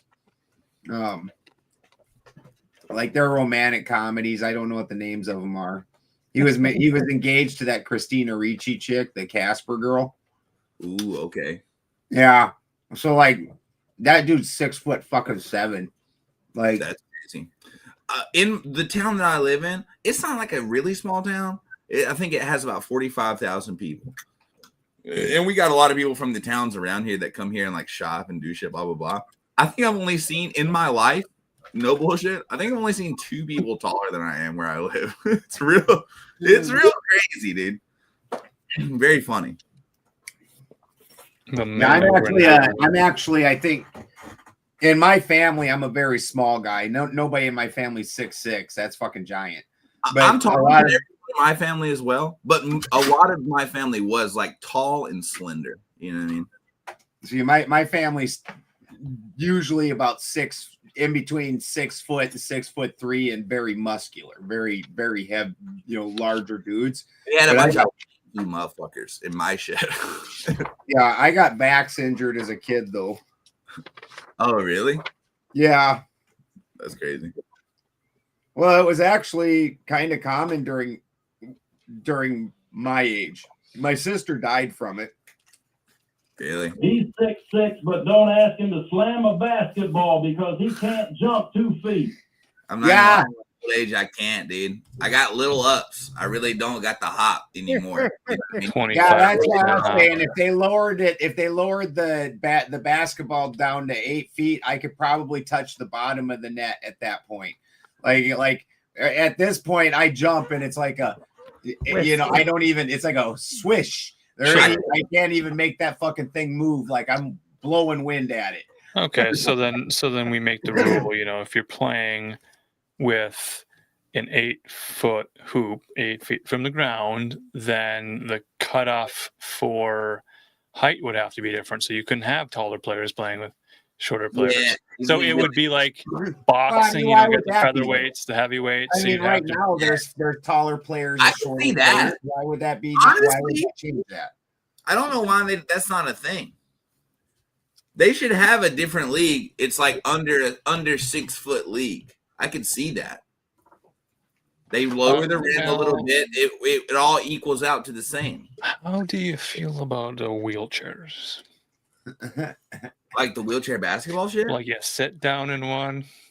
Well, if you're paralyzed, I mean, let yourself do your thing. That's up to you if you want to be paralyzed or not. But I'm just Let me talking. ask How you do you this. feel about wheelchairs? Like just in general? I mean, I think they're probably a pretty decent invention. Okay. How do you feel about them? Do I have this shit wrong? I think there's athletic potential, but I don't. But they don't dribble. So the ball is handled differently. They should dribble though. Let's be honest. Mm-hmm. I've seen a lot of them drooling. Cross through the legs type shit, but Seen a lot of wheelchair folks drooling, but not dribbling. So maybe just wheelchair jousting. I've been in a wheelchair a couple times. I did not enjoy it. Don't like being pushed around. That's funny. That was a good one. I don't know. What was I gonna say? I feel like there's something, you know what I mean? You guys watching any college football? Not if I can help it. I like college football. I don't have TV. I only have the Starlinks. I love college football. I can't help myself, dude. It's one of those things, and not to be disrespectful, California or I don't remember Minnesota. I don't believe either one of those states have a very winning college football team. I'm trying to say the Minnesota Gophers are a pretty good team, or that depending on what year, their team's good sometimes. Yeah. You also got to respect. You also got to respect that we're mid-sized white dudes, man. Hockey is what's important where we're from, and fucking we don't have we have a hockey team in Huntsville, which is like an hour away. But man, I'm not gonna lie, hockey's totally not a thing here, like at all. Sadly, my generator's glug-glugging. I wish it was more of a thing, but it's just not here. I got a Canadian friend. We play Xbox and shit together. Mm-hmm. And he fucking loves hockey. We talk about it and shit. Hockey seems dope, but it's just not a thing where I live. You know what I mean? We had every sport in high school. We didn't have a fucking hockey team. You know what I mean? You need a real big ice box to play in. Yeah. That makes sense. It's usually like 110 degrees here, so it's like they don't do. Yeah, they don't. It doesn't really work. You might get a hockey rink if you're lucky. I don't think you'd catch a whole month without it going above freezing where I live. You know what I mean? Yeah. It might get down to 0 occasionally, but 2 weeks later, it'll be back up to 40. You know what I mean? Do you get 2 planting seasons for crops? It depends on what you're planting. Right. The main thing we do here is corn, cotton, and soybean. Everything else usually is just a cover crop besides maybe wheat and just hay. We got a lot of cattle here, so people do a lot of hay farming. Is there a GMO cotton crop? Is there GMO cotton? Yeah. I mean, probably. I don't know. I have no idea. I don't know much about cotton farming. We have a lot of it here, but I'm too poor to know about cotton farming. It's not near as GMO is not near as common as what people think it is. Like it's mostly the ones that have been hit super heavily are your corn, soybeans, and wheat. We got a lot of corn and soybean and wheat. Hey, we can grow a good tomato. We can grow a good tomato, but How big of a tomato? I don't know. We don't farm them. But there's a lot of private people. Like I've grown tomatoes before. You know what I mean? We grow. You can grow some big old beefsteak tomatoes. However, some flavor in it. It's not a crop here. It's not what people grow to make money with. The only things that people grow to make money with here, realistically, is corn, soybean, and cotton, and maybe wheat. Nothing else. And then if you go to South Alabama, you get peanuts. And besides that, really, there's not much. How does the peanut grow? I don't really know. It's a South Alabama thing. I know a little bit about it, but not much. It's like a South potato Alabama. Underground. Yeah, it's underground. It is underground. Yep, that is what happens. But like I said, I don't know too much about it. I've never even seen a peanut farm, and I'm from Alabama. Well, we have a lot of them down south. I know that. Cheers, Bart. Are you guys sparking it up right now? I roll my own cigarettes. Try shit. I'm on them American Spirits. Yeah, I'm in California. Them things are like $14 fucking a pack, $15. Motherfucker, they're 12 here. It ain't no better. Yeah. You know what this fucking cost? You know what this shit costs? $20, and it lasts damn near a month. That's kind of dope. You got the little cigarette machine, or you just straight rolling it? Yeah, I just roll them. I've used the little slider single cigarette makers. You know what I'm talking about? They never pack them well. It's always weird the way it packs it. And I'm a cannabis user, so I'm just I can roll a good Me too. Like it comes out nice. I know how much pressure to put on it. It's gonna come out nice. That's dope. Yeah, man, these motherfuckers is expensive, but they're good cigarette. I hate to admit it. They are. Think about this. I was shitty cigarettes. My wife and I were smoking a pack a day each, and I wasn't smoking American Spirits. I was smoking Camel Turkish Silvers, which was if we got them. They're nice. Oh man, they're so nice. You know what? And also, I have a mental thing with them. So I did a number of years in prison for cannabis. That sucks. RP. I did 8 years. Yeah. Crazy. And one of my best days in prison, I was out on road duty, and because I was in minimum security, so I could go outside the prisons. And so because it was just for cannabis. So I was on road duty, and I was walking along, and usually what you do is you find like partial cigarettes, and you go and hide them, and you take them back, and you rip off all the tobacco parts, and then re-roll it into a shitty cigarette that's just horrible. And that day, though, somebody had lit the butt end of a Camel Turkish Silver. Dude, the whole stuck it out the window, and that thing was fresh. Like this thing was like hours, that it was the same day. It hasn't been sitting out in the sun. It hasn't been rained on. It is fresh. And all I had to do was cut that little burnt part off the butt. And after we go on road duty, we go back. Once we were back in the prison, the trash area was inside the prison. So the guards would leave. And now you're back in the prison. We ain't got to fucking watch you go dump trash. And so, but over in the trash area, there was 3 mulberry trees. And I climbed up this mulberry tree, and there was just perfect ripe mulberries. And I picked a whole bunch of mulberries, and I sat there and ate mulberries and smoked that Camel Turkish Silver, and it was glorious.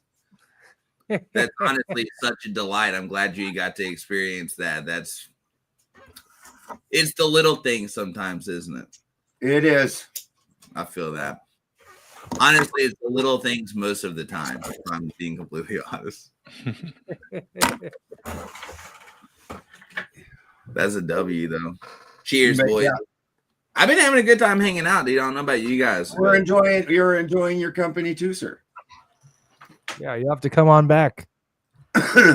Next time. I'm down. My chat probably hates it because I've just been ignoring everyone. That's all right. For one night, dude. They're probably enjoying it because it's content at the end. It's something different. It's something different. Exactly. It's a Friendsgiving.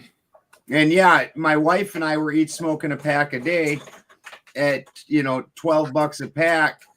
This is freaking that's $84 a week each. That's $168 a week for the two of us. $600 a month. Kind of like that's too damn much. I feel that. I agree. Especially we're subsistence farmers where most of what we do is just to provide for ourselves. We're not trying to buy a bunch of things and spend a bunch of money. It's super hard to get into my house, and it takes 2 hours for me to get to the grocery store. Yeah. I feel that. Yeah, Alan that's the Mark, worst. dude, I could tell. He respected the burp. He was like, "That's good. That's pretty good, dude." Shout out to Cupertino, Chicago Kev, some of the other folks over in the chat. We're crossing the streams tonight. Nice. Didn't any boys do any fishing or hunting, dude? Well, you're a vegetarian, so I wouldn't expect you to do much fishing or hunting. That makes sense. Yeah. Orange hat here. He looks like a hunter. He's got the orange hat on. That's a trademark. But you guys don't really do no fishing or hunting, eh? I understand it. Where I live, I enjoy shooting guns. Where I live, and I probably shoot more things than most hunters. I mean, I'm not trying to, not because I'm not like out hunting. Yeah. But my wife calls it. My wife, it's my. Have you ever seen Beowulf? Yeah, I've seen Beowulf. So when he gets naked and fights Grendel, and the fight. Well, in the middle of the night regularly, because I've got in the summertime, anyways, I'm sleeping naked usually because we don't have power. I don't got AC or nothing, and I've got a Marlin, so it's got more of the pistol style grip 30-30. Oh yeah, but you can't attach anything to it, so I've got a giant DeWalt flashlight that's like damn near a spotlight. Yep. I go out there and I hold the spotlight in one hand and that 30-30 in the other, and because I've got alpacas and cows and a pig and chickens and peacocks and all that shit, ducks, and so we get a shit ton. Yeah, I hold this big ass thing. Are you sure you're not from Alabama? Right. Dude, I try, like, people wouldn't realize that this part of California exists. Everybody, because we don't get talked about. I feel that. Like, I'm not weird up here. This is the way all of us live up here. Most of us don't have power, and we have water out of the side of the mountain. Mountain folk. Mountain folk. It's similar in Minnesota. Outside of the metropolitan areas, everyone's kind of doing hunting, fishing, outdoor stuff, We got farming. mountain folk out here in Mount Hood. Grew up at the base of Mount Hood, and mountain folk were thick, interesting folk. I mean, Steve was friends with some mountain folk. He knows what it's all about. Mm-hmm. But yeah, I'm sure it's like 10 times more mountain folk on Murder Mountain. Yeah, that's all there is around here. You're hours from any kind of we can't even buy a pack of cigarettes or a gallon of gas without driving an hour. You might see somebody in a scuba gear swimming around in the darkness. Yeah, we have weird shit like that. We got tweakers that fucking, like, we have one tweaker chick that literally in the winter, because it rains here constantly in the winter, and so she puts on scuba gear and then goes and lurks out in the forest and scopes out everybody's fucking properties. Soccer cleats. Yeah, and wears soccer cleats. She's also wearing soccer cleats, so she has traction. So she's not slipping down the hills. Yeah, so she's not eating shit like the rest of us eating shit down the wet hills. With the wig. And she has a wig on. And the panda bear hat. Oh yeah, and a panda bear hat. I forgot about On the top of panda the bear wig. hat and the wig. That's Top of it's the crazy. Meth is a hell of a drug. Meth is a hell of a drug. You should see my fucking Jim. Did you see what happened with my fucking neighbor? What happened? Like straight up, I'm over here and we've been trying to clear the culverts because nobody else takes care of the road, and otherwise the culverts overflow and it eats into the road. Oh yeah. And so we're over clearing the neighbor's culvert because she don't come here no more. She's trying to sell the property, so we're over fixing her shit up. And this psycho comes up screaming at me and fucking then yelling something about fucking his water lines and trespassing, and he lives like fucking 4 properties down. Is this the YouTube guy? Yeah, that guy. And he's recording The it like Grateful he Dead done bear? something. I thought the cops were coming for sure. And I was like, please let them fucking cops come. This guy is just off his fucking nut. Man, he has a hard on for you too. He does. He thinks I'm a demon and I have powers over animals. I thought you were joking true. until No, you he showed us thinks those that. videos he made. Yeah. Those YouTube videos where he said it. Yeah, that's why I said it. I didn't make that shit up. Hey, like batshit crazy. Yeah, I did acid one too many times, did too much crack. It's all bad. He's probably watching now. Would he like a American lip pillow to sleep on tonight? By Tucker Carlson. The Tucker Carlson. Yeah. Tucky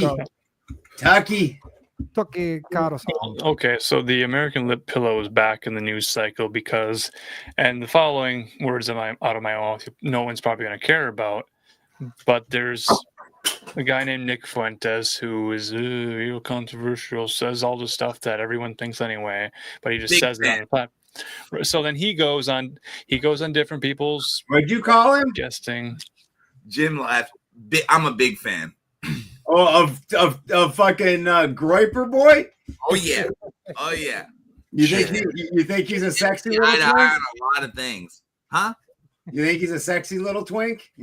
No, I think he has a problem getting girls because let's be honest here, boys. Because he likes boys. No, I think it's because it's one of those things where it's like, let's be honest. Most women are liberals. Can we agree on that here? My wife was liberal when I met her. I get that. And most women are liberal. And they might change eventually with the older they get. But women from the age of, I don't know, 10 to fucking 37, most of them are liberal. Let's be honest. And if they didn't have a strong man in their life. I get that. But I'm just saying sadly, that's the world we live in today. Yeah, I agree. Most women are. He's like extreme conservative. So already that eliminates most of the group of women. And then what's left? You got to be worried. You're this guy blowing up, making tons of money. You got to worry about the type of girl that is hitting you up randomly in your fucking DMs because he's got them. You can call him a twink. You can say whatever. He's got bitches sending him DMs being like, I agree with everything you say. I want to have your baby. Be that famous and that wealthy and not. That's exactly. So obviously, I think if he wanted to fuck just some bitch, he could. But I think he's probably worried, being like, well, not only shit's just dangerous because he's saying some hot button shit. You know what I mean? He's got to watch out. And also at the same time, he's probably trying to make sure that is this just some because he might not want a bitch that only wants to fucking marry him because he's Nick Fuentes, this internet guy. You know what I mean? If he's serious, I wouldn't want my wife to only fuck with me because I'm a famous person. I would want him to like me for me. And he doesn't go anywhere. He just sits in his fucking house and streams. Yeah. So you gotta think it's probably hard for him to find the bitch that he's looking for. And even if he did, he'd have to be very cautious. You know, it's just one of those things. I hear that a lot of people call him a twink or whatever and this and that. He's gay. And I get that. I do get it. I mean, that's because he's gay. I mean, it's not trying to be mean. It's because he's gay. Well, he's not gay, and he's not dodgy allegations. I think. Well, I understand that. I do understand that. I think that he actually does fuck with Candace Owens, but you know she's married and has kids and shit, so it's cooked. But I do see something there, dude. He likes that bitch. That's real.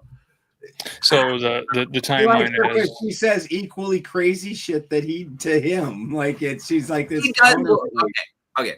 And here's another thing that I would like to discuss. Like that whole your body, my choice shit. That was nuts to say. He knew that was gonna happen. I get it. Bro, sometimes if you want to play with the big dogs, you got to jump off the porch. Extreme speech. Exactly. If you're trying to blow up on the internet, maybe you got to say something that you don't even believe because you know it'll get clicks. Now, I'm not that type of person, and the 3 people I'm talking to might not be that type of person because my ultimate goal isn't just being fucking famous. Like, you know what I mean? I really don't care. I do this shit for fun. You know what I mean? It's one of those things. I got fairly high up there and was very well known, and I got to tell you, it's honestly just weird, is what it is. I get it, and I understand that 100%. But like, I don't know. I think that a lot of the things he says, they're just jokes, man. And if they're not jokes, they're to get the clicks. He doesn't really believe that shit. If you really go listen to him, you'd be surprised how much the 3 of you fellas probably agree with a lot of his takes. A lot of his takes. I'm sure. You're not all of them. And a lot of times he says some off the wall shit to make sure he gets clips and things like that. And from where he's coming from, he kind of has to. You know what I mean? Because he's been banned off in everywhere. Nobody on the mainstream media is going to put him on. So the only way he's going to get his message out there is to do some crazy shit that gets the clicks, whether he agrees with it or not. Right. And that's a good summation of where I was going with the conversation, to say that after Charlie Kirk was no longer with us, there was sort of a vacuum that was filled. And then Charlie Kirk was astroturfed on everybody who was looking for the Kirk material. So if you like Kirk, well, this guy he's a streamer over here. So he picked up a lot of that traffic. And then from there, he did some publicity. He talked to the girls from Red Scare who were they were socialists at Charlie Kirk was not near the bombastic as Nick Fuentes is. Like the things that they pinned him, he was it's because he was mainstream. You can't say the things Nick Fuentes says and be mainstream. They just want. I'm just saying you can't port Nick Fuentes into the Charlie Kirk spot. Like, you can't do it. The two are not at all alike. There's enough people looking for that sort of conversation, so that they're going to be curious to say, well, let's go look over here. And what I'm saying is, this is a long-winded shaggy dog story to say it comes back to Tucker Carlson being a bigger figure with a bigger platform, who was on Fox News, left to do his own thing, and now his thing is American lip pillow Zin replacement things.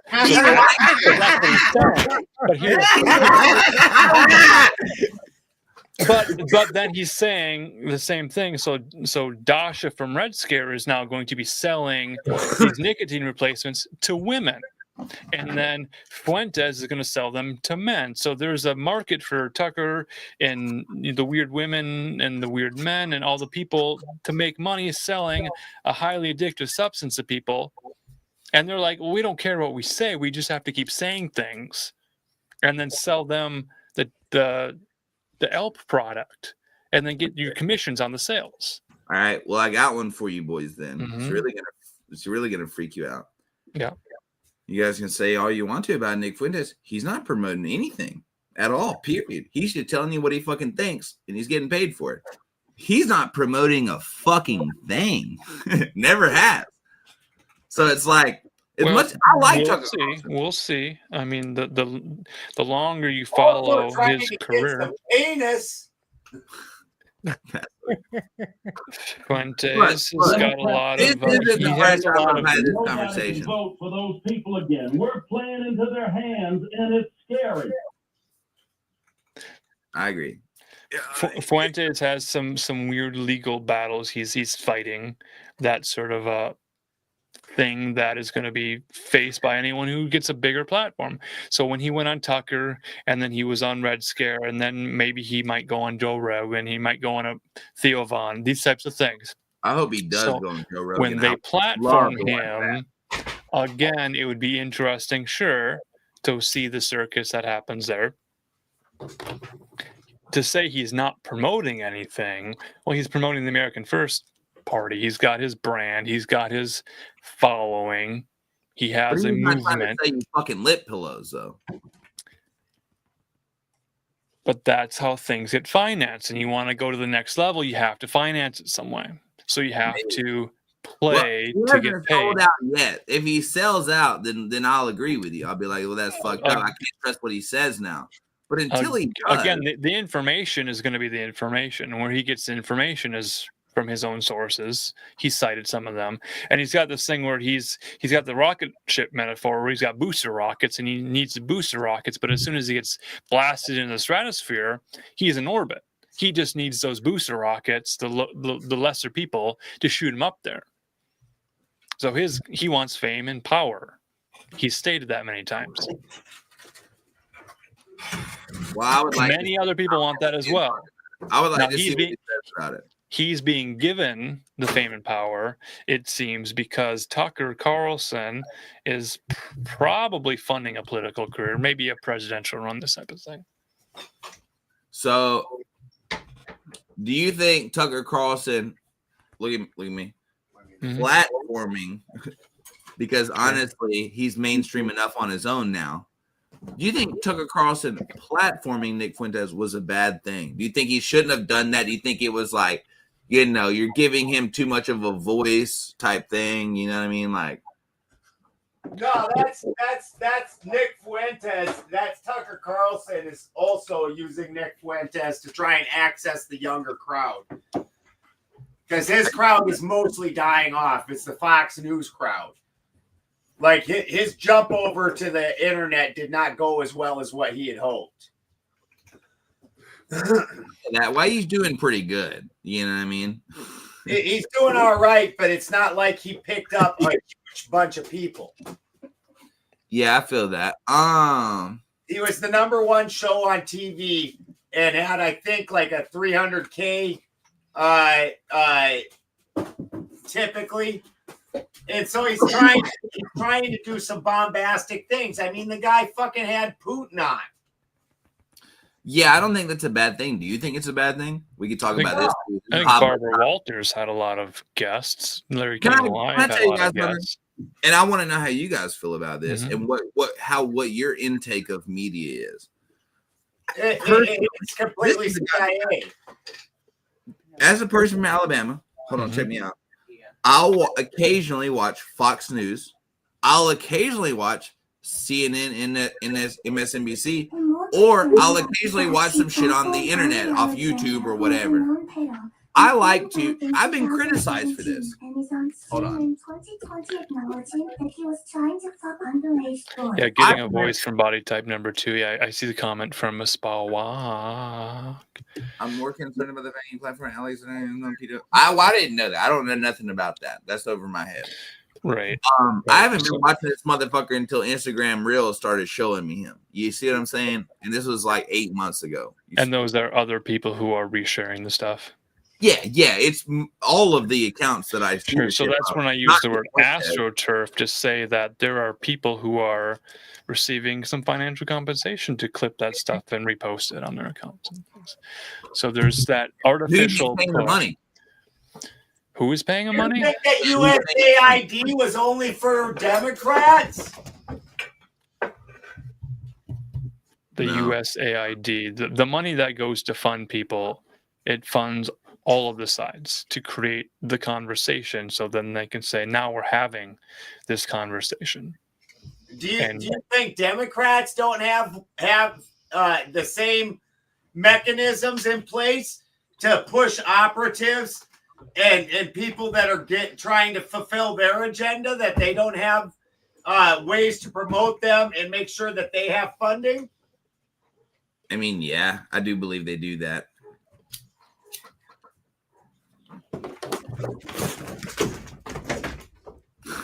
So there's the message and there's the messenger, and the way that Fuentes puts it out, that's his style.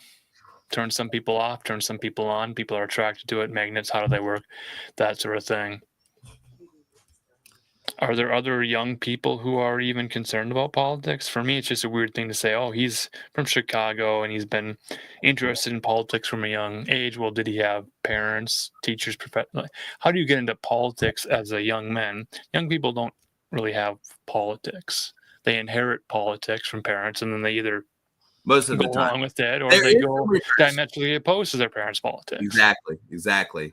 Oh, you're a bitch that grew up in a staunchly Republican household. You're probably going to be a crazy woke liberal. That happens a lot. You know what I mean? Because they're just trying to rebel from that, obviously. Yeah.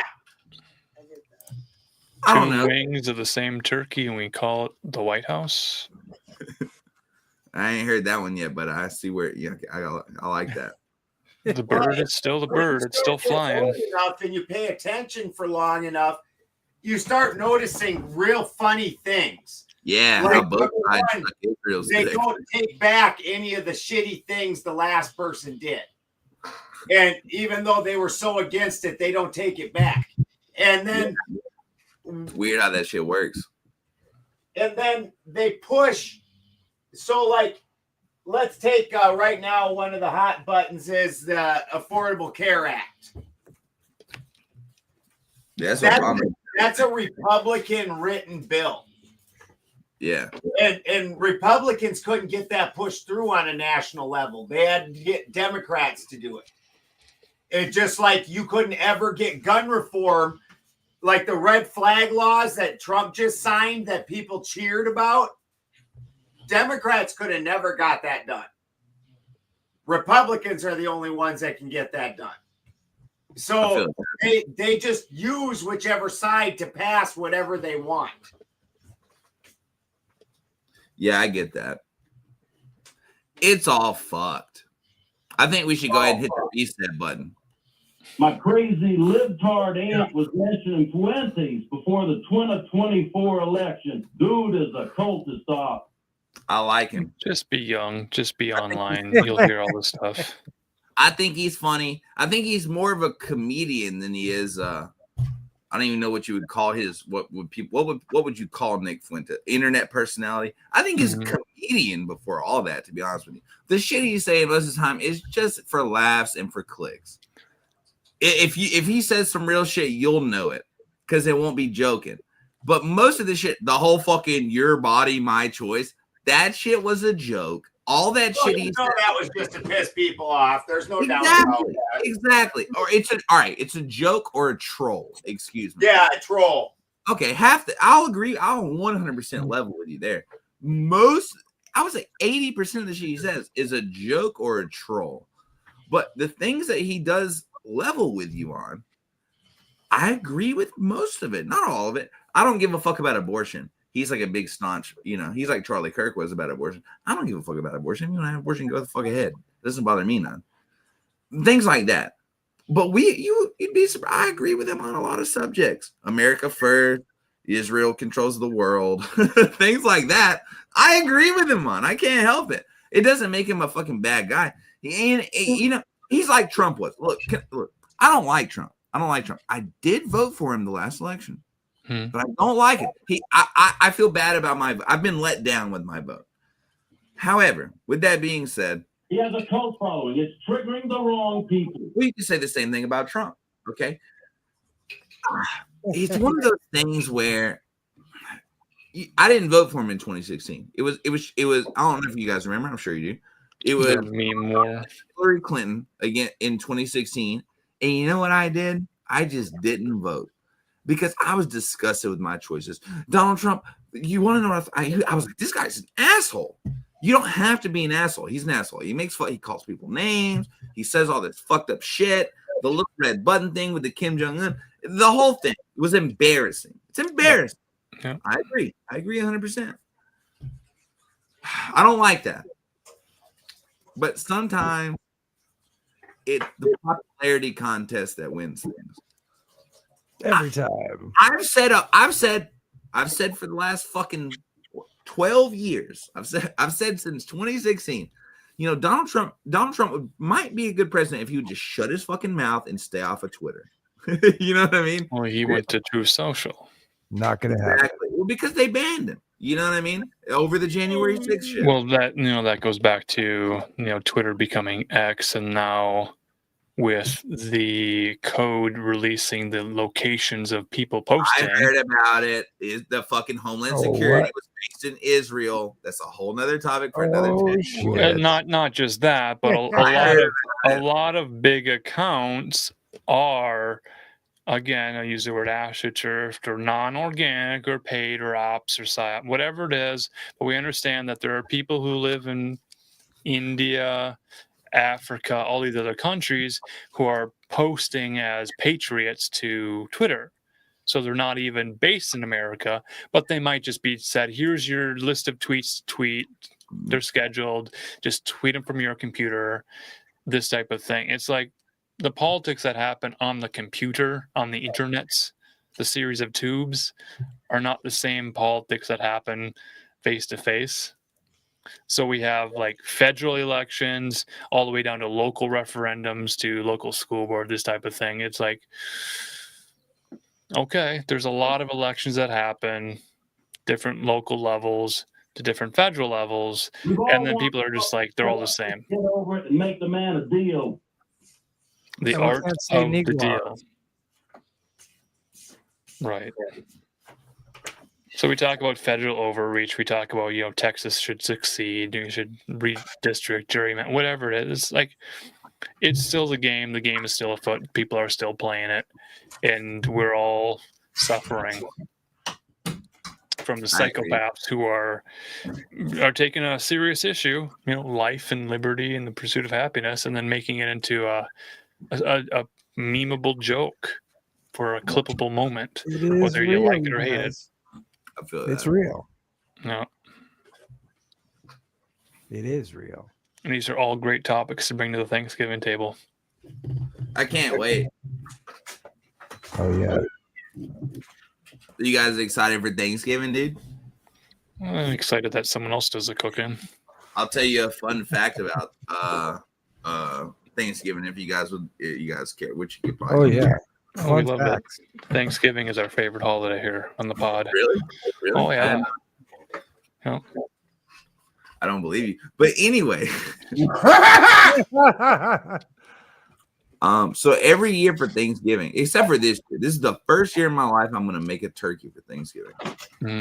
Believe it or not, I've never cooked a turkey, so I bought a turkey today. We're gonna see how that goes. But I normally make deer meat. Take the guts out of it before you cook it. I know about. I'm gonna make giblet gravy, bitch. I'm from Alabama. All right. I'm gonna make the giblet gravy. Don't worry about that. I ain't never cooked a turkey before, but I know giblet gravy. Anyway, bone broth too. Use every part of the turkey. Oh yeah. You are Native American. We're gonna use the drippings, bro. I'm gonna literally put my ear to the cabinet before I even open the fridge, so I can hear the fucking hoof prints of the non-hoofed turkey. Anyway. I make deer meat every year for Christmas because I don't know if you Christmas, by the way, Thanksgiving. I don't know if you guys know this. There's actually, you guys like conspiracies and things. The only reason we eat turkey for Thanksgiving is because of the fucking turkey industry, brother. And that's fact. You can go look this up. There's no written account whatsoever of turkey being served at the first Thanksgiving. However, there's multiple diary accounts of there being 5 deer at the first Thanksgiving. So I think it's actually more traditional to make deer meat for Thanksgiving than it is to make turkey. And that's usually what I make every year. And I'll probably make a little bit. Fresh venison. Oh yeah. I got a big freezer full of deer meat. I do a lot of deer hunting. But yeah, usually I make a big deer roast for Christmas, but my mom told me she didn't want to cook fucking Thanksgiving dinner this year. And I said, don't worry about it. I'll try to make a turkey. So I'm going to make a turkey this year. But every other year of my entire life, I've just made, usually I do a big deer roast. That's what I like to do. And I think that's probably more traditional, more original to the original Thanksgiving than turkey ever was. Turkey is literally, it was the big poultry industry that made turkey popular for Thanksgiving. And prove me wrong, dude. No, that's very I made a true. turkey And refrigeration last too. They took like Turkeys are $10 a pound. $10 a pound turkeys. it took almost 3 days for the It damn was thing to fresh, never warm frozen. up. The turkey I bought today was fresh, never frozen. It was $1.47 a pound. They took like 3.5 days for mine to thaw.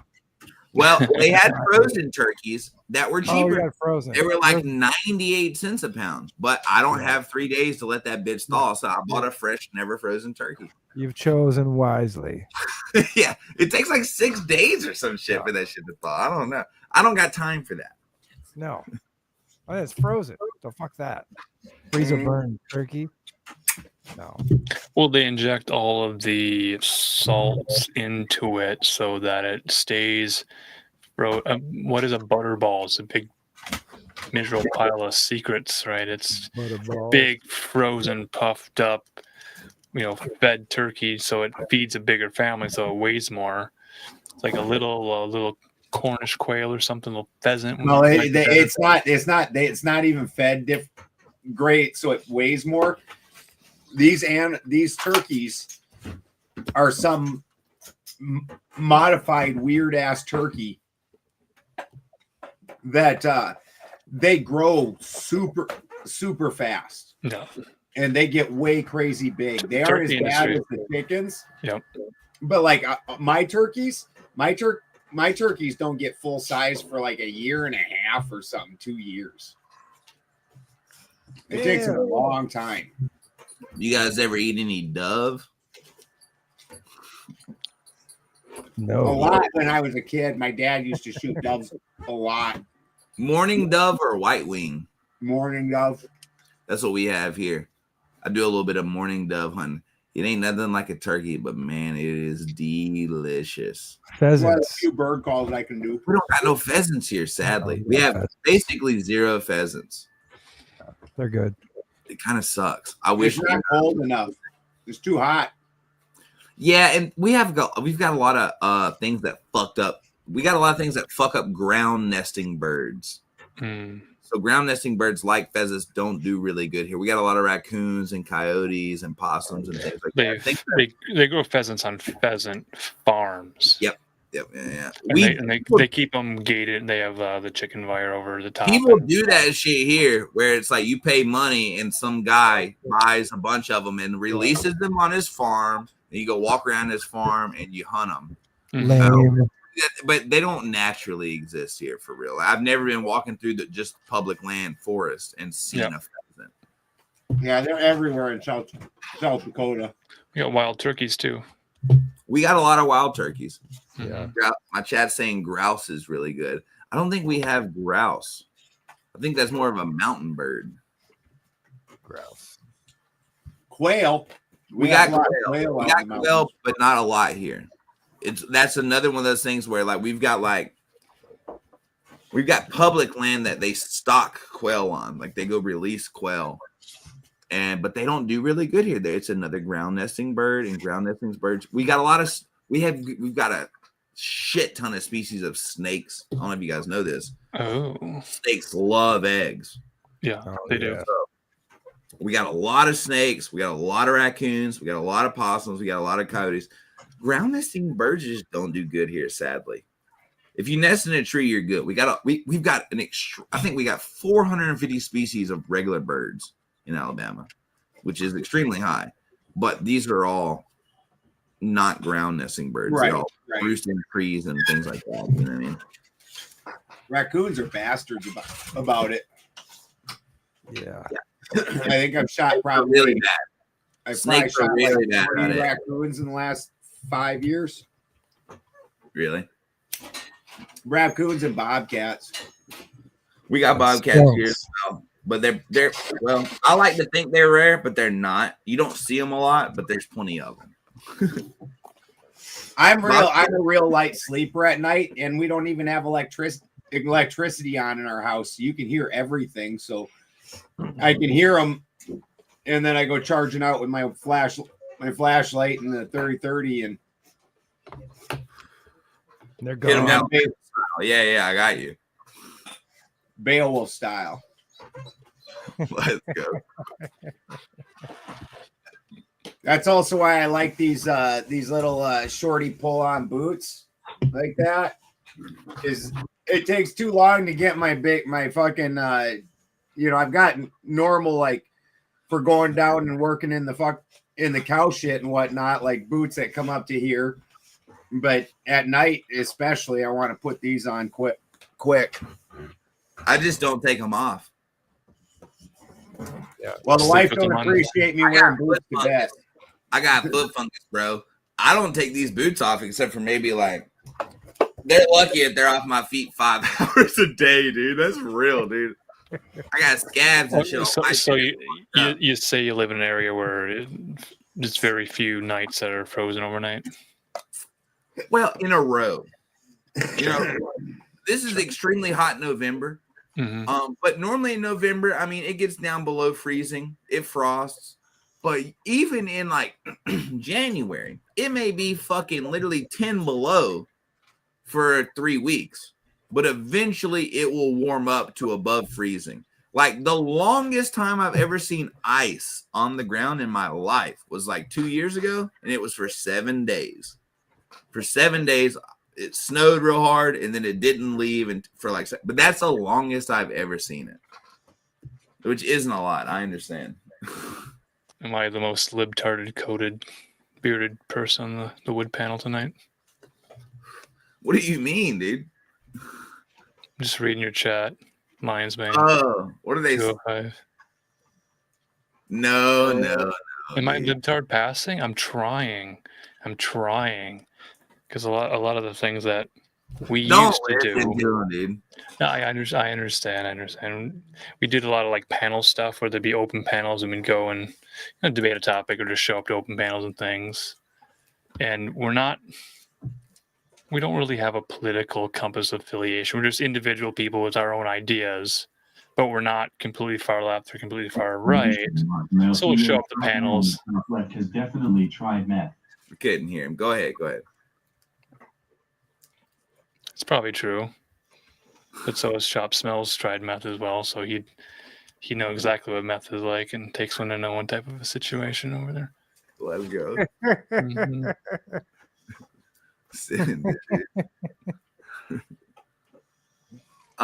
So we'd go to these other panels, and then I just show up, and I wouldn't decide what position I'd take until I just read the room a little bit and try to find the one position that would just slowly get under the skin, and then pry and get deeper and deeper and more ridiculous, and until they realize, oh, okay, you're being more and more ridiculous, and it's like Marcus is an agent of chaos. I respect that. You got to have a troll in the friend group, to be honest with you. Somebody's got to instigate things, or it's going to be boring. It's just he's a chaotic neutral. So dry, so sincere, so boring that you can get away with it because they don't know if you're being disrespectful. You're just asking the right questions. Feel that. Prying and poking. I'm always just asking questions. Yeah. Mm-hmm. Is Benjamin Netanyahu responsible for Jeffrey Epstein? I don't know. I'm just asking. I don't know, dude. Better questions. Mm-hmm. Yeah. What would Bobcat Goldthwait say about it? Exactly. Is that who we were talking about earlier? What would James Dean do? I don't know. Maybe eat some Jimmy Dean sausages. It's like, who's that other actor who has the pasta sauce? That man, he had the pasta sauce. I live right by a James Dean factory, so I'm immediately thrown off. Jimmy Dean sausages. What about Neil Patel? Neil Patel. I don't know Neil Patel. I know Neil Young. He's pretty cool. Is he getting into the sausage game? Neil Young or Neil Patel? Yes. Yes. It's Paul Newman. He has his own like salad dressing, Newman's own. Dude, they knew you were a big Island Boy fan. Oh, I love the Island Boys, dude. They're fantastic. How you guys feel about the Island? Oh yeah. That's Smooching all the time. That shit was crazy, dude. I'm not Island. Weird skinny kids. Yeah, they made out. weird hair. That's funny. They look like Sideshow Bob. Big Neil Peart fans excited about the I think they let a girl in the band. Rush. I like Rush. Mm-hmm. You know, they had a couple good ones. Tom Sawyer type shit, it's all right. Mm-hmm. They weren't all bangers, but you know, we'll take it. Not everybody's Iron Maiden. Exactly, dude. It's a good thing. Yeah, hide your power level. 100%. Don't come out full guns and blazing all the time.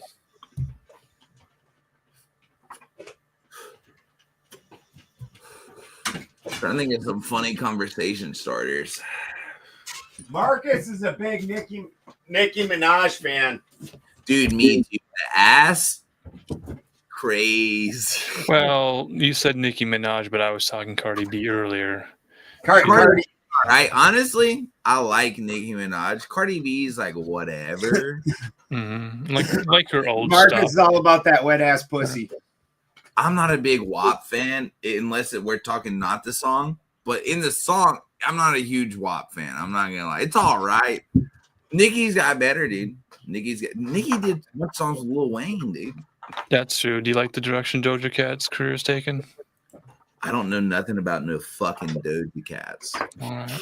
You don't know about the Doja Cat? I've heard of them. I don't What know about nothing. the Pootie Pies? I don't know nothing about that. You don't know nothing about the Pootie Pies? That internet feller, I know that feller. That's it, dude.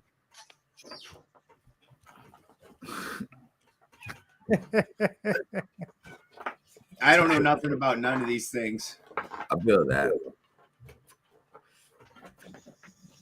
It'd be like We're old. We're old. Let's see. What's some more great political topics? How do you guys feel about immigration? What's your stances? ICE, yay or nay? I think if you're gonna ride it on a boat, you should have a swimming test first, just in case it goes down. That's crazy. I would not promote mass immigration in any way, but on the same side, I'm also not like horribly anti-immigration either. All right. Oh, let me. How do you feel about illegal immigration?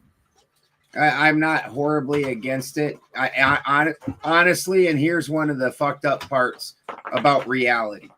All right, let's hear it. Like, the illegal immigrants aren't usually the problem. They're actually pretty cool. Like, they're usually very quiet people. They're usually extremely conservative. I know. Don't get me wrong, the MSG 13 or whatever fucking gangs or whatever. I get it. You know, fuck those guys. But 99% of your illegal immigrants are just trying to work and keep their head low, and they're usually very conservative people and family people. Yeah, I agree. I've known a lot of illegal immigrants, and you know, most of them are. Now, with that being said, I do think that they should come in legally. Do you think it's a crime to enter this country illegally? We're asking the hard question now. You also got to look at. I got 7 kids. At any point in time, if my 7 kids, I couldn't feed them because the conditions to make money in my country were so bad. I don't give a fuck if people were spitting on me in the streets. If the money was better in Canada and I could provide for my kids by going up to Canada illegally, my ass is an illegal alien tomorrow. I get it. If you got caught, would you be like understanding that they would send you back to America? They usually are. They usually are. I mean, they're not happy about it, but they usually understand. All the ones I've ever known that have been deported, and I've known quite a few. I lived in I lived in Denver, and I live in California now. And like at them LA protests and shit, you know what the biggest takeaway you should get from them protests was there was no illegal immigrants at them protests. That was all crazed ass American libtards. There was no illegal immigrants at them. I get it. The No Kings movement. Yeah, the No Kings movement is not illegal immigrants. It's libtards. Who do you think? Do you guys know, about the whole No Kings protest? Everybody's getting paid, right? Yeah, 100%. That's what I'm saying. And they aren't illegal immigrants. Them are just crazy libtards. Well, I think people get paid about illegal immigration more, or like it's a photo opportunity about it more than anyone. Yeah, is the crazy libtards. Yeah, like they freak out it. They're like, "Oh, you can't send these people back," and it's like, dude, but like they're here illegally.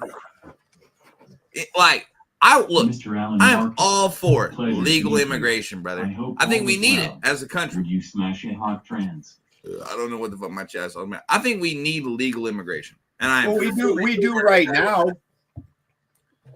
But I don't think we should just have an open border policy where anyone can come over. And if you happen to sneak over, the shit's like Red Rover, you just get to stay. You know what I mean? I don't think that's the policy we should have. I do believe that if you come here illegally and we catch you, then you got to go back. And maybe you could try to come illegally again, but that's on your own doing. And that's what I'm saying. I don't care. I'm not like all anti-controlling immigration either. I'm not going to go out there and do that either. But I just don't hate on immigrants. Like, no, me either. Like I said, I'm 100% supportive of immigration, legal immigration. I just think you should go through the proper hoops, just like the way I gotta jump a hoop to put a silencer on my AR. They should have to jump hoops to fucking go through the process. I don't like the hoops, to be honest with you. I wish there was no hoops. We honestly, you know what I mean? But that's not how it works. Sure. So now, how do you solve then? How do you solve then the replication crisis that we're in? What do you mean?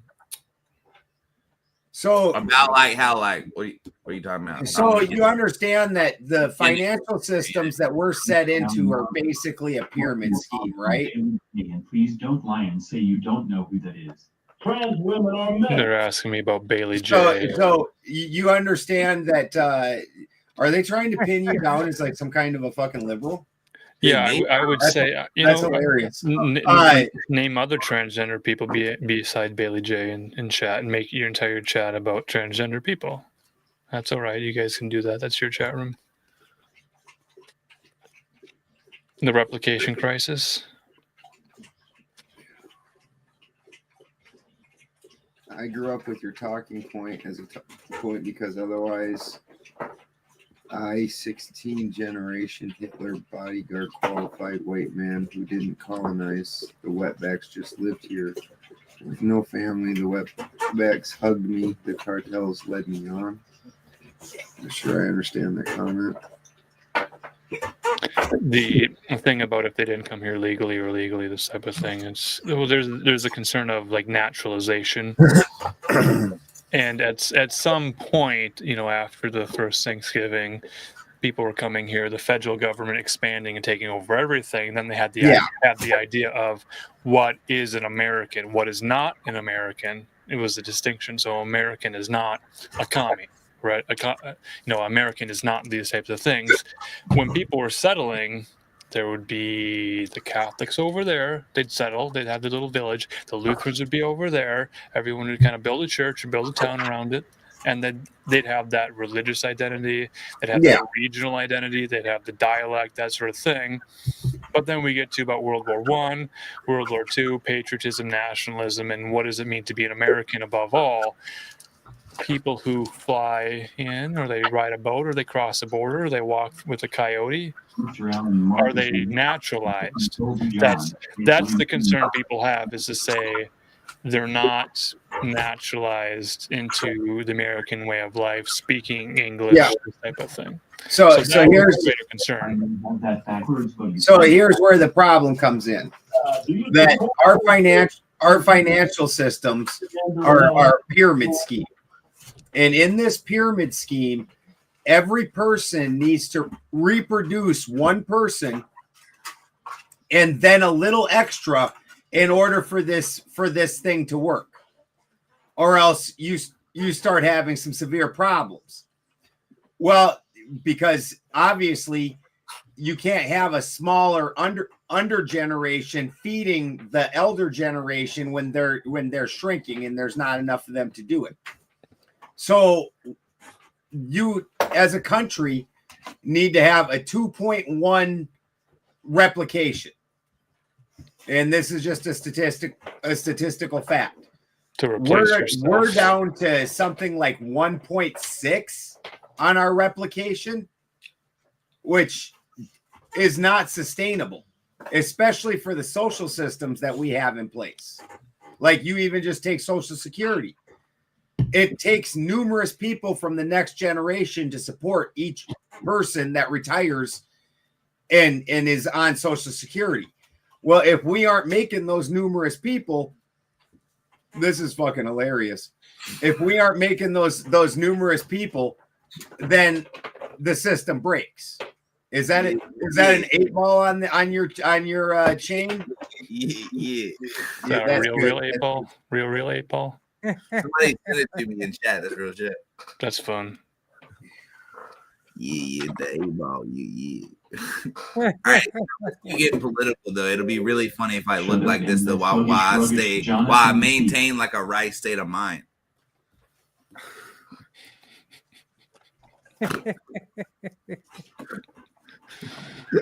Finally, Alan Marcus laughs, dude. This is what it took. This is what it took, dude. He makes a practice out of not laughing at other people's jokes.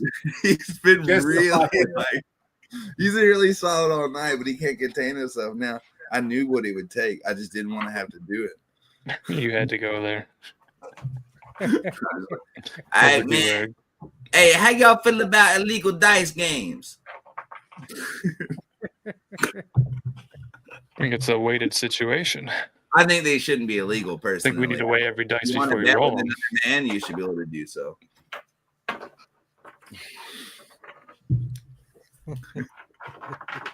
I caught them all off guard. They're stuck, dude. They're like, what is this guy doing? There's a lot of fringe stuff, a lot of fringe ideas. Hey, somebody sent me this on stream like 2 weeks ago. How's it fit? I think it's probably a little big.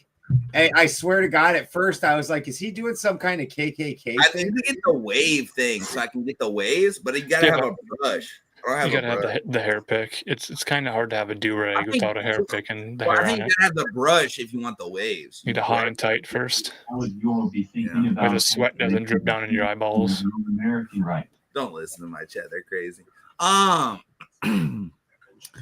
Nah. You saying no, but no bullshit. Chat. Somebody from chat sent me this a few weeks ago. Mm. They ordered an order from CVS. I had to receive the fucking order, bro. It was a do-rag. Mm.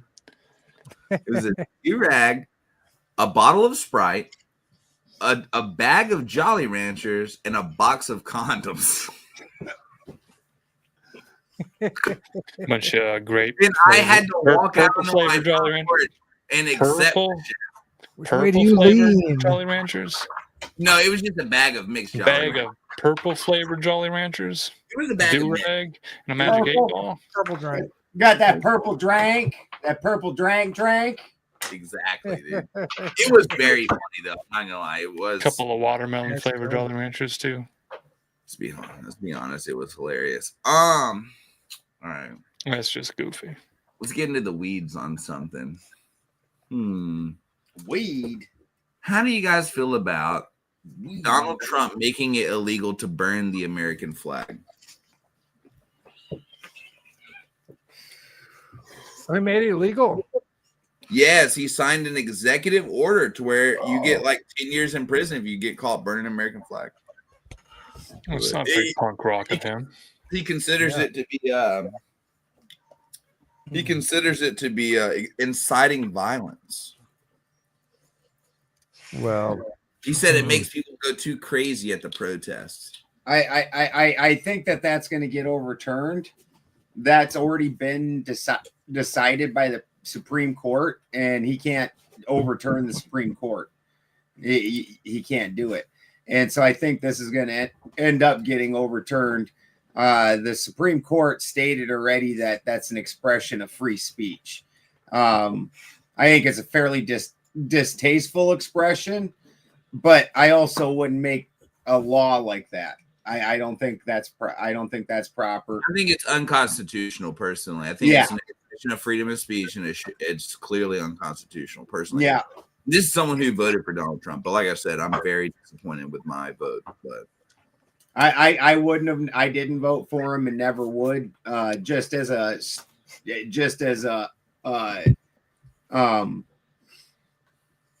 point of morality, the guy dodged the draft. Is then going to be the commander in chief? Huh? Did you vote for Kamala Harris or did you just not Fuck vote? no. See, that's the problem. I feel you. It's like, man, it's one of those things where it's like the lesser of two evils, which I don't think is a great choice ever. Yeah, you can't convince me to get, dude. I served in the Army. That dude dodged the draft. He wouldn't come serve with the rest of us. But I'm not saying he's a good guy. He's commander in chief now. Now you're going to go tell me to die or my people to die, and you wouldn't go do it? Dude, would you rather it be Kamala though? Fuck no. It's decided beforehand. They know who's going to win. Your votes don't matter. Nobody's votes matter. Yeah, the whole thing's fake. Honestly, I agree. I agree 100%. You remember that Florida hang Chad situation with the voting? Like they had the punch machines. Is it a hang Chad? Is it a real vote? There's always been concern about how the votes are counted and measured. So there's really low confidence in an individual vote being counted properly. And the drama of who won and overturning elections, again, two wings of the same fat turkey bird. And here's the fact: you're never given an alternative, a good one, and they do that on purpose. They do that on purpose. That noise. That was my cat. That was two cats got too ornery for a second. Whap, whap, whap. Make that pussy wet. Get the hell out of me, dude. Yeah. Just gotta shoot your spray gun at the bunghole and shut them up. Both the DNC and the RNC are private corporations. Okay. Yeah. So they're and this isn't a new thing. So like you notice that Donald Trump didn't do anything in the primaries. Yeah. He didn't. He's like that shit don't even mean nothing. Because Donald Trump absolutely, and the same thing with Kamala. Well, this isn't the first time that's happened. Bernie Sanders beat Hillary Clinton severely in the primary election. They robbed him. And I like Bernie Sanders, besides the fact that he's Jay. But most of his shit is right. Jay, though. Most of it, he don't fuck with Israel, dude. He don't like giving money to Israel. I respect that. As a Jay, you know what I mean? They didn't fuck him. It was taken to court, and it was found in court that the DNC is a private corporation. And if they want to decide in a smoke-filled back room who their candidate is, that's their right. The rest of that is just a bullshit show. And so you look, if you look, back in the day, they Ross Perot ran, and Ross Perot almost beat the brakes off of Clinton. Mr. And Brown, we know how you feel about Bernie Sanders. What are your thoughts on Bernie Gares? Bernie what? Don't Burning answer. hairs? No, don't answer it. Like laser hair removal? Don't. Does your chat like Don't answer dolphins it. in an intimate way, in a very Don't answer uncasual, it. specific way? It was a troll. Don't answer it.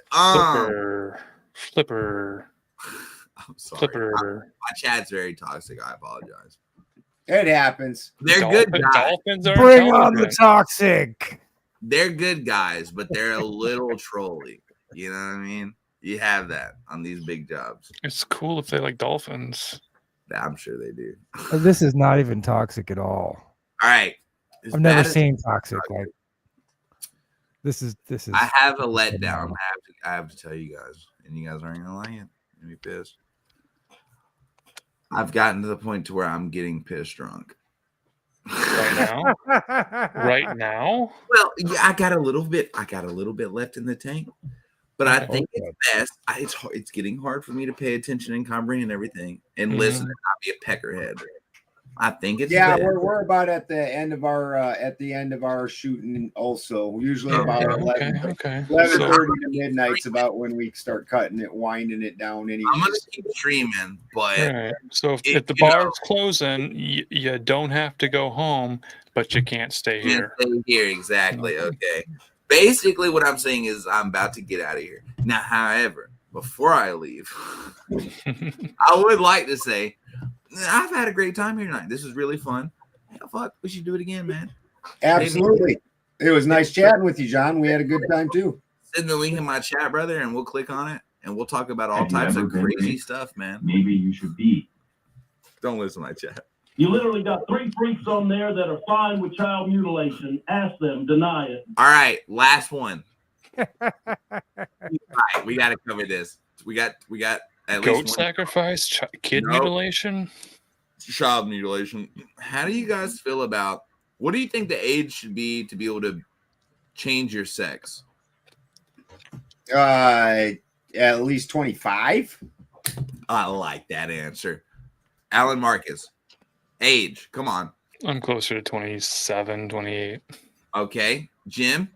I think that definitely an adult, but you would need to have all kinds of counseling beforehand. You know, like 3 years of counseling. Very maybe nice answer. Very nice. 25. Yeah, the brain has to be developed.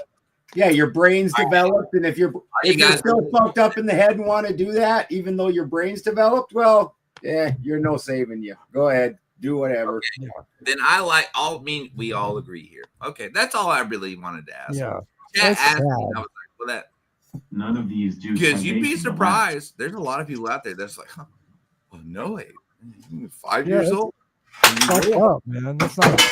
Yeah, if you're doing that to a 5-year-old, you should be taken out and given a short rope and a tall tree and put them things together. Yep, that's how that should go down. I like that. Some Charlie Daniels shit. All right, that was fantastic. Please invite me to do this again. This was really fun. Link in my chat. I don't know how to contact you guys because I'm drunk now. We definitely will. Don't worry about it. But just you guys know where I'm at. Real web page. Yes, There's an sir. email address on there. Send your records. I thought It's you been were there trying all to night. do one of those cop eye tests.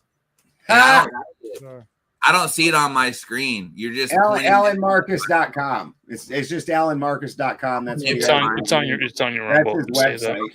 I'll probably never find it, but you guys know where I'm at. Yes, invite sir. me. Indeed. We will definitely hook up again, brother. It was nice meeting you, John.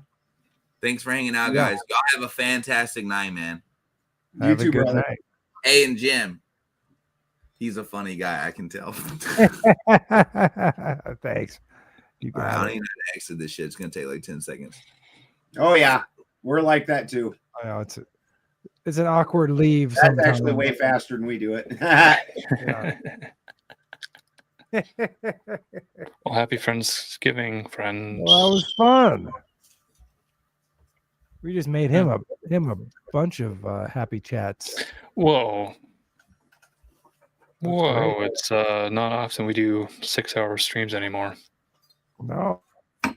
Not No. a regular occurrence. No, we have gotten away from that habit. Indeed. And so with that said, ladies and gents, this is a good time. Everybody have a fantastic Thanksgiving. We love you guys.